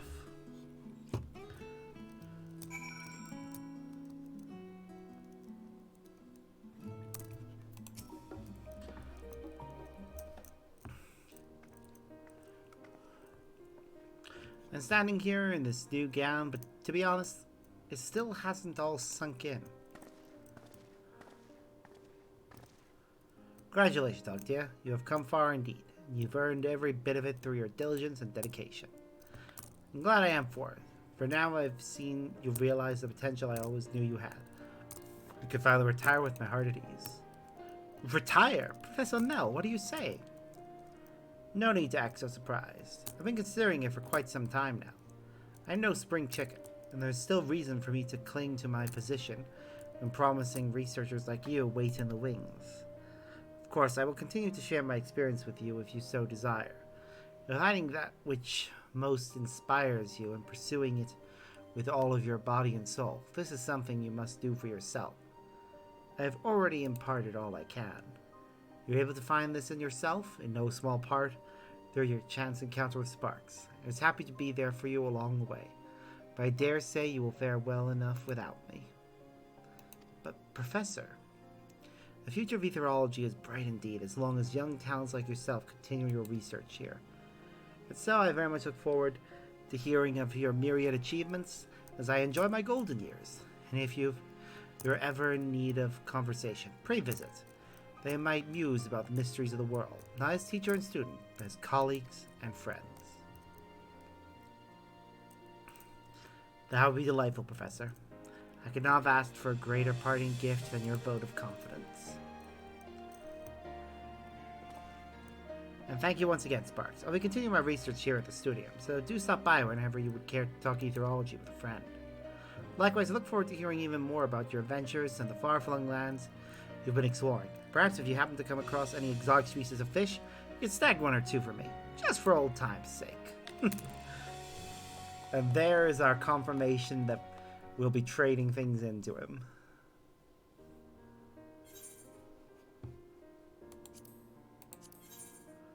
I'm just searching to see if we have any of these items yet. We don't. Okay. The one that grants increased gathering would be best.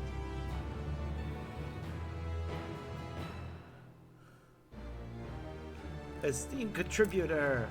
We're a master fisher. For others of the student may require help to be your skills. It's got pretty lively around here with all the students helping out. I've also heard the faculty are most interested to learn what we're going to research next, so I'll need to make sure we're equipped to tackle any tasks necessary. Okay. Next. Have you found something suitable? I do not mean to rush you, but I fear time is not on our side. Thank you. Now it's said about fashioning the ring. Before you go, may I ask one last favor of you? Please deliver this letter to Hinageshi.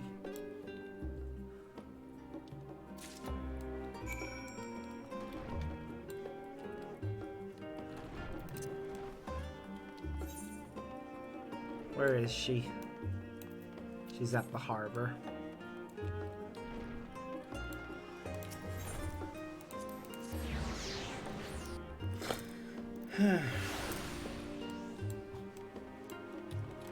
I will be so happy when this quest is completed.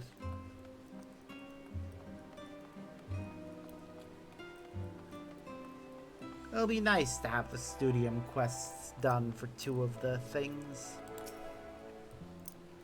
I can still hardly believe our work with Professor Tankin is over.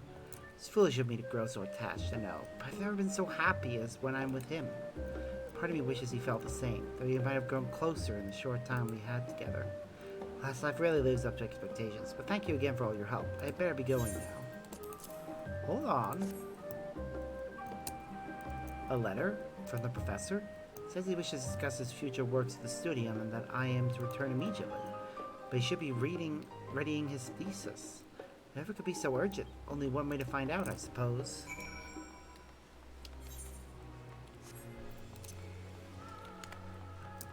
Honestly, they're both adorably naive. Or oblivious.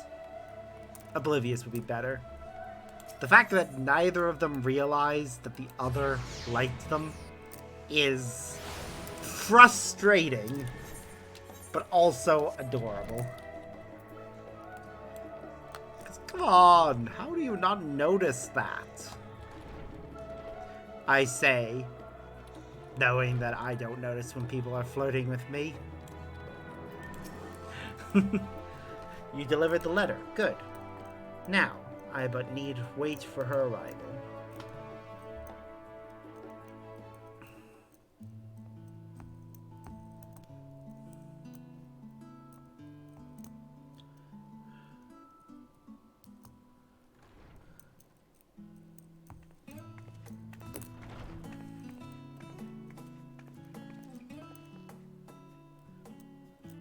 Sorry to keep you waiting, Professor.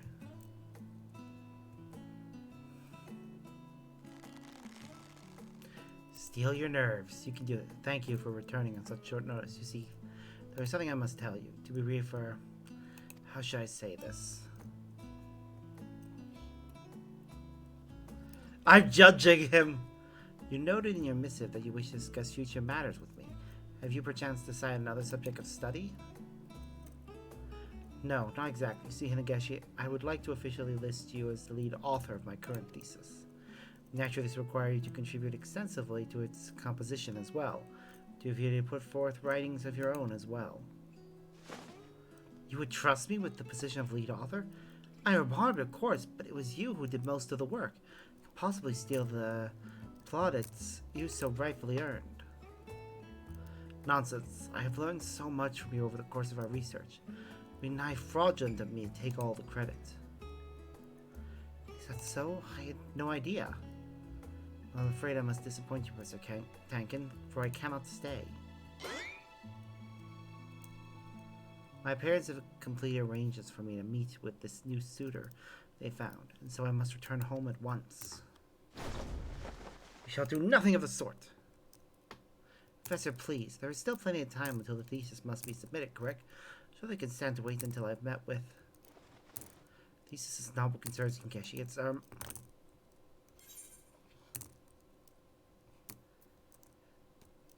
Didn't you prepare a gift for her?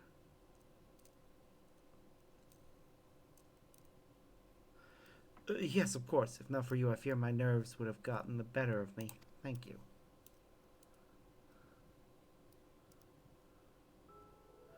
Our work together has taught me a most valuable lesson. It is not an environment that makes a home, but rather the people one shares it with. And in time, those people may form the deepest of bonds. Hinegeshi, the time we spent together has been the happiest of my life. I do not wish for it to end. Say that you will stay with me, that we may enjoy the simple pleasure of life together, one day at a time. Oh, it's beautiful! Professor Tankin, I don't know what to say. You are well within your rights to refuse if that is your want. Should you choose instead to be bonded with this suitor of yours, I will not stop you. Bonded? What are you talking about?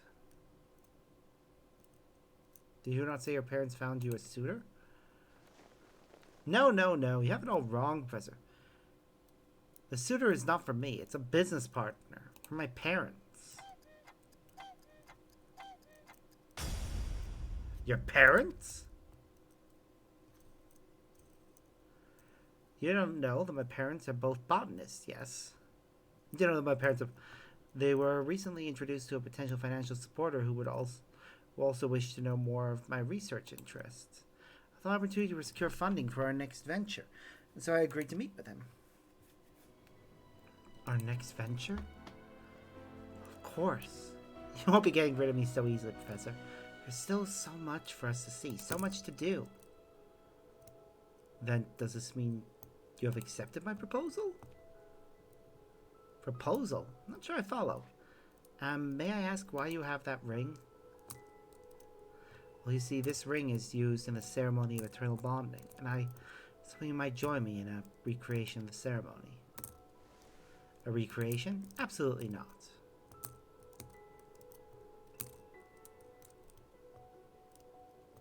Then let this be the first of many real experiences together, Hinegeshi. Will you join me in the ceremony of eternal bonding? I thought you would never ask.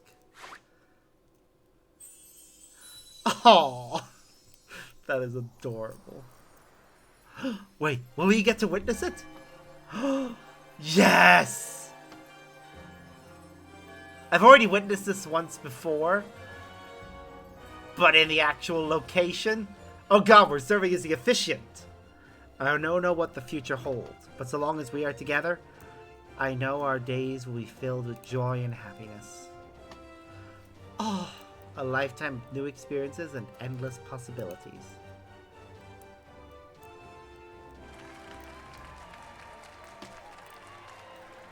Oh, and they got all their friends. I like that we're serving as the officiant, though. Too bad we're not in a different outfit for this. If I had known we were going to do this, and I would have been the officiant, I would have dyed my clothes white.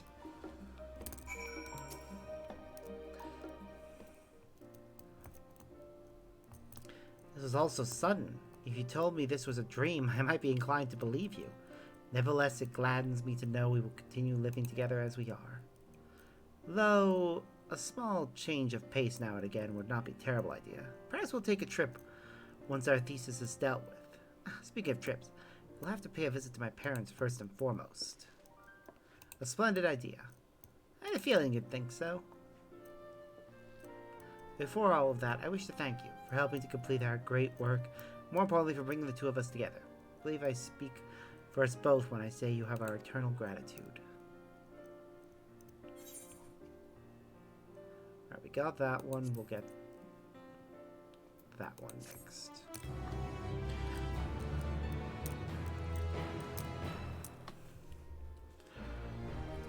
Yay! The Faculty of Anthropology has been completed. We are a master matchmaker.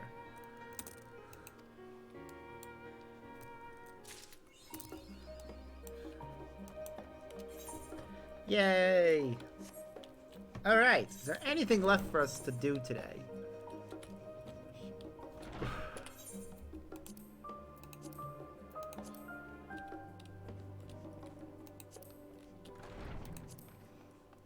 Aside from pass things on to be stored away.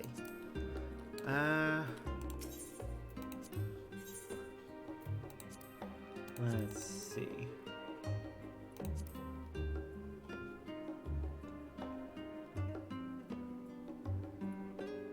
I've already got all of those.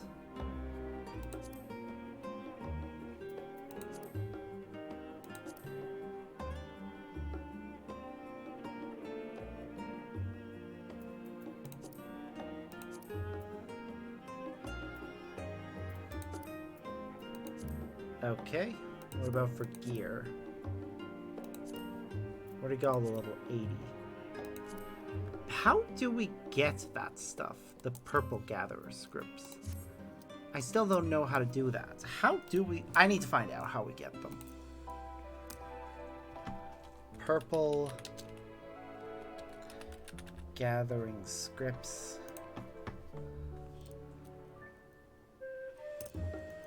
How to find purple... Here we go. Right, is a type of script currently paid to disciplines of land by Rion's House of Playing in exchange for collectibles. To buy gathering related gear. Cool. Rion's House of Splendors. So I have to get the right collectibles and trade them in. And that'll get me that. Okay, that makes sense. But is there anything left for me to do in this game right now? We've already done all of that. And the only things left for me to do actually all relate to returning to Ul'dah at this point. Because I need to check on my squadron, reclaim their mission, possibly send them on some more training missions too.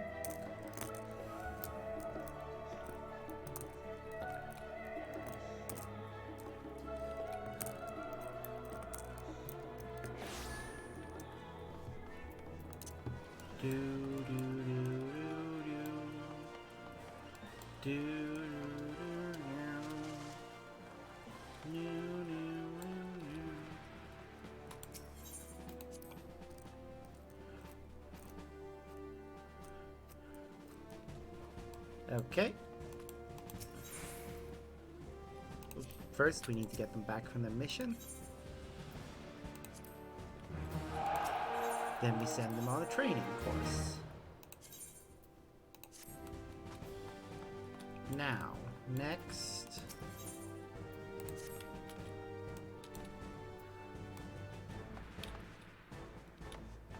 What is glowing on you?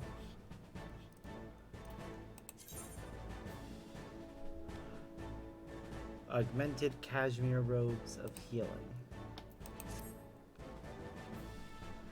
Ooh, we can apply glamours to them.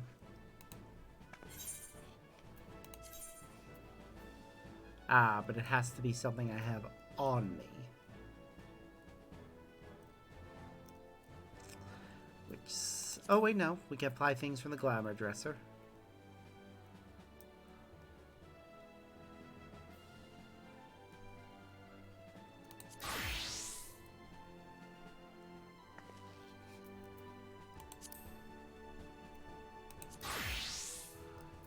Okay.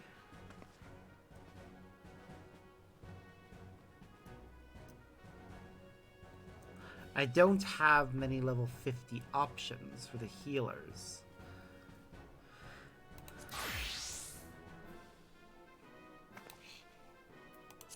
So...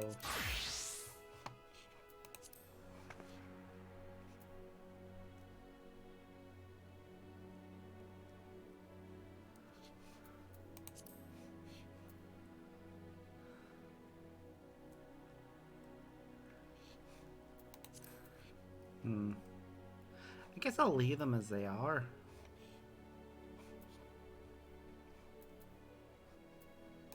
Unless...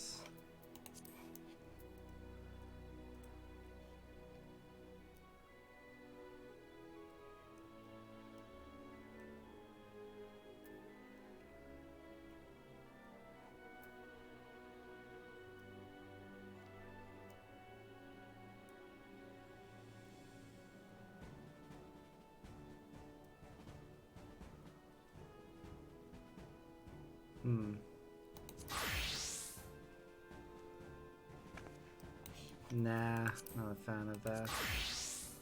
Can we at least... What about dyeing it?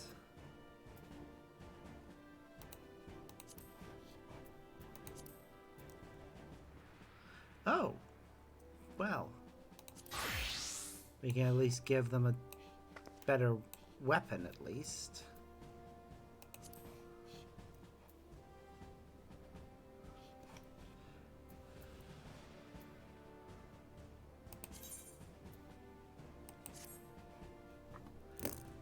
Yay! Okay. What about you? Can we glamour your stuff? Squadron glamours are available from level 51. So they have to have hit level 51 first. So who else can I glamour? You're only level 39. You're level 51. We can give you a glamour.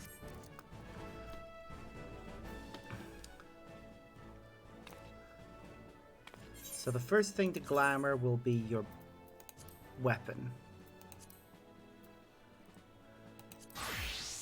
Give you a nice tome, although the Mog tome is adorable. Yeah, we'll go with that one. Right.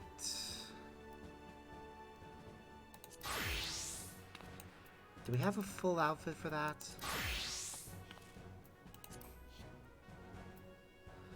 We don't.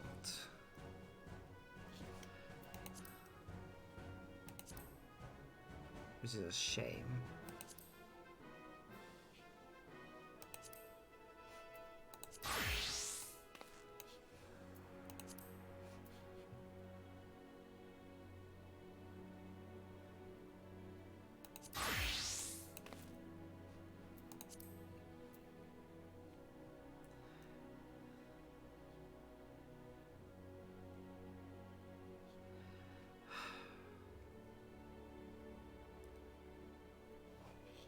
I think I'll leave them as they are now.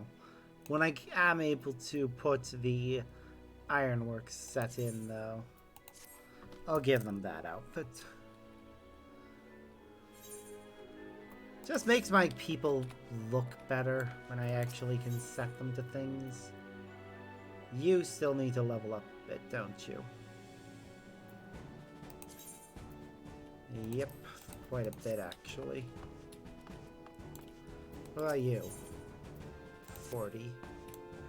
You two are fine.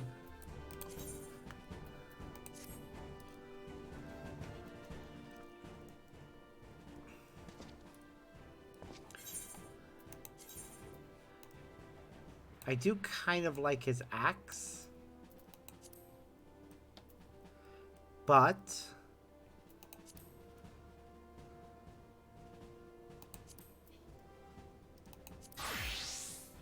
I'd rather him have a full set. Also, I'm not really a big fan of the glowing.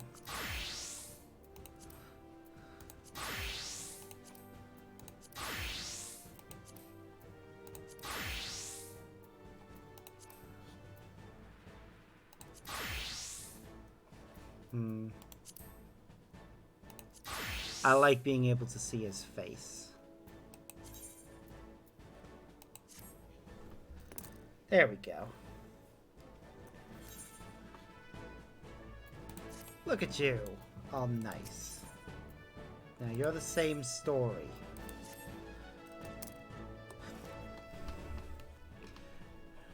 I would like you to wear something that better reflects the fact that you are part of my party.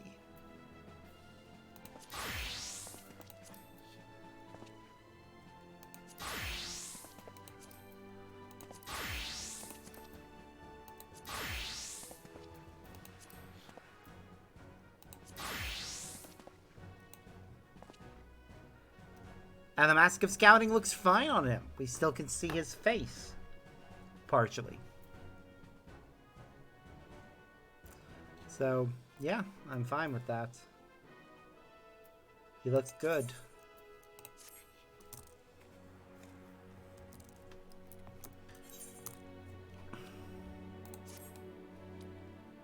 There. You don't get the same upgrades because unfortunately... Wait a minute. Why don't you get the same upgrades? Am I holding on to the Ironworks doublet of healing or something? No, you should be able to wear it. I'm sure I put it into the glamour dresser. If I didn't, I'm going to need to sort that out. Because that's not right. Yeah, apparently I... Hold on. Yeah, apparently I didn't. I'm going to need to sort that out. That's not right. Oh well. Nothing else for me to do story-wise, so I think this is a good place to stop. That took longer than expected, so it doesn't look like we'll be able to do another stream tonight. But before I go to bed, I am going to try and get some grinding done in FF7, so that when we do get back to it, hopefully tomorrow evening, we'll be able to continue from where we left off. So, yeah. That's it. I've had a lot of fun, and I hope you all have a wonderful evening. Until next time, as always, I've been Sparks, and see you all in the next video. Bye!